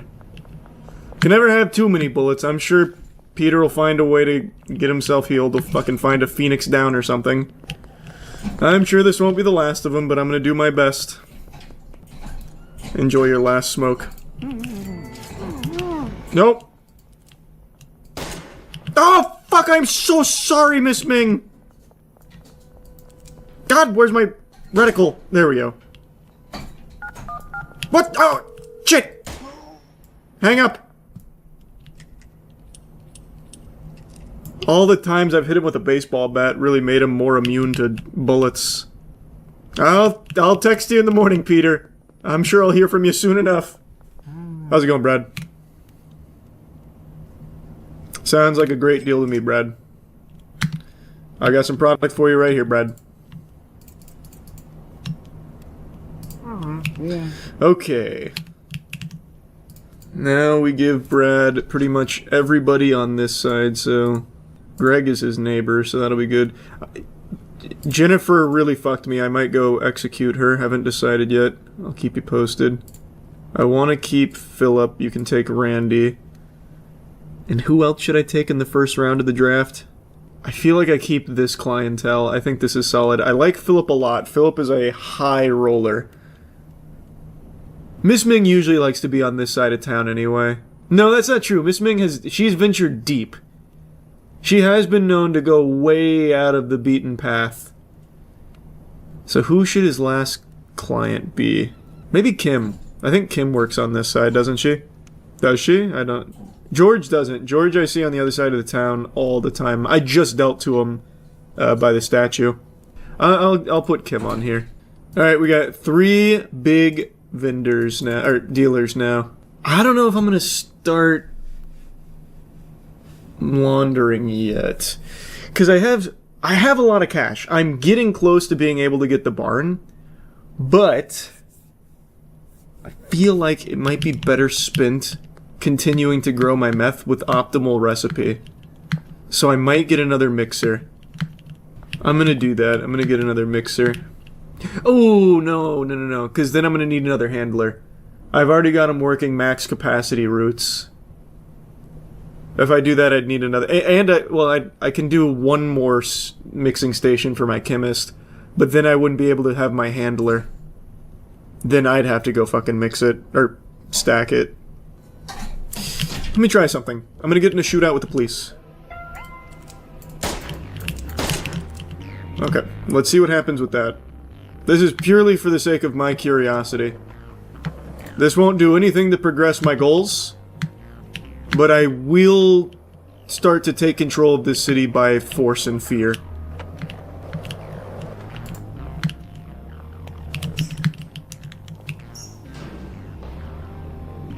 Okay. And just like that, I vanish. Must have been the wind. I was just wondering if they're... Oh, they're still here! I was wondering if there was a level above Wanted, Dead or Alive, like...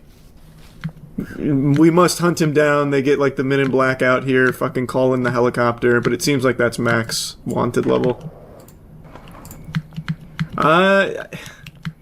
These recipes are so long. Motor oil, cuke, paramesitol, addy, what was it? Horse semen, chili, and something else. Like, that is actually like the fucking recipe for the Philosopher's Stone out of Full Metal Alchemist. Like, I don't have time to be mixing all of that myself right now. When I get more mixers and more chemists, I'll start doing it, but right now I'm just sticking with 3. Alright, the boss is sleeping over. No one do something crazy like tickle my feet while I'm sleeping.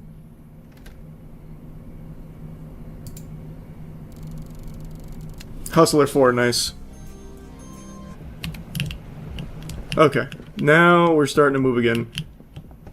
But he is not packaging, unfortunately. Well, I guess he kind of is, just very slowly. Here we go. Now he's going to packing. That's my boy. That's my boy. There you go, William. Look at that dexterity. Holy shit, this man is a true savant. I love it, William. I fucking love it. You're the goat. Hey, look. Peter's been revived. There must be a necromancer in town somewhere. Crazy how not even a bullet to the fucking brain can kill this guy.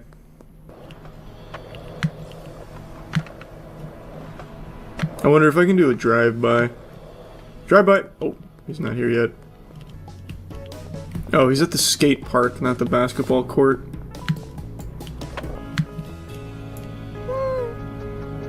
Just give me your money for free, Peter.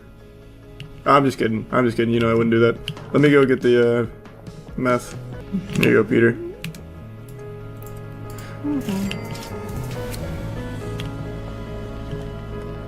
Oh, our relationship's actually dropped since I shot him.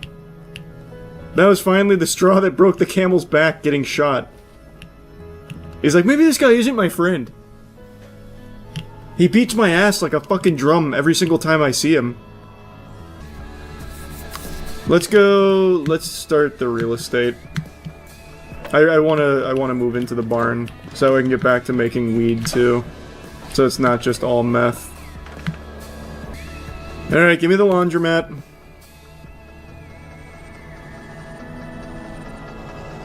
I don't know, am I doing this preemptively? I feel like this might be a little fuck it. It's fine. Give me the laundromat. We gotta start sometime, might as well be now.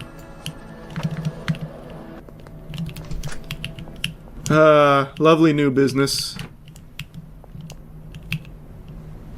Whoa. This is cool. Will launder 2K. Let's just test it out.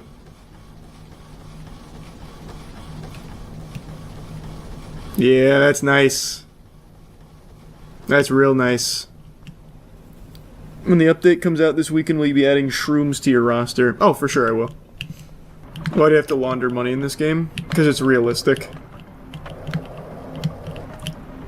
This game's more realistic than real life, brother. Austin hasn't texted me yet. I wonder if everything's okay. Benji's sitting on 7K. Molly's sitting on 4K. Like, I'm in really good spot. I can almost afford barn. After some laundering. But Brad is struggling, because I gave him the most bougie clientele with the most, like, dumpster tier meth. So he is treading water. And that's my fault. Like, I knew that would be the case. But I just needed to get him going. How is my first text message of the day from fucking Peter? I have shot this man. Peter, just let me sell it to you now, man. Don't make me go all the way to Taco Ticklers.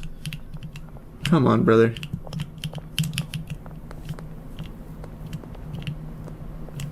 Oh my god, hurry up, Peter. Hurry the fuck up, Peter! I'll do it. You know I will. Keep walking! Don't look at me like that. If you ever give me that look again, Peter, I swear to God.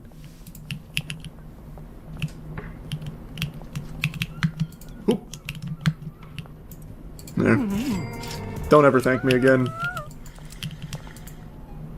Oh, the game just lagged right when I pulled the trigger. Who's calling?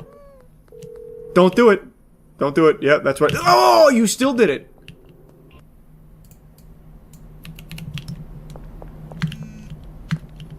Have you heard from Austin? Not recently. I actually wonder if Austin killed himself or if he OD'd. Could really be either of them. I laundered $2,000! Let's go! Baby's first money laundering scheme. Whoopee! What do you guys do out here? It's always Geraldine and Jerry up to no good. Bunch of fucking scoundrels. Here, take this. This will improve your conversation. Oh, I broke him up. I wish I could get some more customers going. Who keeps getting executed? Also, where does my laundered money go? To your bank. Okay. I wasn't paying enough attention. Did I have just 3K in the bank earlier? Stop! Stop! Do you want to buy from me? Stop! Stop! Buy my weed! Get out!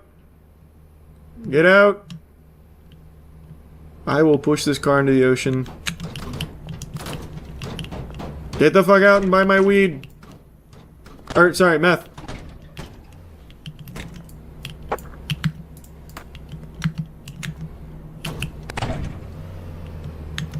Nice. Cool fucking flip. Nice. This guy's fucking epic.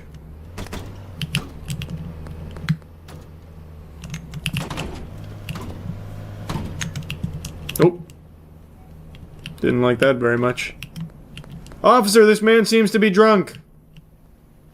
Arrest him. Go to the casino. I don't wanna, but couldn't hurt to do a little gamble while I wait. Might as well.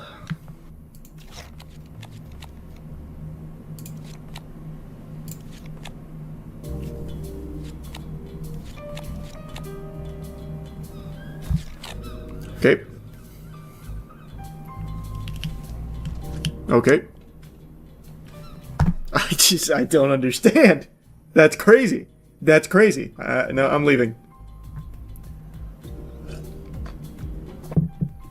That was unbelievable. That was unfucking believable. We're gonna do slots.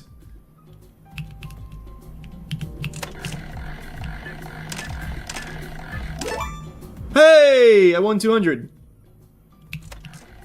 One more time couldn't hurt. It hurt. Back to even. This one's better. This is a better slot, I can already tell.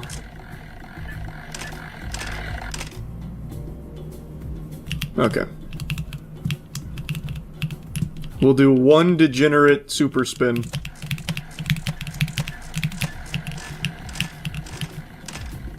All losses. Well, that's probably enough of that. Okay, okay, what else do I need? What are you mixing for meth? Viagra into chili into horse semen. Also, thanks for reminding me, I need more horse semen. I need more horse I actually need more of all of my mixers. Let me just do, can I do a big delivery? Oh, it's only a $200 delivery fee. How quickly does it take to get here? I'll try it later. The gas station's right fucking here. I'm just gonna grab it. Big day, big day. Let me check my dealers.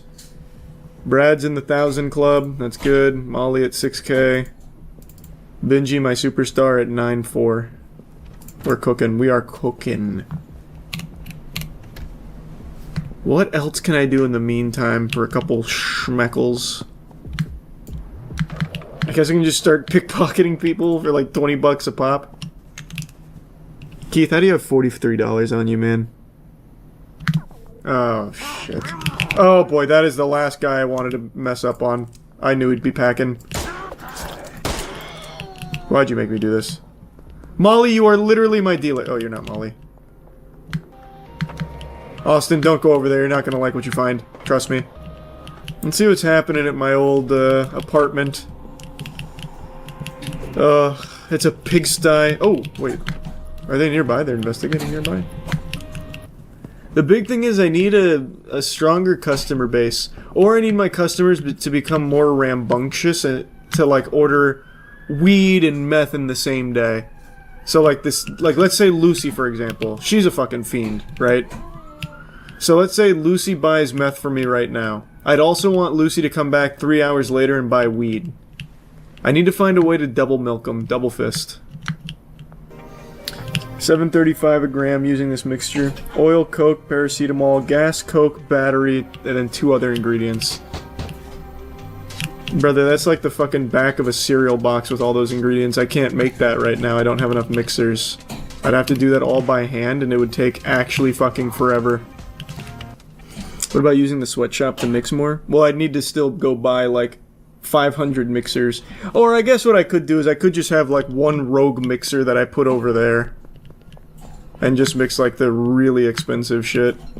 Which isn't a bad idea, per se. I'll just hand mix. I'll just hand mix a batch of 20.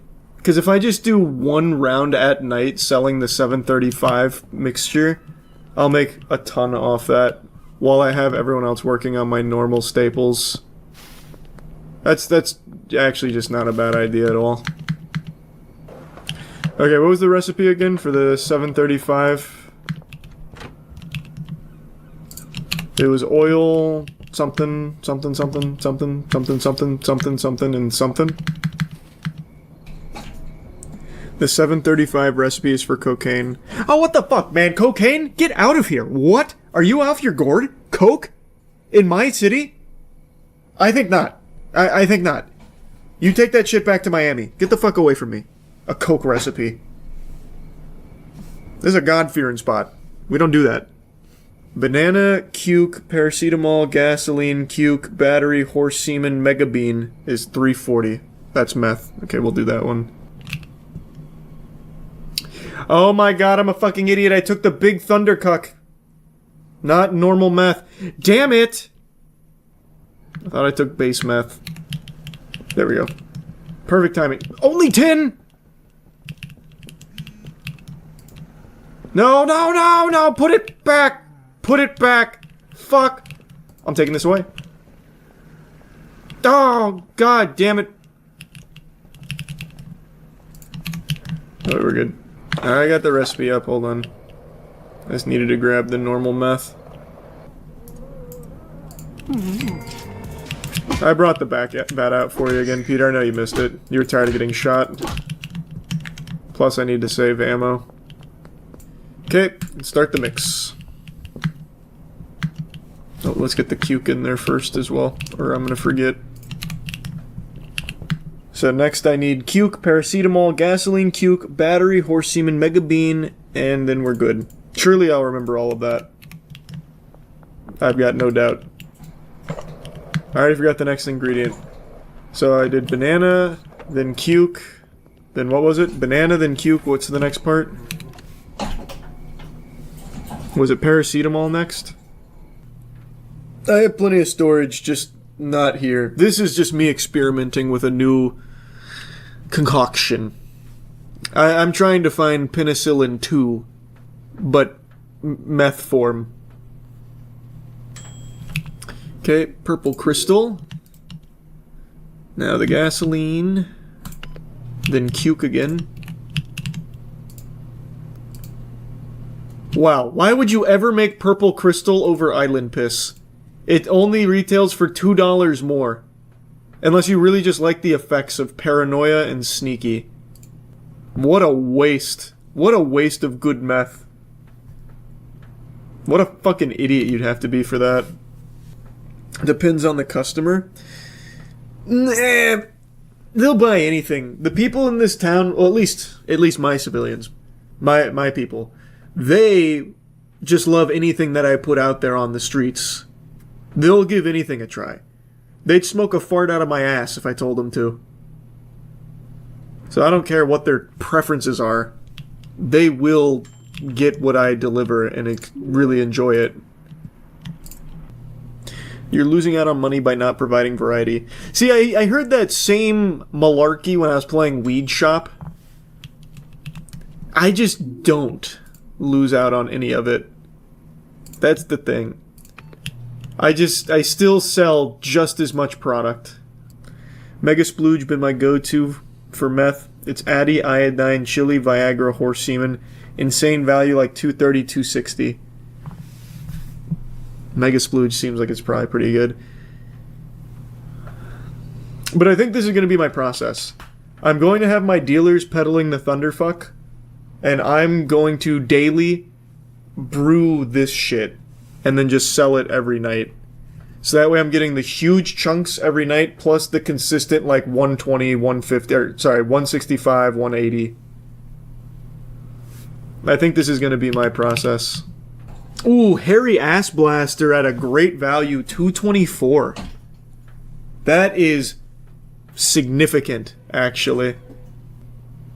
I don't know if you know this, but the names are random for everyone.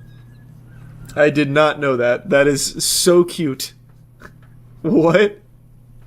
I feel like it's probably not. Alright, the final mix.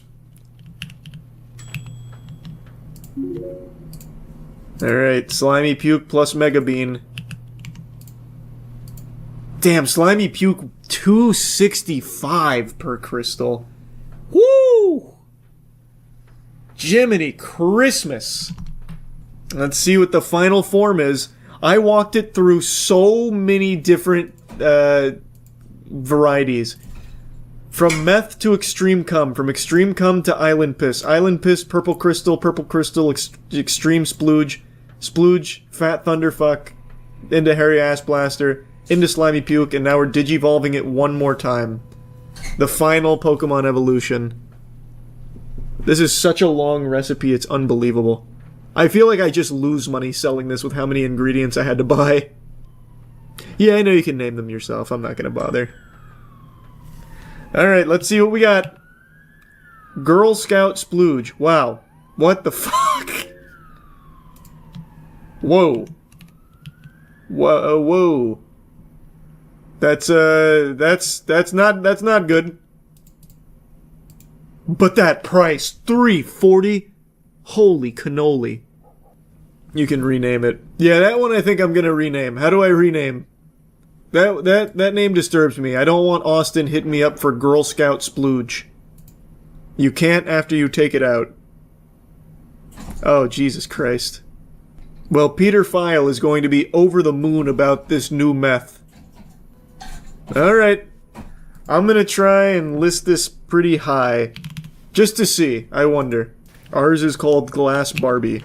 Your name's a lot less disturbing than mine. No text messages yet. Maybe I made it too expensive. Ah, Austin. Good man, good man. Yes, I can sell you that. Of course. Can we use a different name? We'll call it GSS. Of course it'd be Austin, my first taste tester. I am worried I'm not gonna get everyone to buy tonight. It's looking a little grim. I'll just do batches of one. Even Geraldine can only do one. Oh my god, but he caps locked need. He doesn't do that for anything else except for the GSS. Fucking weirdo. Mixing's fun, but if you go too high on sell price, no one will buy it. Customers only have a certain amount of money to spend each day. Okay, so that's kind of what I was wondering. Because I want, like, Miss Ming only ever buys one crystal from me for like $170. So this is good experimenting. What, Kevin? What? Oh, you were the guy that wanted the Thunderfuck. That's right. No, I don't do that anymore. Where are you? I'll try and offer you a GSS. Actually, I'll try and offer this to everyone. Donna, you want a GSS? Hey, enjoy it. Let me see the effects.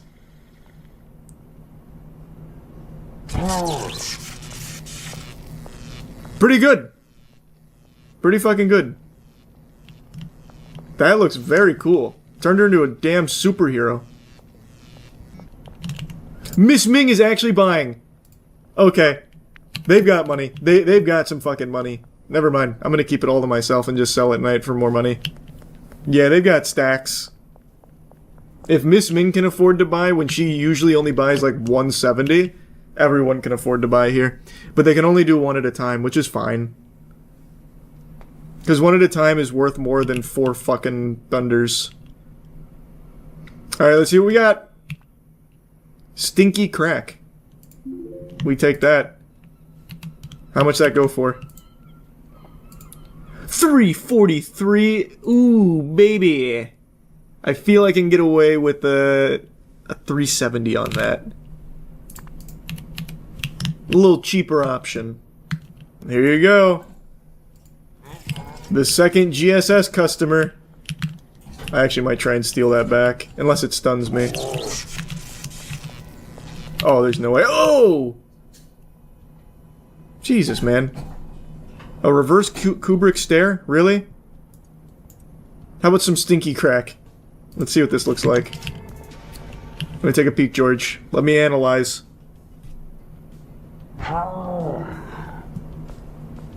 Yeah, turned him into like an Adventure Time character. Gave him a sparkle in the same green radioactive gamma radiation glow that the GSS gives.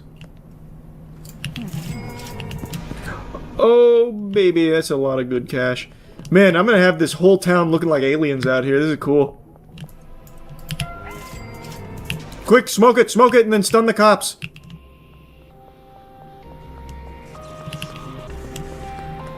Stun the cops. Fuck. No, the cop. Oh, fuck. Stun the cops. I'm gonna try and run them into him.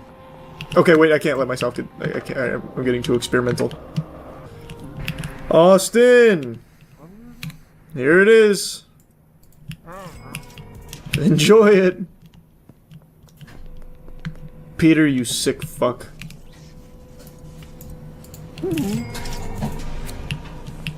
I'll let you transform before I kill you. Our relationship has really gone down recently. Imagine this gives him some kind of strength boost. Oh my god, it might have. He just hit me so hard. Okay, not hard enough.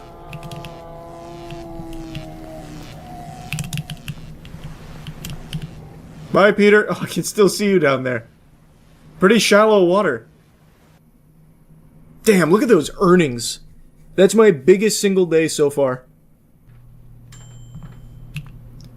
I made sexy dick.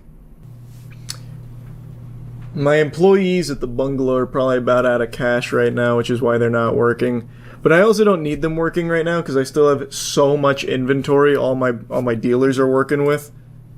So, it's not that big a deal. He's already sold all the GSS to the rich guys. Molly's over 10k here. Holy. Yeah, I have so much cash right now. I think it's about time I get the barn, but I have to wait for the weekly limits. When are you gonna start selling that all-spark pack straight from Cybertron my boy Sam was tweaking off of? Soon. Soon. Maybe that's what I'm making right now. We don't know yet. We've never seen Ultra Splooge before. No one has. So we'll see what happens. Only one... Well, I have two stinky crack deals. We got Sweet Dick. Hey, we still got it. The 353 meth right there. We still hit it. Then we actually got a full-blown fucking Chaos Emerald here. Chaos control this bitch. Let's go. A Sweet Dick in 2025 is big pull for this community. This one, it's going to be a big markup. It's going to be a 415.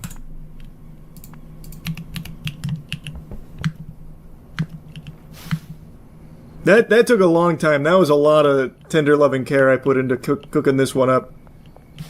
Bro just made kryptonite. Yeah, I got that kryptonite pack for everyone out here. This is going to be big.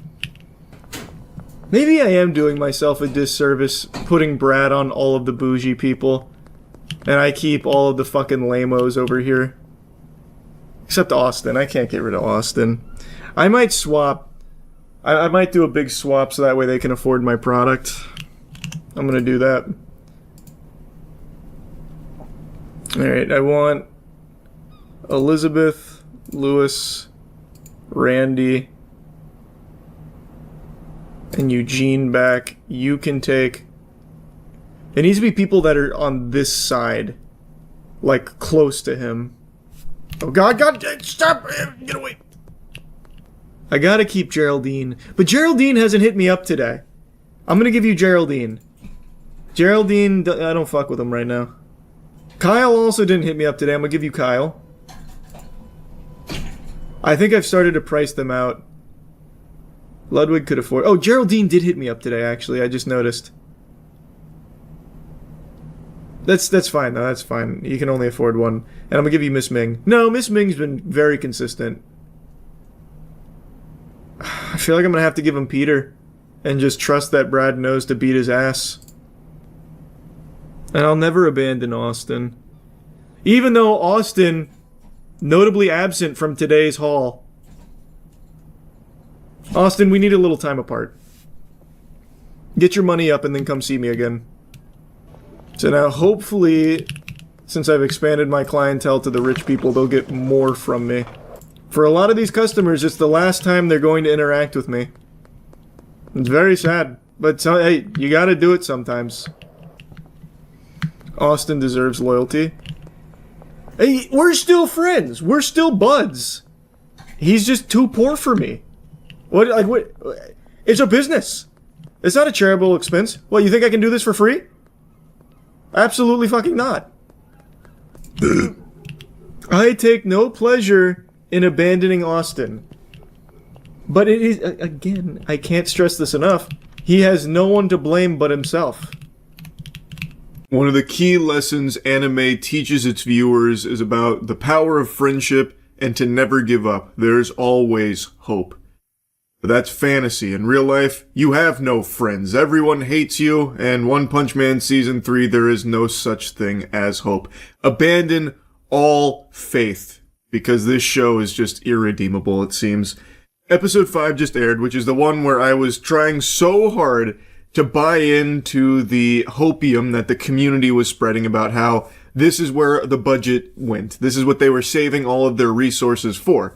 Because the first 4 episodes of the show, it wasn't really animated, like, at all. There were a couple moments like Garo fighting for a brief second where they had a few moving frames, but otherwise it's fundamentally still images. You get more movement if you finger through the pages of the One Punch Man manga. Like, you just riffle through the pages, you'll see more movement than you will in the fucking animated show. In Season 3, Episode 5, this was supposed to be the big one. Like, this could have been a peak fight, and people were so desperate to latch on to the titty of faith that this would be good. 'Cause it should be. But it aired, and I haven't seen a single person defend it. The best thing that can be said about Episode 5 of One Punch Man is that it's the best episode of the season. But that's like saying a fart is a little less stinky than a shart. Like, sure, that is technically true, but does it make it that much better? Not really. And you can see this reflected in Season 3's rating compared to the previous 2 seasons. It's 5s across the board except for Episode 5, which is a 6.3, which I still think is too high. Like, I think that even for a 6.3, this is overrated. It's just, we've been eating shit for 4 weeks now, and now they served us poop. Yippee. It's not good. And like I said in the last video, I really believe that the main target for Spitballs for this catastrophic, disastrous season should be Bandai.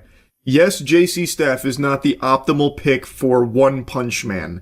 They should not have been the first round draft pick for Season 3 of One Punch Man, and I imagine they were chosen by Bandai because they were the cheapest option. Yes, the director of Season 3 was not the best pick. This is not his genre. This is not his wheelhouse. But still, there could have been a chance to produce something of high quality here if Bandai was more willing to put some actual fucking elbow grease into this property. A massive property, by the way. I don't even know why they have it when it seems like they just don't want it. Like they truly just want to just slap garbage out there with it. I don't see why Bandai even has the rights to it. But, like, they still could have made something good here. And there's further evidence to support this game theory of mine here, you know, this fucking crackpot conspiracy theory, because there's an animator named Van Oba, who I think is very talented, who was hyping up episode 5 because he got to work on it. He got to produce some cuts for episode 5 that he was very proud of, and when the episode aired, he got to see them finished for the first time in the show, and he too was very disappointed, even saying how unfortunate it was. So, there is clearly a huge disconnect here, because there is talent involved, but there's something going real fucking cattywampus in there, something has gone awry, and it's leading to this subpar trash that's being spewed out with season 3. So even someone's great work, like from Van Oba, is not getting a chance to shine here in season 3. I really wanted to show you a couple clips from episode 5 here, because like I said, it is the best of the season so far, but that's such an incredibly low bar. The reason it's the best of the season is because Van Oba did actually make an animated sequence. He actually had some good cuts in here, even though they didn't get utilized super well in the episode. At least there was that. So there was moments where Garo was actually moving for the first time, not just a PNG that was being dragged around like when he fucking slid down the hill, which has become a huge meme now. Like, there were a couple of moments that showed some fluidity. It showed, like, some glimmer of care here. But the vast majority of the episode is still so incredibly stiff. It looks like me trying to get up my fucking stairs. Everything is like so, like, robotic and janky looking. Like, it is just, it is not in a good state. At points it just looks embarrassing. It's mainly composed of still images. Even in this episode where this was apparently where, like, all the nuts went, like this was supposed to be the big one, and it's still just so flat. So the Orochi fight just doesn't hit that hard. Like, it is still the equivalent of me going, picture, picture, picture, did you enjoy my animation? It just makes me so upset. Like, the final sequence of Garo vs. Orochi here in the episode is like one-to-one with the manga panels, where Garo's in the air, about to deliver a big blow, then it cuts to his face, and then it cuts to him in the wall. And in the manga, I think that works just fine. I think it's very hype in the manga. But watching it in an anime format, it feels unfinished. It looks like it was an editing mistake. So if you haven't read the manga, I imagine you probably scratch your head going like, well, what just happened? Did they forget something here? And the answer is no, they just decided to just take still images from the manga and then just put them on the screen and be done. And if you read the manga, like, I imagine anyone that would try and, like, cope by saying the episode's not that bad is a big manga reader, so they'll give, like, a little leniency there because it's something they've wanted to see for a long time, and the fact that it's here at all is probably satisfactory to them, even if it's in such a poor, pitiful state as it is in season 3. But if you haven't read the manga, it just looks so disjointed, it looks like it was an editing mistake that was kept in by accident. However, objection, I'm gonna argue against myself here, I think even manga readers should be disappointed by this, because there is so much cut content here. They removed so much that was present in the manga, so that way they could condense all of this into a single episode, this ball of filth, this fucking rancid testicle, so they could make everything fit here almost, and they just wiped their ass with tons and tons that was present in the manga. So, like, I feel like it should be underwhelming to literally anybody. Anyone that's read the manga, anyone that has eyeballs, it should just be obvious to everyone that this is a very weak season of any show. Even if it wasn't a property as big and as beloved as One Punch Man, I really think anyone that would watch this would be like, oh, this is not very good compared to everything else that we get, because it's just not. And it's a shame. It's really a tragedy, honestly. And I can't stop yapping about it, because I am very surprised at just how rough it is. Like, Season 2 got a lot of criticism, including from me, for being much worse than Season 1. Season 1, I guess, was kind of lightning in a bottle, magic that they're never going to be able to recreate, but Season 2 was a big step down from that in the animation department, but it was still held up well by mostly everything else. Like, the pacing worked, the writing was still hitting, the characters were still great.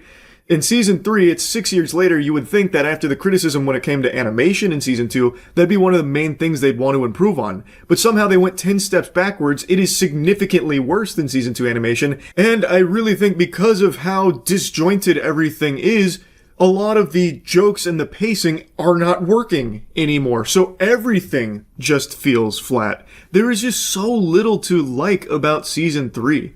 It's just so fucking sad. Because again, I know talented people are working on this, like Van Oba, but there is something in this pipeline, whether it's because they've been resource starved by Bandai or something, that is just ruining it. And it sucks to see. It really does.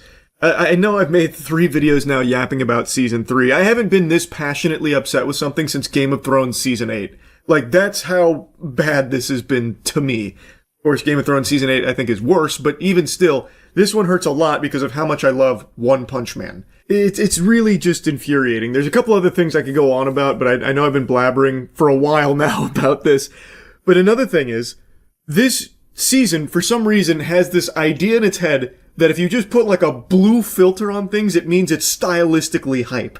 So there are so many like iconic panels from the manga that in this season are just worse and painted blue. Like, there's just this blue hue to them. Not even blue hue. The whole thing is just fucking blue. It's like Eiffel 65. Like, every time there's like a really cool shot, it's just blue. Like, they translate it to just being blue for no reason. So, like, so much of this just feels like a mess. And like I said, this episode did have a couple of moments that showed, like, a decent moment, and then is ruined by everything that surrounds it and everything that follows it. And they cut out, like, like I already mentioned, they cut out a lot from the manga, but some of the things they cut out made no sense why they wouldn't be here, because I think it's, like, very important to have it there. Like, Garo eating the arm. Like, there is... I'm about to go on too big of a tangent here, and I know you're probably tired of hearing me yap about it. Point is, Season 3 is really just bad. And the big episode here with the Orochi fight was supposed to maybe be its saving grace to finally give you something to appreciate, and it fell right on its fucking face. Which is a shame. I feel really bad for all of the animators that have put a lot of work into this and have tried their best to make something here, and it's just whatever's going on at the upper level here with, you know, Bandai's lack of resources perhaps, or what have you, is just not leading to it being in the best form it can be. Because like I said, Van Oba proves there are talented people that are putting work into this. But something has gone wrong here with the production that is leading to it just not working out. And it sucks. It is really such a shame.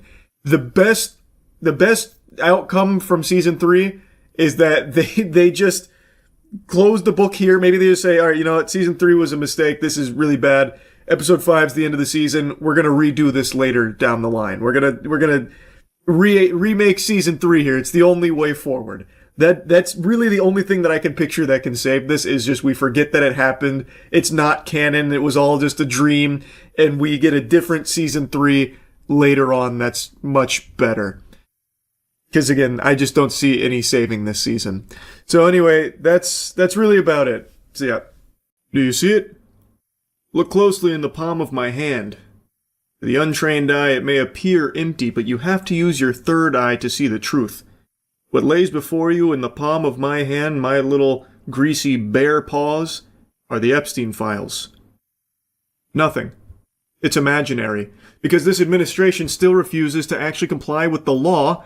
Even when they did release like their couple of batches of Epstein files, they also didn't comply with the law because they redacted names that weren't victims, which has been proven beyond a shadow of a doubt. And now it's been, a month past deadline, and they are still kicking the can down the road. And now, like a bucking bronco, they're putting up a real fight where now the DOJ is basically saying in their most recent filing that no court can order them to release these Epstein files. They can't force the release. They're basically gloating that they're kind of above the law, is the impression I get from reading through this. Now, a lot of it's legalese, so a bit of it's a bit above my pay grade, but from everything I've read from the experts who have went through this filing, this is the DOJ once again refusing to cooperate and is now just kind of outright saying that no one can really force them to do this. It's fucking sickening.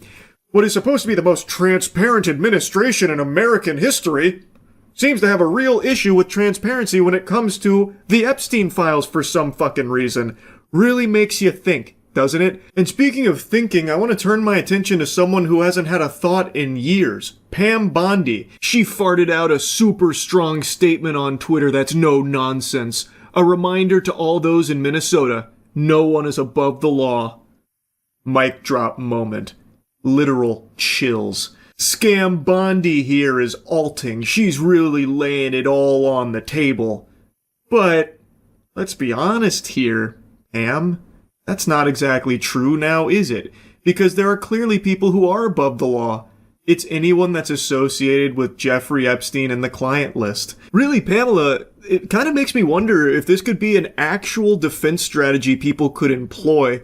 You know, like just claiming that they're on the Jeffrey Epstein client list. I wonder if that would just give them full immunity. Because I imagine it'd be like activating God mode in a video game, because this administration, they won't pursue shit if that's the case. So saying that you're on the Jeffrey Epstein client list, that's like Harry Potter putting on the invisibility cloak. Or Bilbo Baggins putting on the fucking One Ring. Just vanish out of this administration's eyes. But not only that, not only do you go invisible, they will jump on a live fucking grenade and do everything in their power to protect you. So, I don't know, I feel like that Ford worker that called Trump a pedophile protector was really onto something there, because there's a lot of pedophile protecting going on every single fucking day from this administration. How else can you possibly explain their reluctance to release the Epstein files and how hard they fight to stop it from coming? And since this administration won't do it, then we have to rely on some real heroes amongst us. These fucking clowns, these goddamn freaks that were given the Epstein Phase 1 binders.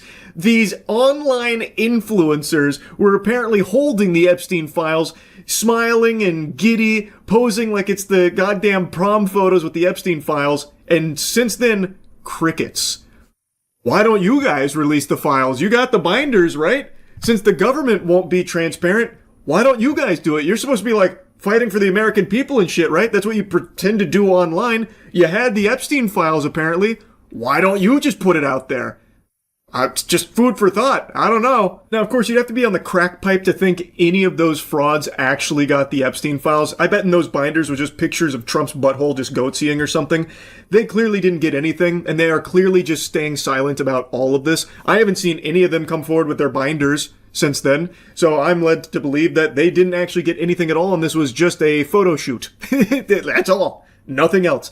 Now, back to the main topic here with the most recent filing where the DOJ is outright taking a victory lap about how untouchable they are and how they're really just not able to be forced to release the Epstein files.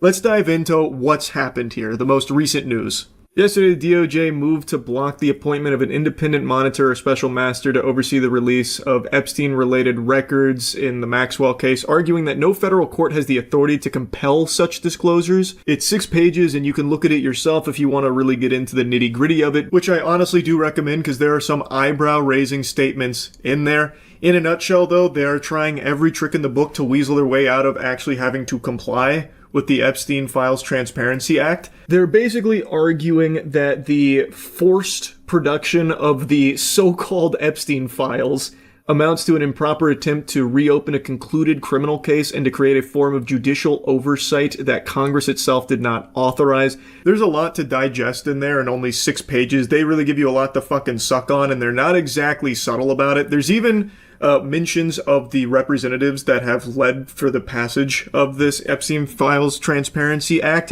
where they're calling into question, like, if they even had, like, the gusto to do so. At least that's how it reads to me, where they're questioning the standing that they have in order to even do something like this. In the actual filing, it really seems like they just started pissing on them as, like, saying they're not big enough to do this. Like, it felt like the actual filing was like, these guys are fucking nobodies and don't have the standing for it.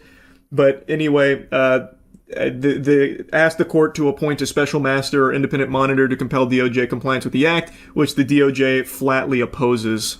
To go a bit further, they argue that even if the court were inclined to entertain the request, it could not do so constitutionally. This is in regards to some of the things from the Epstein Transparency Act, and they assert that the representatives here they haven't suffered a concrete, particularized injury, And the Epstein Files Transparency Act does not create an individual right to obtain information, unlike the Freedom of Information Act, nor does the act authorize lawmakers or anyone else to sue the DOJ for alleged non-compliance. When I read that, I let out an involuntary noise of disgust, because that's just being very blatant and open about it. Like, yeah, if we don't comply, you can't do anything about it, dork. You fucking dweebs. Go kick rocks, pussy. If we don't comply, you can't sue us or anything. To harken back to Scam Bondi, it really does feel like there are some people above the law. I'm gonna be honest with you. Despite what your tweet is boldly stating, I do think there are some people above the law, Pam, and they might be right under your nose. Again, I'm kind of jumping around here. I recommend reading the whole thing, but in closing, prosecutors maintain that the act provides no cause of action at all where Congress has not explicitly authorized judicial enforcement. Federal courts are barred from inventing one. As the DOJ puts it, courts cannot reach out to award remedies where neither the Constitution nor a statute authorize them. In short, the government's filing makes clear that absent new legislation explicitly authorizing court enforcement, the DOJ believes no court can force it to produce the Epstein files, regardless of public pressure or congressional intent. Real quick, to briefly tie this back to good old Scam Bondi, since she wants to bring up Minnesota, there's this big thing, this big talking point about comply. Well, why does compliance only apply to American citizens? Why doesn't it apply to the DOJ as well, who is not complying with the law? They are also supposed to be governed by the law too. According to Pam, no one's above the law. So why aren't they complying with it? They have been routinely violating the protocol set in the law with the Epstein Files Transparency Act. They are not complying with it. And in this most recent filing, they are even openly saying, if we don't comply with it, you can't sue us or anything. They are even saying in their own statement about non-compliance. Why would they even be teasing that notion of non-compliance? Why won't they just comply? Why are the administrative authorities not talking about the DOJ's reluctance to comply with the law? I don't know, it just doesn't make a whole lot of sense to me. Pam, it feels like some people are above the law, doesn't it? I don't know, I'm just getting a whiff of that for some reason. Anyway, that's your most recent Epstein Files update. It's not looking like it's ever actually going to lead to anyone getting arrested in regards to the Epstein client list. Who would have seen that coming? Unthinkable that this administration wouldn't be pursuing action against those evil, fucking heinous villains in the Epstein client list. It's so odd that they wouldn't be transparent in releasing these files. One of the main things Trump ran on was about releasing these Epstein files. So many in his supporter base were very excited to see that happen, and now it's not happening, and they're fighting tooth and nail every step of the way over the last year to prevent this from happening. And now, even though there's an actual act, a law put into place that they're supposed to follow to release them, they're still not doing it, and are now even just saying, yeah, maybe we won't. No courts can really make us do that. And if we don't do that, you can't sue us for it either. I feel like anyone should have a big problem with that. I feel like any sane, sensible person should immediately view this as the biggest possible red fucking flag. And it seems to me that that Ford worker that called Trump a pedophile protector to his face, which elicited a finger and a fuck you from the big man in charge, it really seems like that pedophile protector nomenclature feels accurate for Trump in this administration, based on all available information here for how hard they don't want these Epstein files to come out. It feels like they're doing a lot of pedophile protecting. That's really about it. So yeah. In the world of video games, there's a single word that'll make most elite gamers erect, or even in some cases prematurely ejaculate. That word is Valve. To some, Valve is just a video game company that's responsible for some fucking bangers, great games, and a really good platform called Steam. But to others, Valve is a fucking church. It's a holy sanctuary, a metaphysical entity that gives their life meaning. They view Gabe Newell, co-founder of Steam, as the goddamn savior, and that Steam was his gift to the plebeian gamers, where he put our mouths against his supple titties and demanded we suckle, and thus we do, Steam being the most popular platform to play games on. There is competitors such as Epic Games Store and Origin, but for the most part, people are choosing to use Steam. And Valve launched that in 2003, and since then, it's just become the gold standard. But Valve's known for more than just Steam. They're known for really good games as well. They don't really develop shit anymore, but what they have developed have always been fucking hits that are timeless. Half-Life, Half-Life 2, Counter-Strike, and all forms of Counter-Strike, Dota, the list goes on, Left 4 Dead, Portal, all of these games that everyone loved universally, massive successes. But there's one game in their entire catalog that absolutely flopped and ate some of the fattest shit I've seen in a long time, and it's their most recent game, Artifact. So let's dive into the history of Valve's biggest and most shameful stinker, Artifact. So the game was a multiplayer card game that was a little different from most card games out at the time. Instead of one central board where the card game's being played, there's 3, and each guarded by a tower, borrowing some elements from MOBA Dota 2.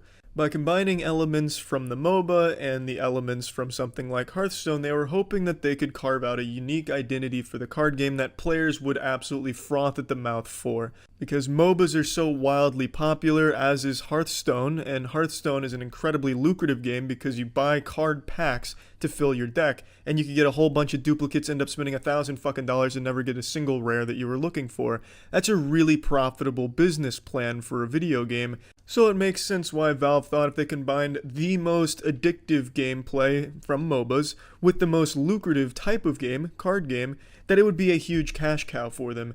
And Valve has a track record of all of their multiplayer games having a long-lasting and really high-level community, such as games like Team Fortress 2. Team Fortress 2 is over a decade old, and it still has a decent-sized community with its own economy. Every multiplayer game Valve has published has had these long-lasting communities, every single one, and they've all been very profitable for Valve, with the hats in Team Fortress 2, the skins in Counter-Strike. These have all just been really successful ventures, so if you could have the same thing with a card game like this, it could have been massive for them, and I believe that was the goal. However, the game just wasn't fun. And it certainly didn't help that it came at a time where people were really getting tired of being abused for their wallets by video game companies. This game was pretty much dead on arrival. This was basically a fucking abortion of a video game announcement. At the International 2017, Valve decided it was a good idea to hype up a huge new release. You know, Valve's back in the business, baby, we're making a new game. So they show the teaser trailer at the International, expecting huge thunderous applause, people to be fainting over themselves and going wild, already throwing money on stage like panties at a One Direction concert, but instead they get boos and loud sighs of disappointment and disbelief. Look at the clip from the announcement.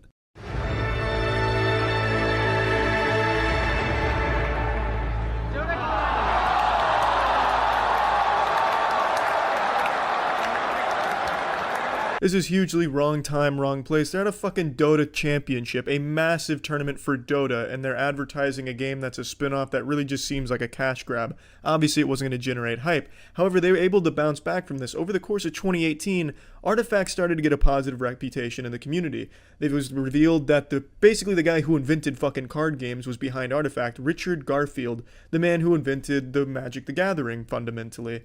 He was the creative mastermind behind this game. It started getting this hype, you know, this ain't a game for your mom. Your mom's too fucking stupid to handle this kind of card game. This is a real man strategy card game, but you can't even look at it like a card game. It's reinventing what a card game is. It's like a real-time strategy game for generals of the US Army. This shit is super complicated, and people loved that, and it worked. And interest in the game grew steadily, and by the time the next International rolled around, people were looking forward to more information about Artifact. And then fast forward to its release in November of 2018, and the reception was super lukewarm.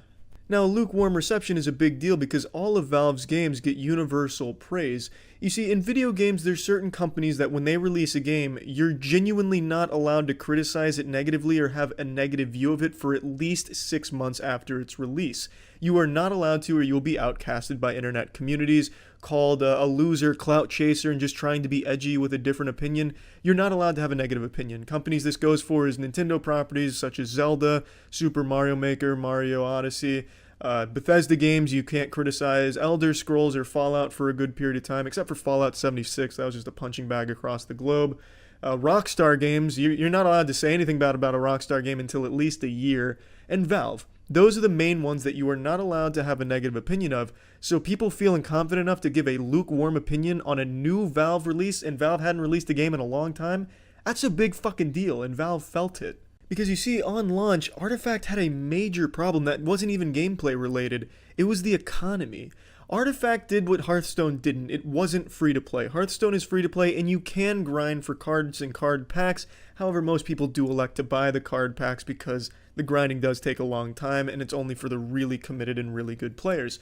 But Artifact had a $20 price tag, and the only real way you were going to be getting cards building your deck is through buying them with real money. You weren't going to be able to efficiently grind this shit out. They had a ticket system in the game that was suboptimal to say the least, and the economy was just extremely expensive for most players.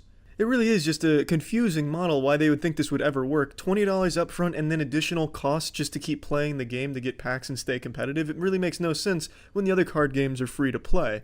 Now, the $20 was probably enough to make people not buy it in the first place because the launch at its absolute peak had 60,740 players.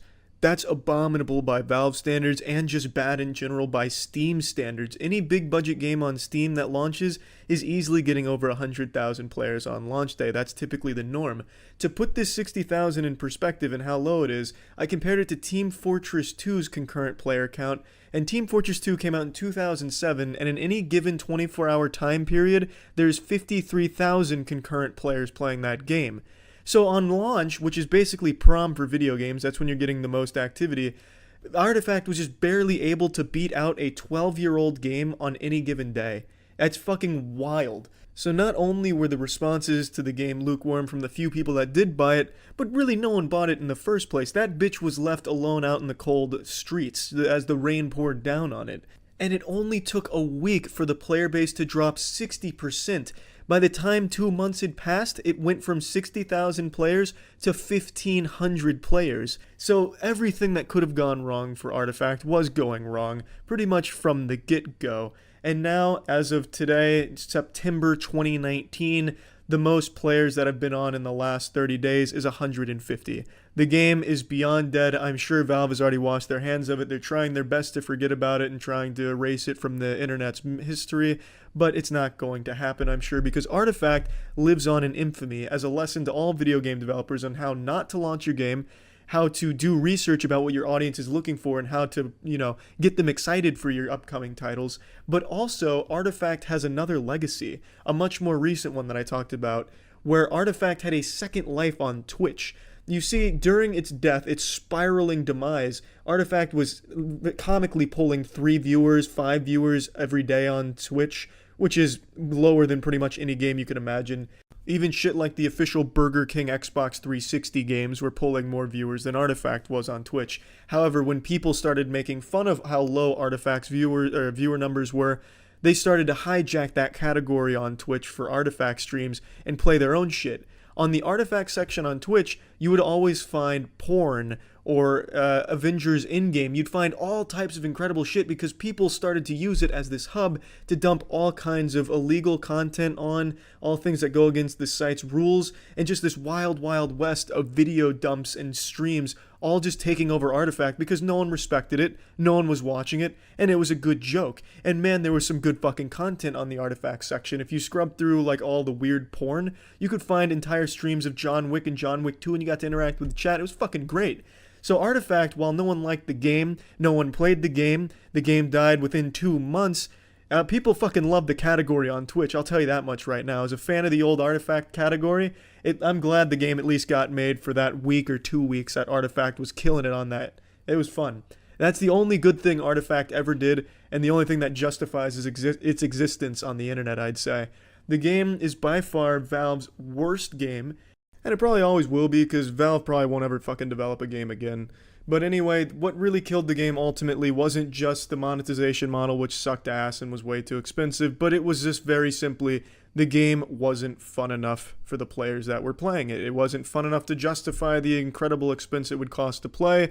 It was too RNG heavy for some people while not being RNG heavy enough for others, and it just wasn't a well-liked game by even the very few people that had unfortunately subjected themselves to playing it for any meaningful length of time. So they didn't recommend it to anyone, they couldn't recommend it to anyone because they didn't want to, and they stopped playing it themselves within 2 months, and thus the game died.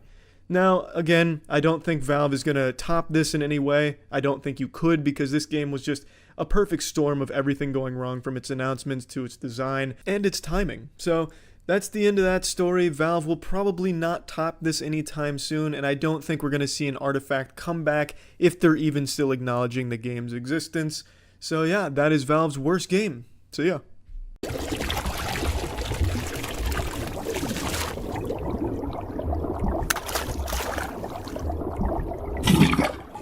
Hey, it's the prison snacks tier list.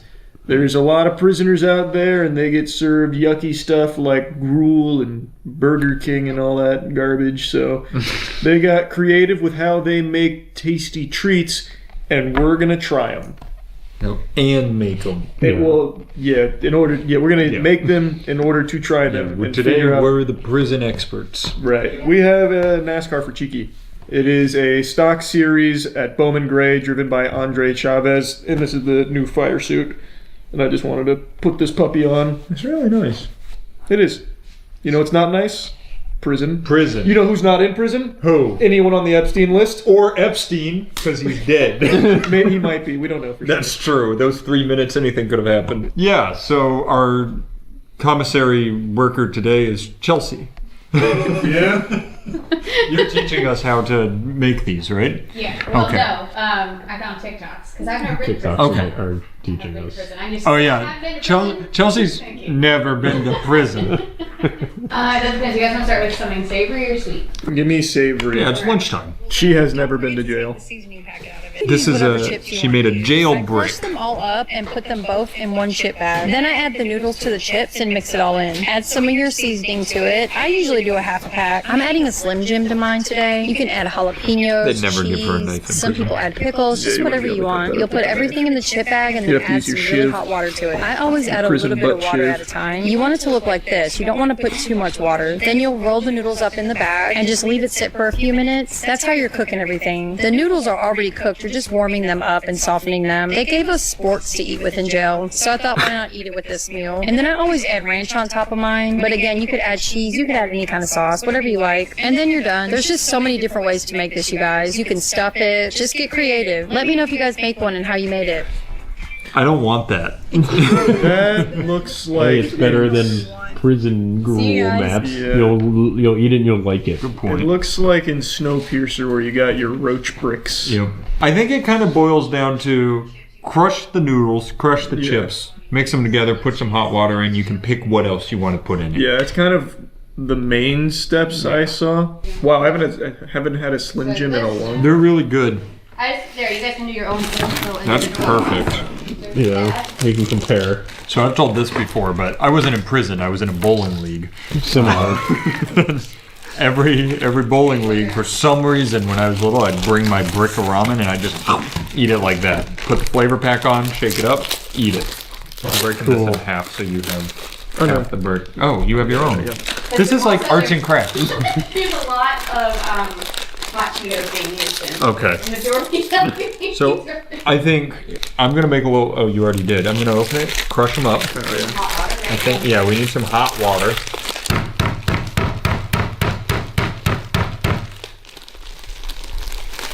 How come you're not doing that? I don't know. I feel like it might make a mess. When have I ever made a mess? I'll just sneak a little piece of this. So good, man. Oh, did you already add your noodles? No. Oh. You have my brick. Oh, I see it sitting on the table. You had another brick, didn't you? No, because then you said we just use half a bag, so I'll give it back. Look at me this one now. It went on the table. I worked really hard on that. Every time we have to share for something, he steals my stuff. You, in the start, offered half a brick, and then I needed it still, because I didn't have my own. Mine was so sharp it put a hole in my bag. Yeah, what do you think you go to prison for? I've told this story before. When I was a young warthog, found out how to make coupons. You did forgery. Yep. And I would forge coupons and get stuff for free. Mine would probably be video game piracy. If you guys went to prison for any length of time, what do you think your like the hardest obstacle would be for you to get past? Probably just a boredom. That's what I would have said for him. That's what I would have said. Yeah, because it would. For set you, in I would have said 5 the minutes. hygiene. The hygiene? Yeah. Hygiene would be up there, but I'd be so fucking miserably bored would be my problem. Yeah. Like, just not able to do anything. And since I have such a hard time sleeping, I can't just, like, sleep through boredom. Question. What if we were cellmates in prison? You think you'd be less bored? Oh, for sure. For sure. We could come up with something. There's no way they'd let you guys be cellmates. Not at all. I don't think I'm going to add the Slim Jim to mine. I added mine, so mine will be meat, yours will be vegan. Yeah, he'll add the jalapeno. Like, do Slim Jim. Yeah. Perfect. How did she do it? Okay. She just pours it directly in, right? Yeah. A little at a time, and then you kind of like Massage it. a little bit. But be careful because yours has holes in it, remember? Yeah, so we're going to pour mine like this. It's going to fall right. Nice. Mine's still tightly sealed. You happy with that amount? Yeah, it's hot on the sides. Oh yeah, this is gonna be awful. Fuck yeah. I honestly think mine's kind of brickin'. Yeah, he was looking kind of brickish. He's bricked up. Yeah, that is bricky. Warhammer. I'm trying to like fucking force it into the shape that I require. He was looking pretty brick. Mine's bricky. gonna have a couple like bigger chunks on top, but that's by design. It's like they're my toppings. This will be good, I think, actually. Not good tasting, but this brick shape will be really good. Alright, what's this meal called, Chelsea? Yeah, jailhouse brick. Jailhouse brick. Jailhouse brick. Hell yeah. Jailhouse tit, more like. Yup. Oh, That's such a cool color. that is definitely natural. Alright, dig in, boys. We've made a jailhouse brick.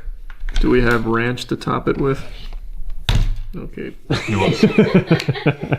I sounded so upset about that. I'm just gonna do a little. Oh! She was ready! Perfect. The exact amount I wanted. I don't know why you think this won't be good. It's ramen, Cheetos, ranch, and Slim Jims. Alright. Well, you don't have the Slim Jim, so yours might not be as good as mine. Well, you know. Well, I'm gonna be honest, it could have been worse. Could have been worse. That ranch, that does a lot of heavy It really lifting. does. That does a lot. Yeah, here's something. Oh, the Slim Jim with the ranch in there, it really... It's a symphony in my mouth. Yeah, it is. I mean, it's a concert. It's like when Ratatouille took the... Yeah, and No, I need to save that. He went to jail. Yeah. I like the ramen. Shockingly solid. Yeah, it definitely could have been worse. If I was in jail, I'd eat this again. You'd have no choice. I'll give this a B tier. I ended up kind of fucking with it. I'm gonna shock you for a second. I'm going A. That's actually crazy. Yeah, Danny, would you like to try my jailhouse brick? I'll try your jailhouse brick. Ranch or no ranch? I'll just take a little piece of the ranch. Okay. I can... Yeah, okay. I'll get it for you. Hot Piss thanks. Jim cooked this one up special for you, Dan. Dan. We like to That's see for it. you. Thank you, thank you. Wow. If you want some, Josie, you visually need some revolting. of the vegan one. Oh, that's His is vegan. Nice. I think I'll pass. Yeah. Not bad. I'm in. You fuck with it, right? All I right. would eat that again. Wow. Let's go to prison. I kind of like this jailhouse brick actually. It's making me kind of want to go to prison. I'm gonna take another I'm gonna bite. try it. Should we swap to a sweet one? Yeah, it's Yeah, a sweet give one. me a sweet one. Okay. Yeah, we Hey, Bunky, I'm gonna make some crystal taffy when we get in Just from keep yard, easy, bro. You keep think you easy. don't want some? Oh, hell yeah. Make me some of that. All right, for sure, then. I got you. Wait. I think I know how to make this one. Do you? What is Put it? in the creamer. Drip a little bit of water in with a Kool-Aid I pack. was about to go get you some water. Move it all around. Crush up the Jolly Rancher. I've been to prison. This is great. I actually just watched this video.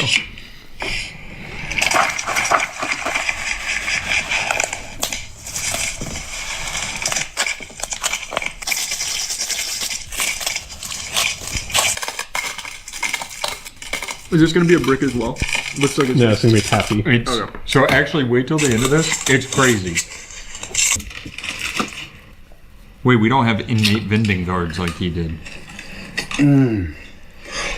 Awesome. Hey, Monkey, I'm gonna make some crystal tap. That looks pretty good.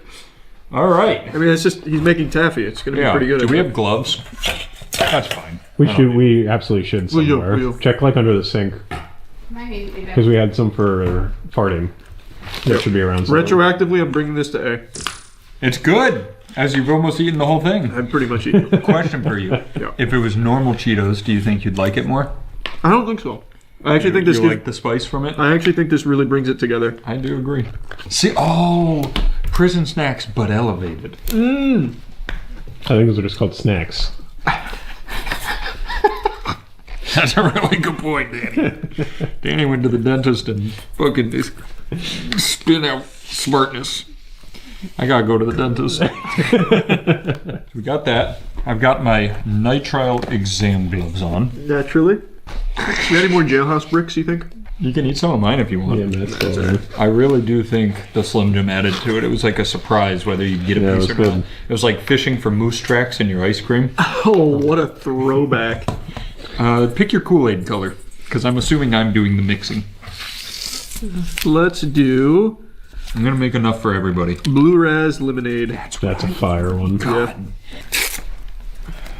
Just eyeball it. How much am I dumping in? There's no measurements in prison. That's fine. I think that's probably good. Okay. Wait, is it going to be flavorful enough without the whole pack? Yeah, let's just do the whole pack.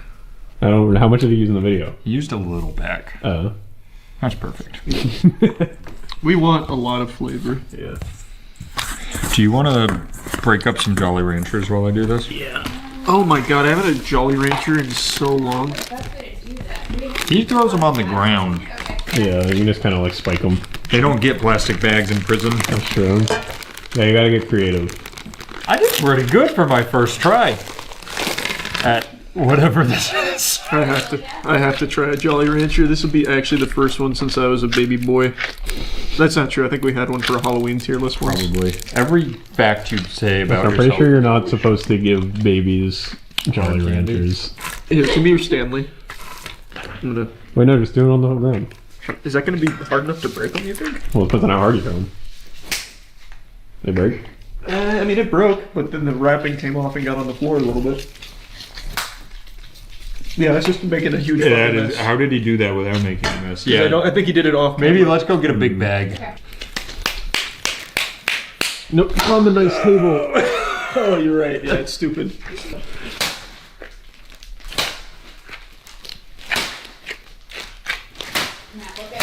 We also have a...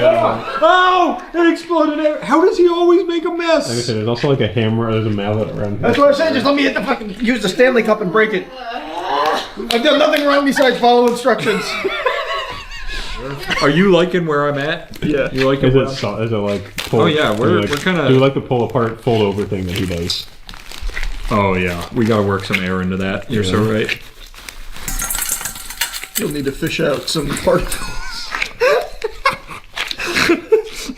That's his fucking maniacal laugh when he does. He knows he's being a fucking dick. Which, I'm gonna be honest, the Jolly Rancher just seems like... It would be hard to eat. To I think it would just make it hard to, like, I don't know. I need one of those hooks. I think we're at a pretty good point. What do you think? That was good. I'm gonna kind of do this, and I'm gonna roll it around. Yeah. Wait. I should have left my gloves on. They're so sticky. Here. Yeah, it's just a spoon. Let me cut you a little chunk over here. You're not gonna eat that much. Just take a bite. Yeah, I'm just gonna scoop out a little bit right here.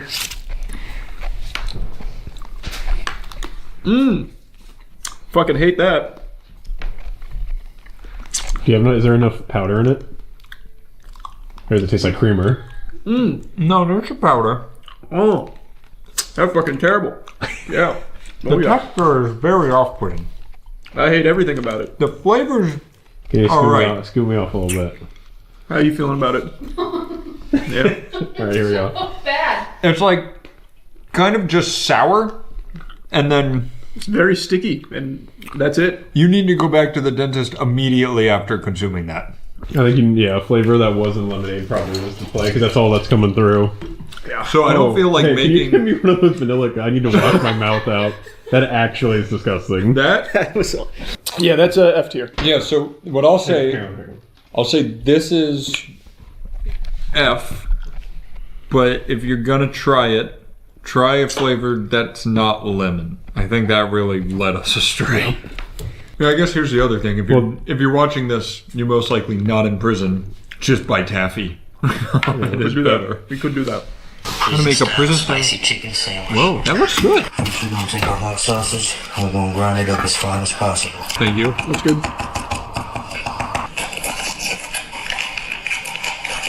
Next, we're gonna take our cheese curls. Just pours it in. Put a layer on top. Now, we're not gonna use the whole soup. We're just using the flavoring this time. Sprinkle the chicken flavoring. A lot of mileage out of the ramen chicken flavoring. The way you just slapped that, I want to give it an F and move on.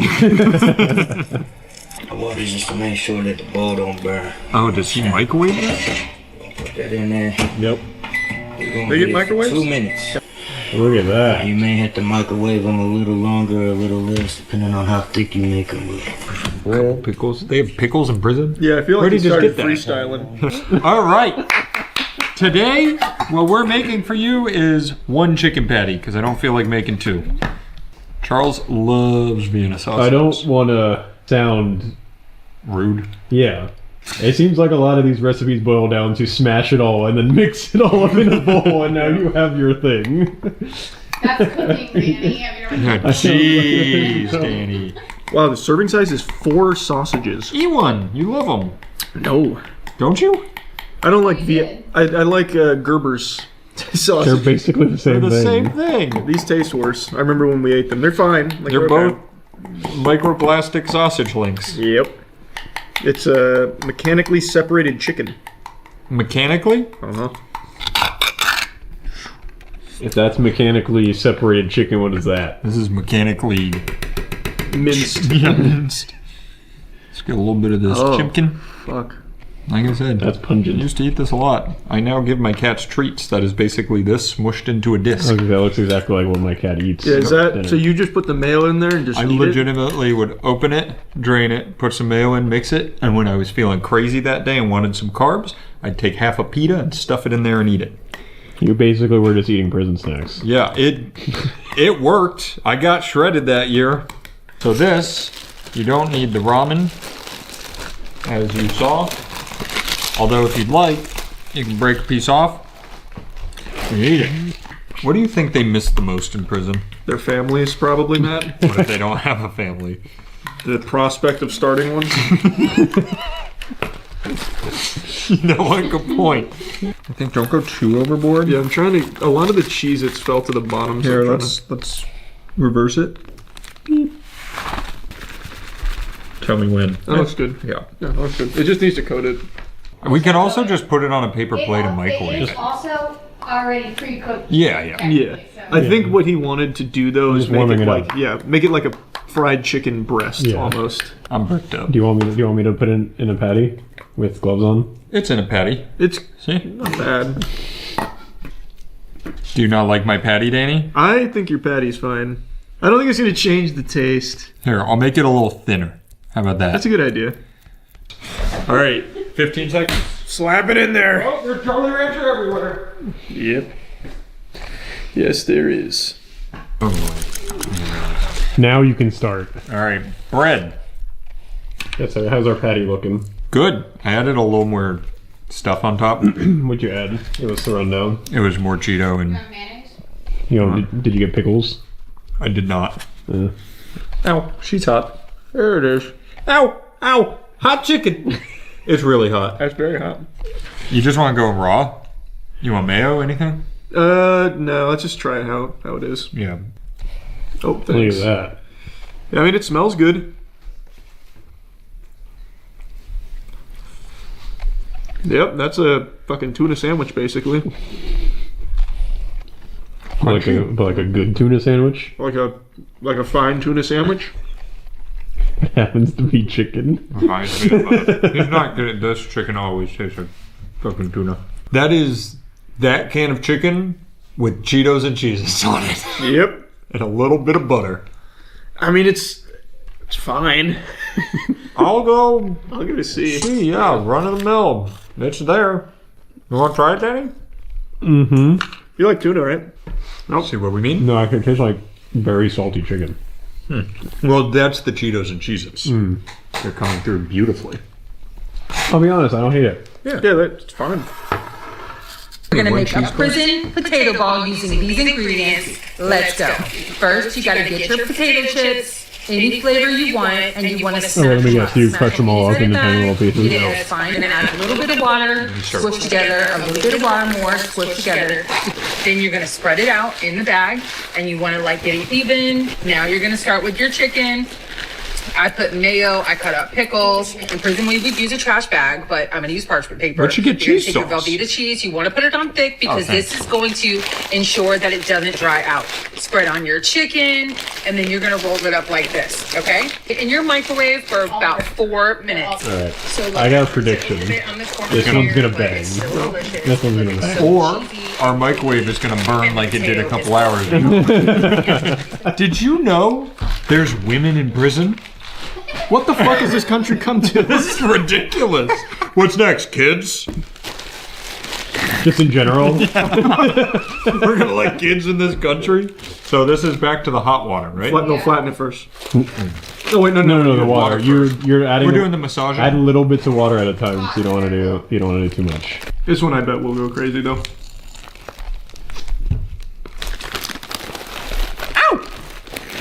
That bag was really. Sorry, it's really hot. They said it couldn't be done. He said, you can't make potato balls in prison, and she said, watch me. I have a question for you guys. Yeah, Having not been in prison, not knowing what like eating shitty food for a while does to what you want to eat. Yeah. A lot of these prison snacks are like actual snacks, Yum. crumbled up and combined. Yeah. Speaking from my opinion, I feel like I would rather just eat the Cheetos. I think it's a matter of like Just for different, I think just you're to right. make Like, just mix it up a variety. little bit. Just Yeah, got very bored that of the makes same sense. ones. That makes sense. The dough has been formed, and now we flatten it. Yeah, it's pretty flat. Looks pretty good. Get all your fixins. Looks like rice. That looks good. Yeah, Mostly. there's a few dry spots, but I think that's fine. So now it's chicken, mayo. I think like optional sausage. Oh, smells great. Thank you. How much chicken do you want? Whatever you're feeling. I really don't want to put this in our microwave for 4 minutes. No, was Did you it? say 4 minutes? She said 4 minutes. 4 minutes. Really? Yep. I do think we need a new microwave. I do agree with that. This is an issue we're running It's into. a big issue. Is it every time it's like over No, 30 no. seconds? It's only happened twice so far. Yum. Yum. You guys like Velveeta? I don't dislike it. It's fun. It's okay. Now I microwave it. Vienna sausage? You have to fold it.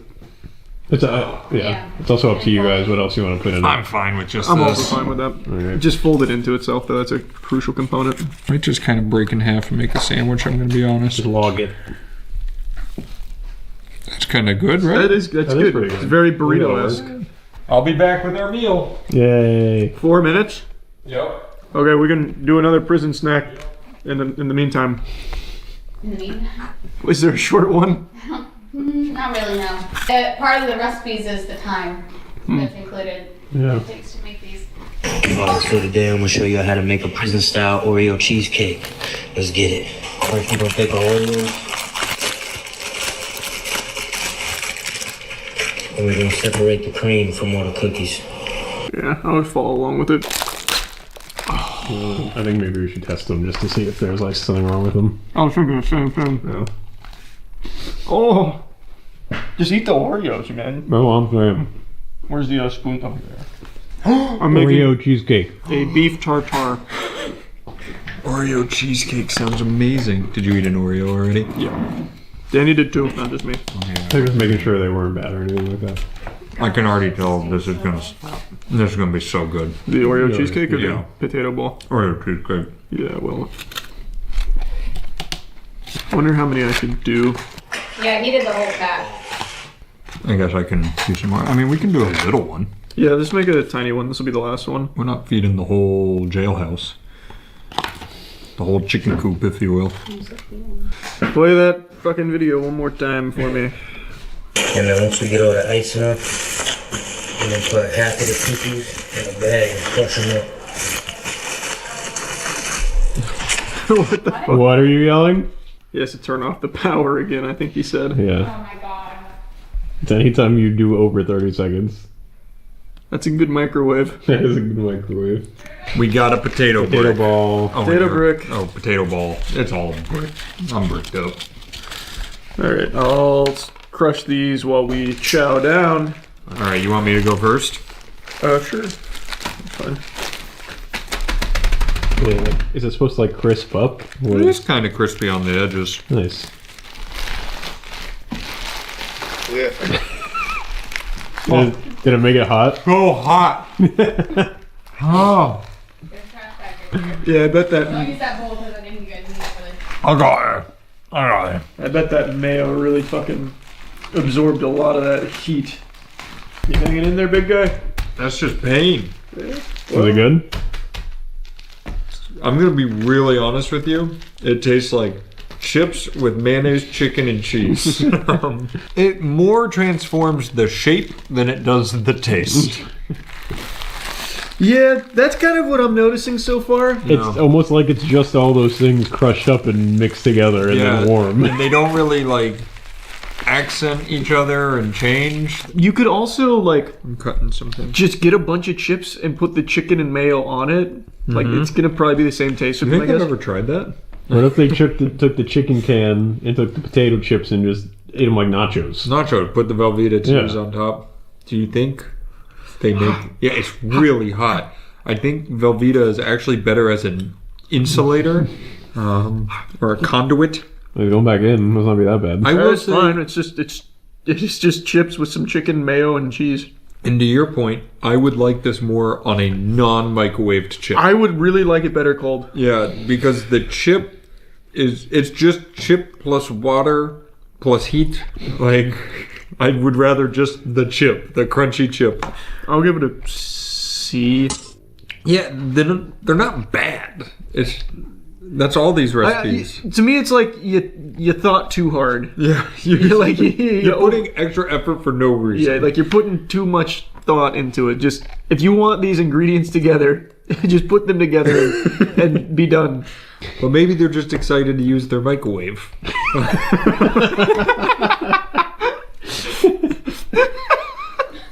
Once we got it all crushed up, we're gonna put it in a bowl.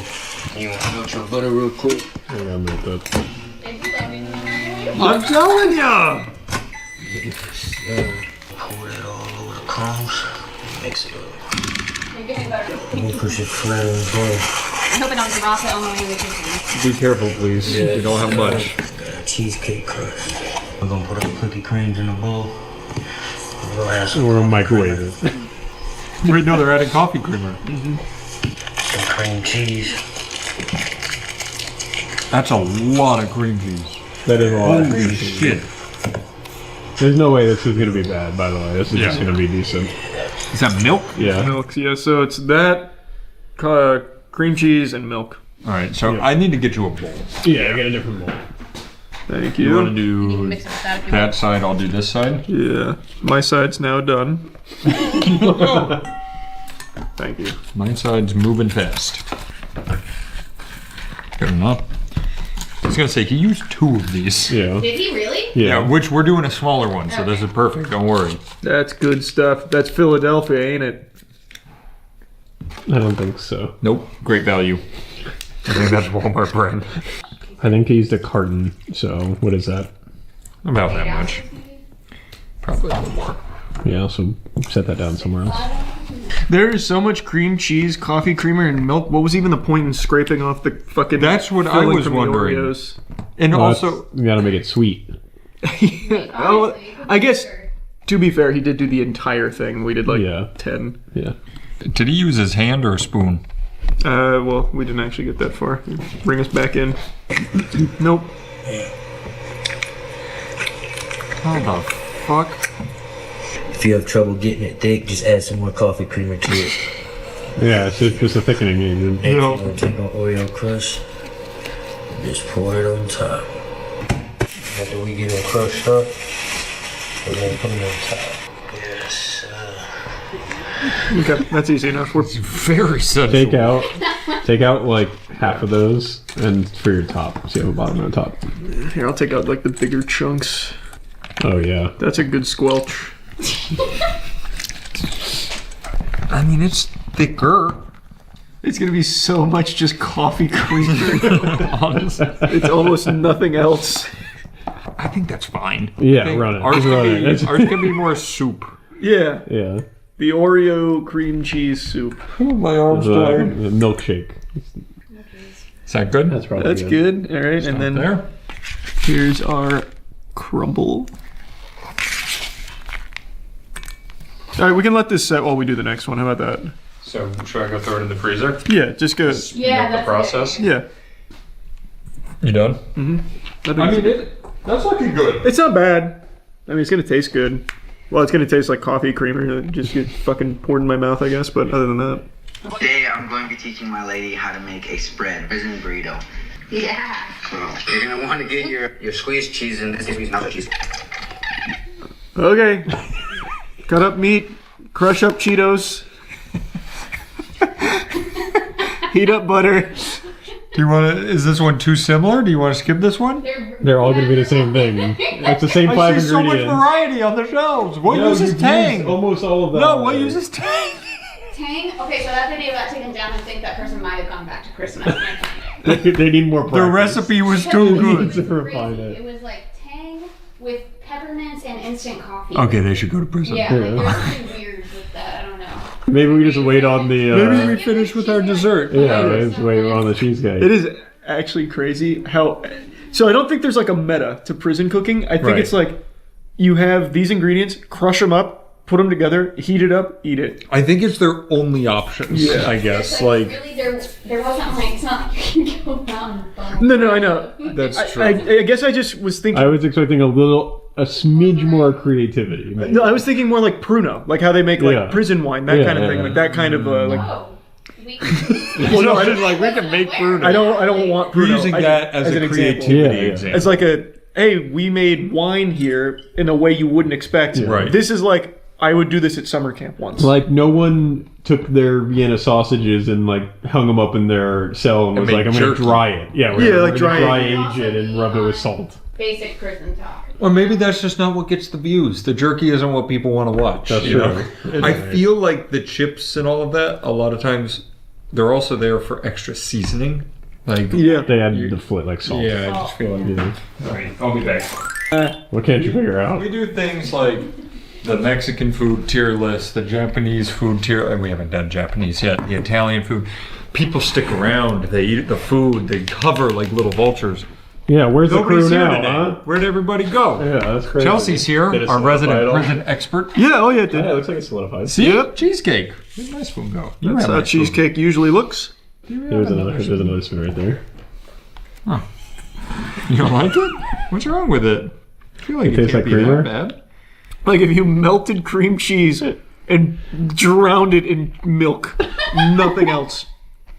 Actually nothing else. Did you get the bottom layer of Oreos? So you guys scoop all the way down? I don't hate it. I think it needs more Oreo filling. More of the actual stuff. Some salt, so maybe we put some Cheetos in there. You guys should try this. It's got good bones. Like the ingredients are great. The ratios are fucking terrible. This is probably one of those things where I'd rather just eat the Oreos. I wonder. Where do I get a spoon? That might be on us, though. And by us, I think it is absolutely. I think it's on me. I think No, so. I think it's on both of you. Like I said, Because I think you need the time. I do think you needed to crush up and use more of the actual Oreo I do paste. agree. Yeah. It's fine. It just tastes like wet cream cheese. It is just very And Oreo. Kind of, yeah. It's kind of just wet cream cheese. Not the worst thing I've had today. No, I agree. I'd actually bump that above some of the. Chelsea could never go to. That's what you've been feeding us. Chelsea the whole would video. never survive prison. No. That was Wait, fucking awful. what's the vanilla Coke for? That was for a icy thing, and that was another one that got taken down. I don't know. These guys, they're dropping like flies. I think it's. Did they call it a speedball? No, that's something else, Matt.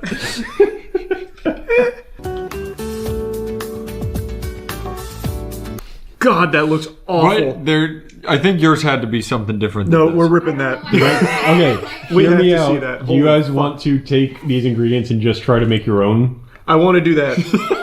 You need to see this. That looked fucking terrible. She asked for a pill bottle earlier for this video. What was that for? I feel like she's holding back. That's the Tylenol cheesecake. Remember, the Tylenol burrito. This with is the potato cheesecake chip for when you recipe. got your ass beat. Crush on Tylenol. What was the pill bottle for? That was for the lollipop. So they took Jolly Ranchers and they melted it down with a lot of Oh, with their Jolly microwave. Ranchers and stuff, and stuck it in there. And then they've got a lot of. Oh. That's cool. There's some creative Yeah, things that's a here. cool No, one. I think the other one is. I think what you're thinking of, the vanilla Coke float. There was something, yeah, that. And then So we'll do I this. put them in like those little hot candies, but I don't know what. That's fine. Somebody stole them. So here's I can make this one. Yeah, I can and I make know this this one one's from by heart. memory. Yeah. What are you starting with here? This is instant coffee. They did not give me a lip. Oh. All right. You gotta watch carefully though because this one goes fast. You want one too, or you want to share? No, we're gonna share. All right. Some water. Mm-hmm. Of course. Keep it healthy. Good. 1 peppermint. You don't crush them up. Nope.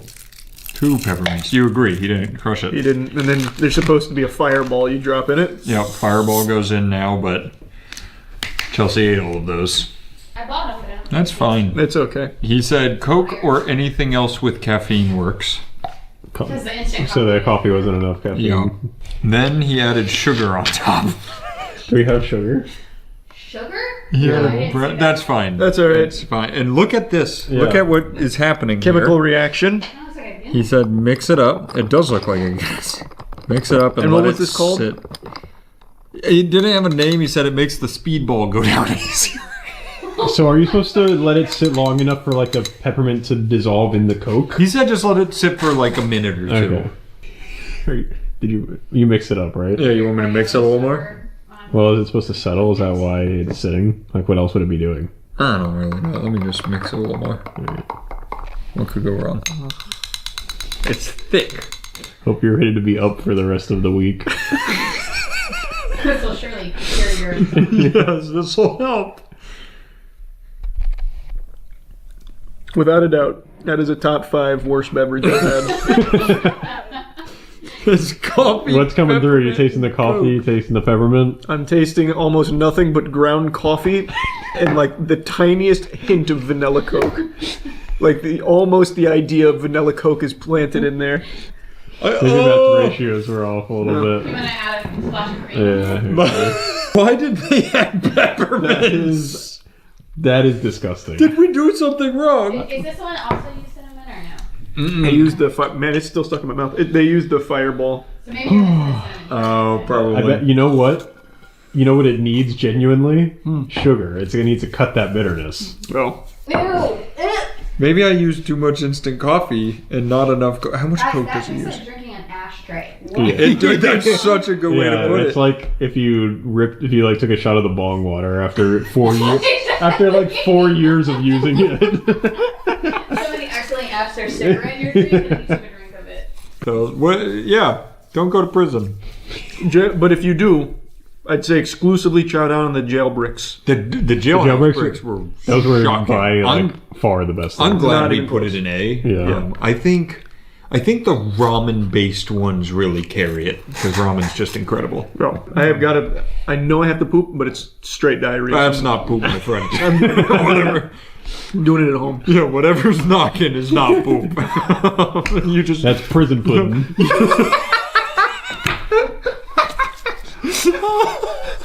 That also that drink.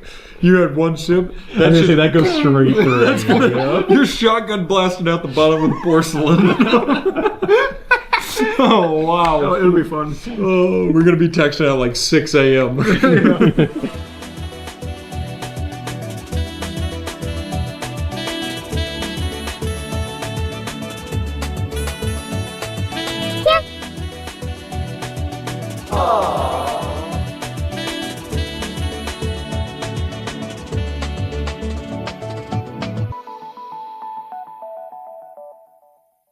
If I asked you what your favorite sound was, what would you immediately think of? Applause to let you know that you did a good job at something? Maybe your parents telling you they're proud of you? For me, my favorite sound is the sound of 5 fingers meeting a face and creating this beautiful melody, this slap that echoes throughout space and time. Today we're looking at another brutal slapping tournament. This is security versus guy from the audience slapping competition from the Holy House of Slaps, this beautiful YouTube channel. Again, I'm only going to show you some of the slaps. I'm not going to show you all of them. You can watch the whole thing if you want. It's important to know before we dive into the crucible here that the closed captions are really off. The closed captions are not even close. It's like a Chinese bootleg DVD from back in the early 2000s. I don't know what the fuck went wrong with the captions. I've never had a problem before, but here it reads like Google Translate was overdosing on bath salts.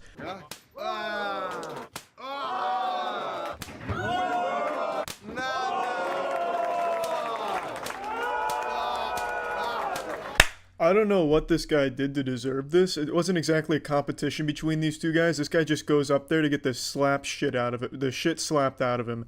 Maybe he was just an asshole and was heckling, so they brought him up there to discipline him because his parents never did. I really don't know, but it's just a montage of him getting slapped. Looking straight out of JoJo's Bizarre Adventure with the ora ora ora here.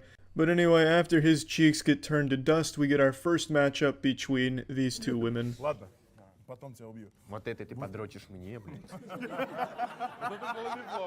It was around right here where I noticed the subtitles got a little fishy, going with "Then I will kill, now this type of masturbate to me."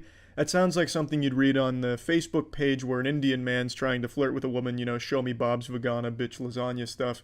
And it just didn't really seem right. It didn't seem like a joke that would have been made at the time, like this type masturbate to me type masturbate. But it only gets worse from here. So I don't know what's gone wrong with the translate feature, but it was not working very well.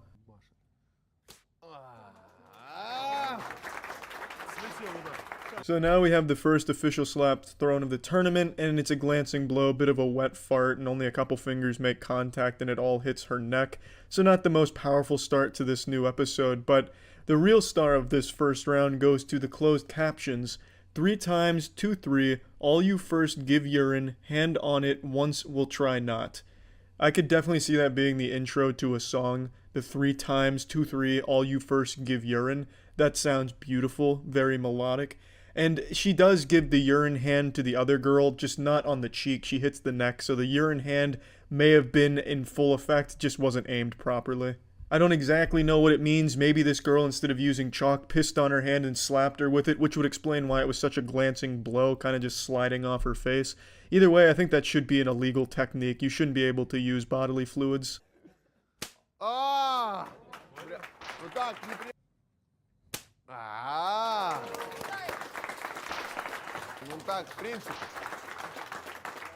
Now, when it comes to sound, I don't have the golden ear like Mozart. I just can't hear things and know what notes they are and shit like that. But when it comes to slaps, I'm something of a savant. I know what a good slap should sound like, a real slap should sound like. You know, if we ever start deep faking slaps, I'll have to be the expert that goes in and tells you if it's real or fake. And in this case, these first few slaps, they sound fake. They sound like stock sound effects of a slap. It's just something doesn't sit right with me. They don't strike me as authentic slap audio. It sounds canned. I hear little hints of reverb, a little bit of barley in there as well. The sounds are just a bit crunchy, as if they've been recorded in a separate circumstance and then spliced in here. Maybe I'm wrong, and I very well could be, and I most likely am. I just thought it was worth mentioning. These slaps are so pristine that it's giving me the impression that the audio is faked. Маленький замах.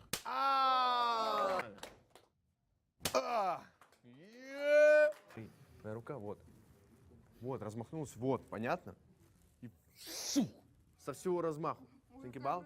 This guy must really hate the other girl because he goes around and gives her a tutorial on the proper way to slap to get the most torque and the most impact behind the slap. So he's really trying to get a knockout here, trying to really fuck this other girl's face up. He must just be like the coach of her. So now he's coming in off the sideline, calls a timeout, and then gives her another play here. Всех вырубал тут нахуй. Вот, ну тут нормально, да. Using her newly taught forbidden slapping technique, she's able to elicit quite the response from this spectator in the background here. Look at this kid. He is really into it. It's like he's just watching a car crash in front of him. Ну, лучше уже, да, уже лучше.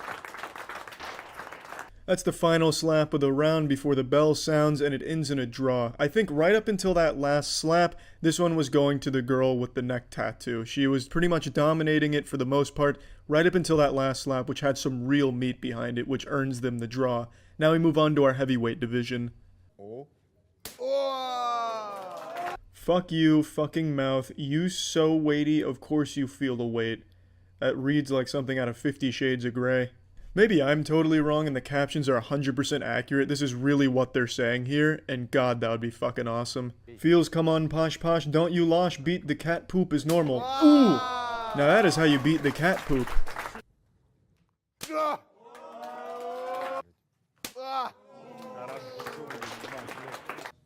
Что-то завоняло, блядь. Yeah, I bet it smells like fucking in there. Fucking testosterone. This shit is hardcore. These are no doubt some really big blasts, and I really like the larger man's technique where he comes straight across and hits it and falls back a little bit with his own momentum.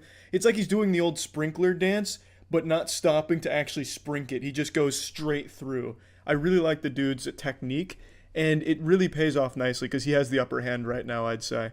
And definitely has the upper hand, hand-wise. His hands are fucking massive. They cover the entire other guy's face.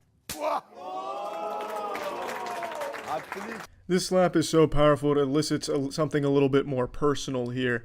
You homeless, unemployed guards, you have to fuck right away. So he slapped him so hard that they're about to make some guards have sex here. Давай, блядь, дай ему воды попить, нахуй. На, сука!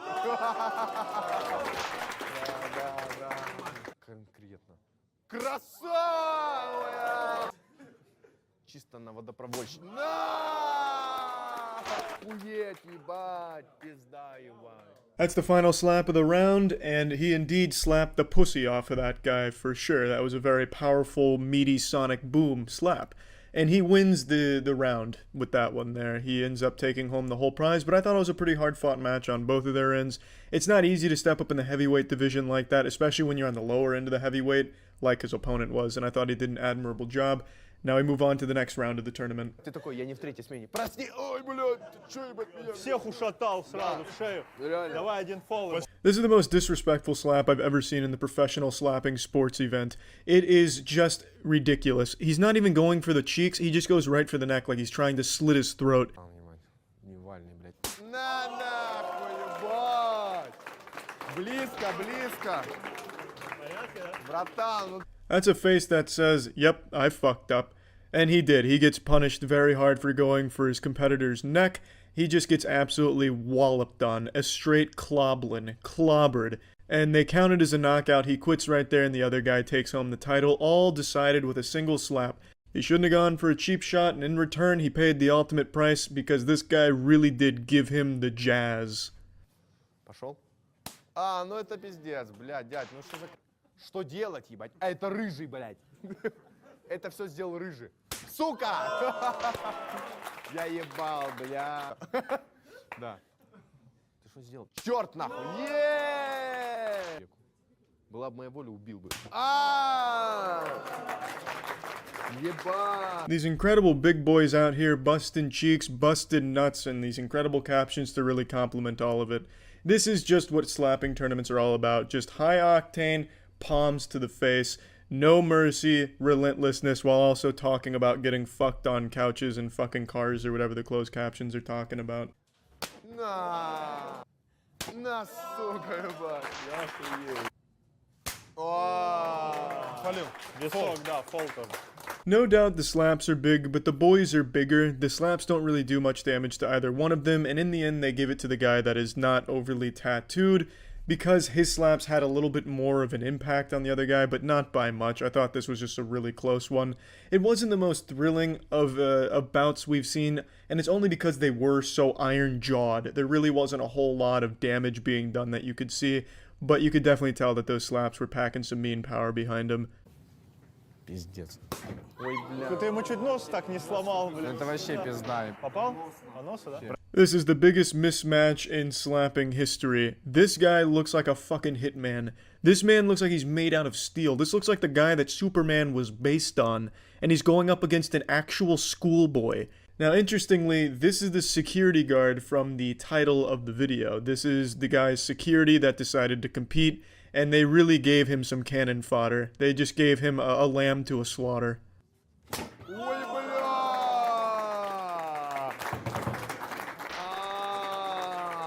Just look at this shit. Look at his hair. He slaps him so hard he nearly slaps the hair off of his head. Those follicles are all kinds of confused.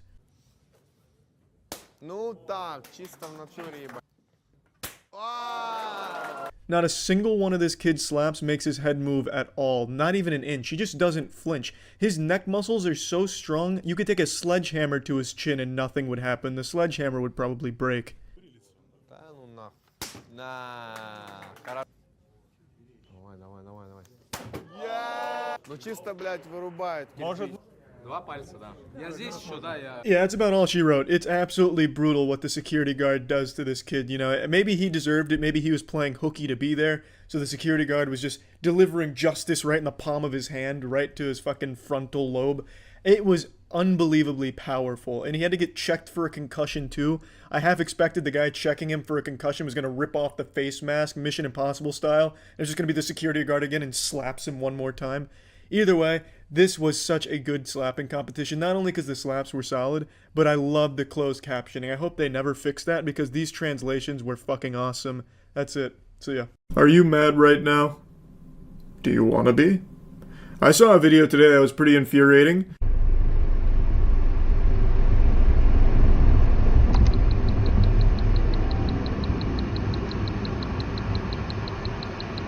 This lady is behind the wheel of a rented vehicle from Turo. This is allegedly posted by the owner of that vehicle after, spoiler alert, she gets into an accident here and then tries to lie about what happened.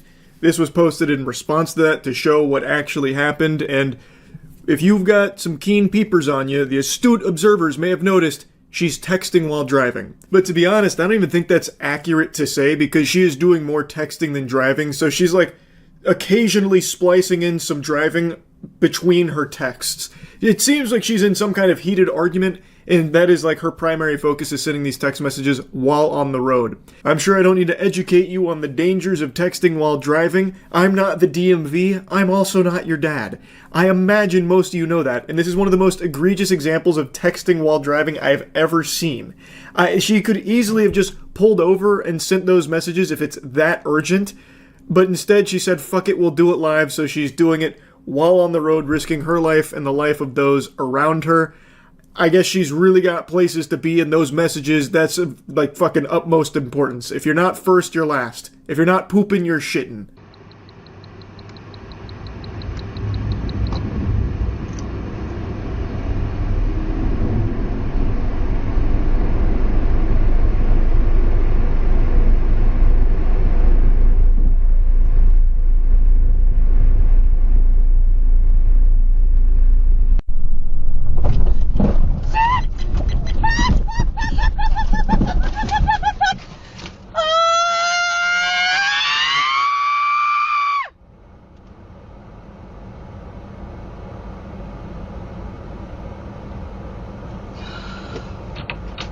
Even while her car is veering off the road and blasting a mailbox, she is firmly grasping that phone. She is gripping the shit out of that. She still will not set it down in the act of crashing this vehicle. She treated that phone like it was the fucking Tesseract there. She was not parting with it. It's not until it is finally stopped that she sets the phone down and then puts her head in her hands and then immediately picks the phone back up after like 3 seconds. It's like she can't be separated from it. It's her fucking umbilical cord. It's unreal. It's actually a miracle she didn't just have a head-on collision here. I counted too. She looked up from her phone only 5 times in the amount of time that she spent on that single lane there. So she spent the vast majority of her time there behind the wheel looking at the phone, glued to it. In fact, she even double-fisted the phone at one point to get two-thumb action in there. No hands on the wheel, not looking up at the road. It is actually an act of God that she didn't kill herself or somebody else there. Just an unsuspecting, innocent car that she could have easily veered to the left instead of the right and just hit with a head-on collision, which would have potentially been fatal. Also, her squeals that she lets out, oh man, that is ear-piercing. And then she has like that full-blown like angry middle-aged mom scream after it like comes to a stop when it's entirely her fault. Apparently, again, the story is she's like a nurse practitioner and lied to the Turo owner here of this vehicle about what happened and why the car got crashed. I haven't seen too many details on all of that, but it's entirely her fault.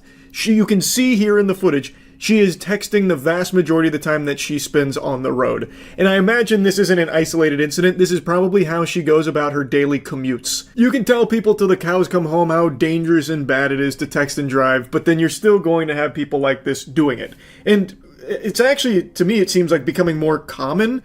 Like, I know there was, like, even a trend a little while ago for streamers to do, like, car streams, and in some of them, they were just texting and reading the chat while driving. Like, while being filmed doing it. So it seems like people don't really grasp how important it is to not drive distracted. But anyway, this is probably the most egregious example of it that I've seen. This is unhinged. It's like she totally forgot she was operating a motor vehicle. She was so engrossed in her phone. That took priority over everyone's lives around her and her own life. Now, I don't know what the outcome of all of this was. There's not a ton of information I can find on it, other than, like, she's apparently a nurse practitioner and apparently lied about how the car got crashed.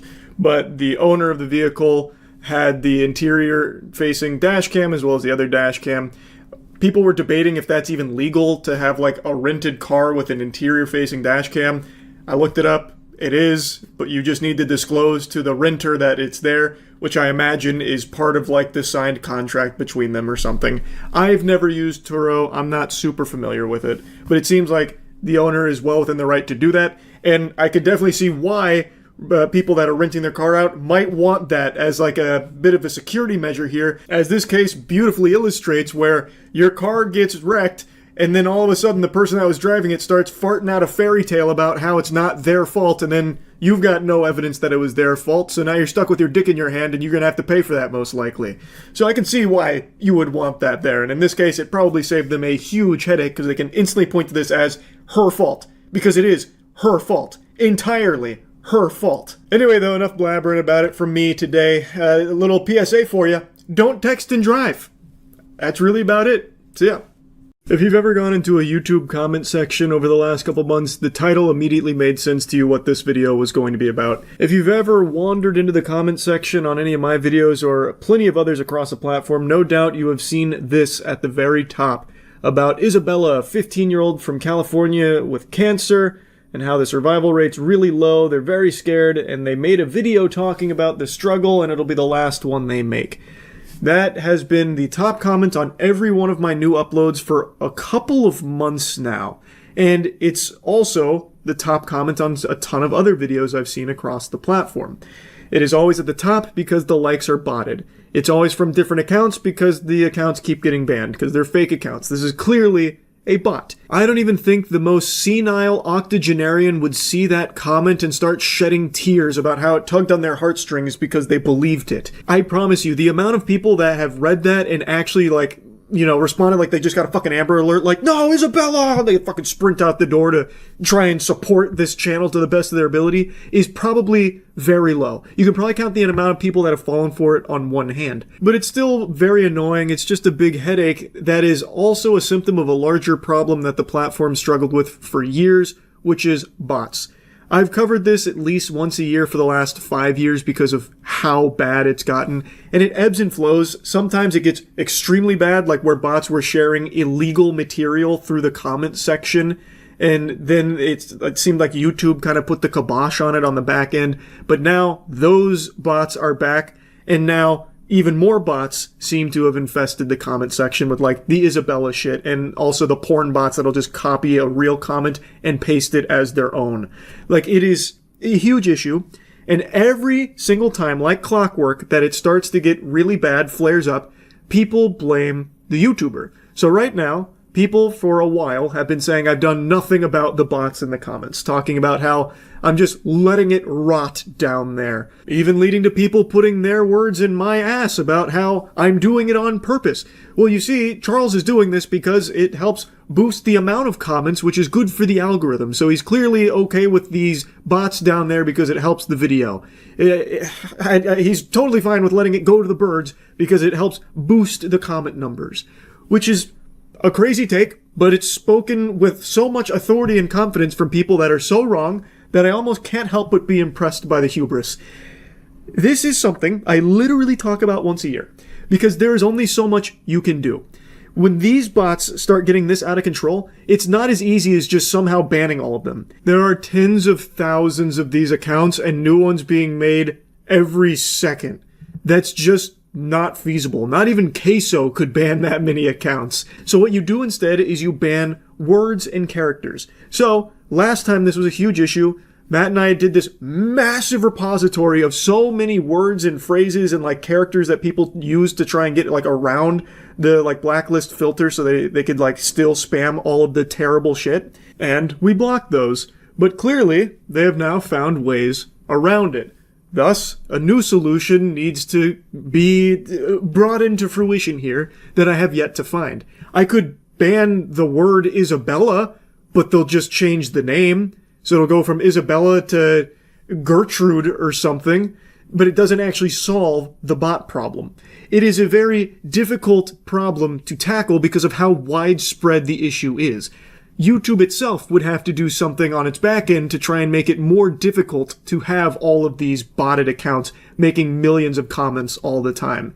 It's difficult. And it's not something that I'm just like ignoring or unaware of. I clearly see it. It's just there's not a ton of ways for me to combat it beyond what I'm already doing and what I've already done. They are always getting more and more sophisticated and finding different ways around the protocol to stop them. So it's just tough. Also, another thing very interesting about the behavior of the Isabella bot in particular is you'll notice on almost all of the top comments from it, it is edited. So another thing it does is it doesn't always bot likes. It'll sometimes copy and paste a legitimate comment that was gaining traction, post it as its own, give it some kind of boost, and then people will organically like it, thinking that it was like a real person that made it.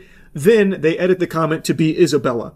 So it's not always the same every single time. Oftentimes it'll be like a bait and switch, like, you thought I was just a normal bot copy and pasting? Actually Isabella. So these bots are not as simple as a lot of people make them out to be, and they are not as easy to stop as a lot of people say they are, with just like banning them or like blacklisting some of the words. That is what we have tried, and they are still finding ways around it.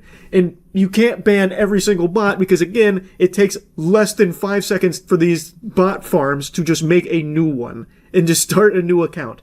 So it is a tricky thing to fix. And yes, despite what a couple people will lead you to believe, I am trying to do something about it, so it stops being all over the comment section on every video I post. It's just not easy. Anyway, though, that's really about it. So yeah,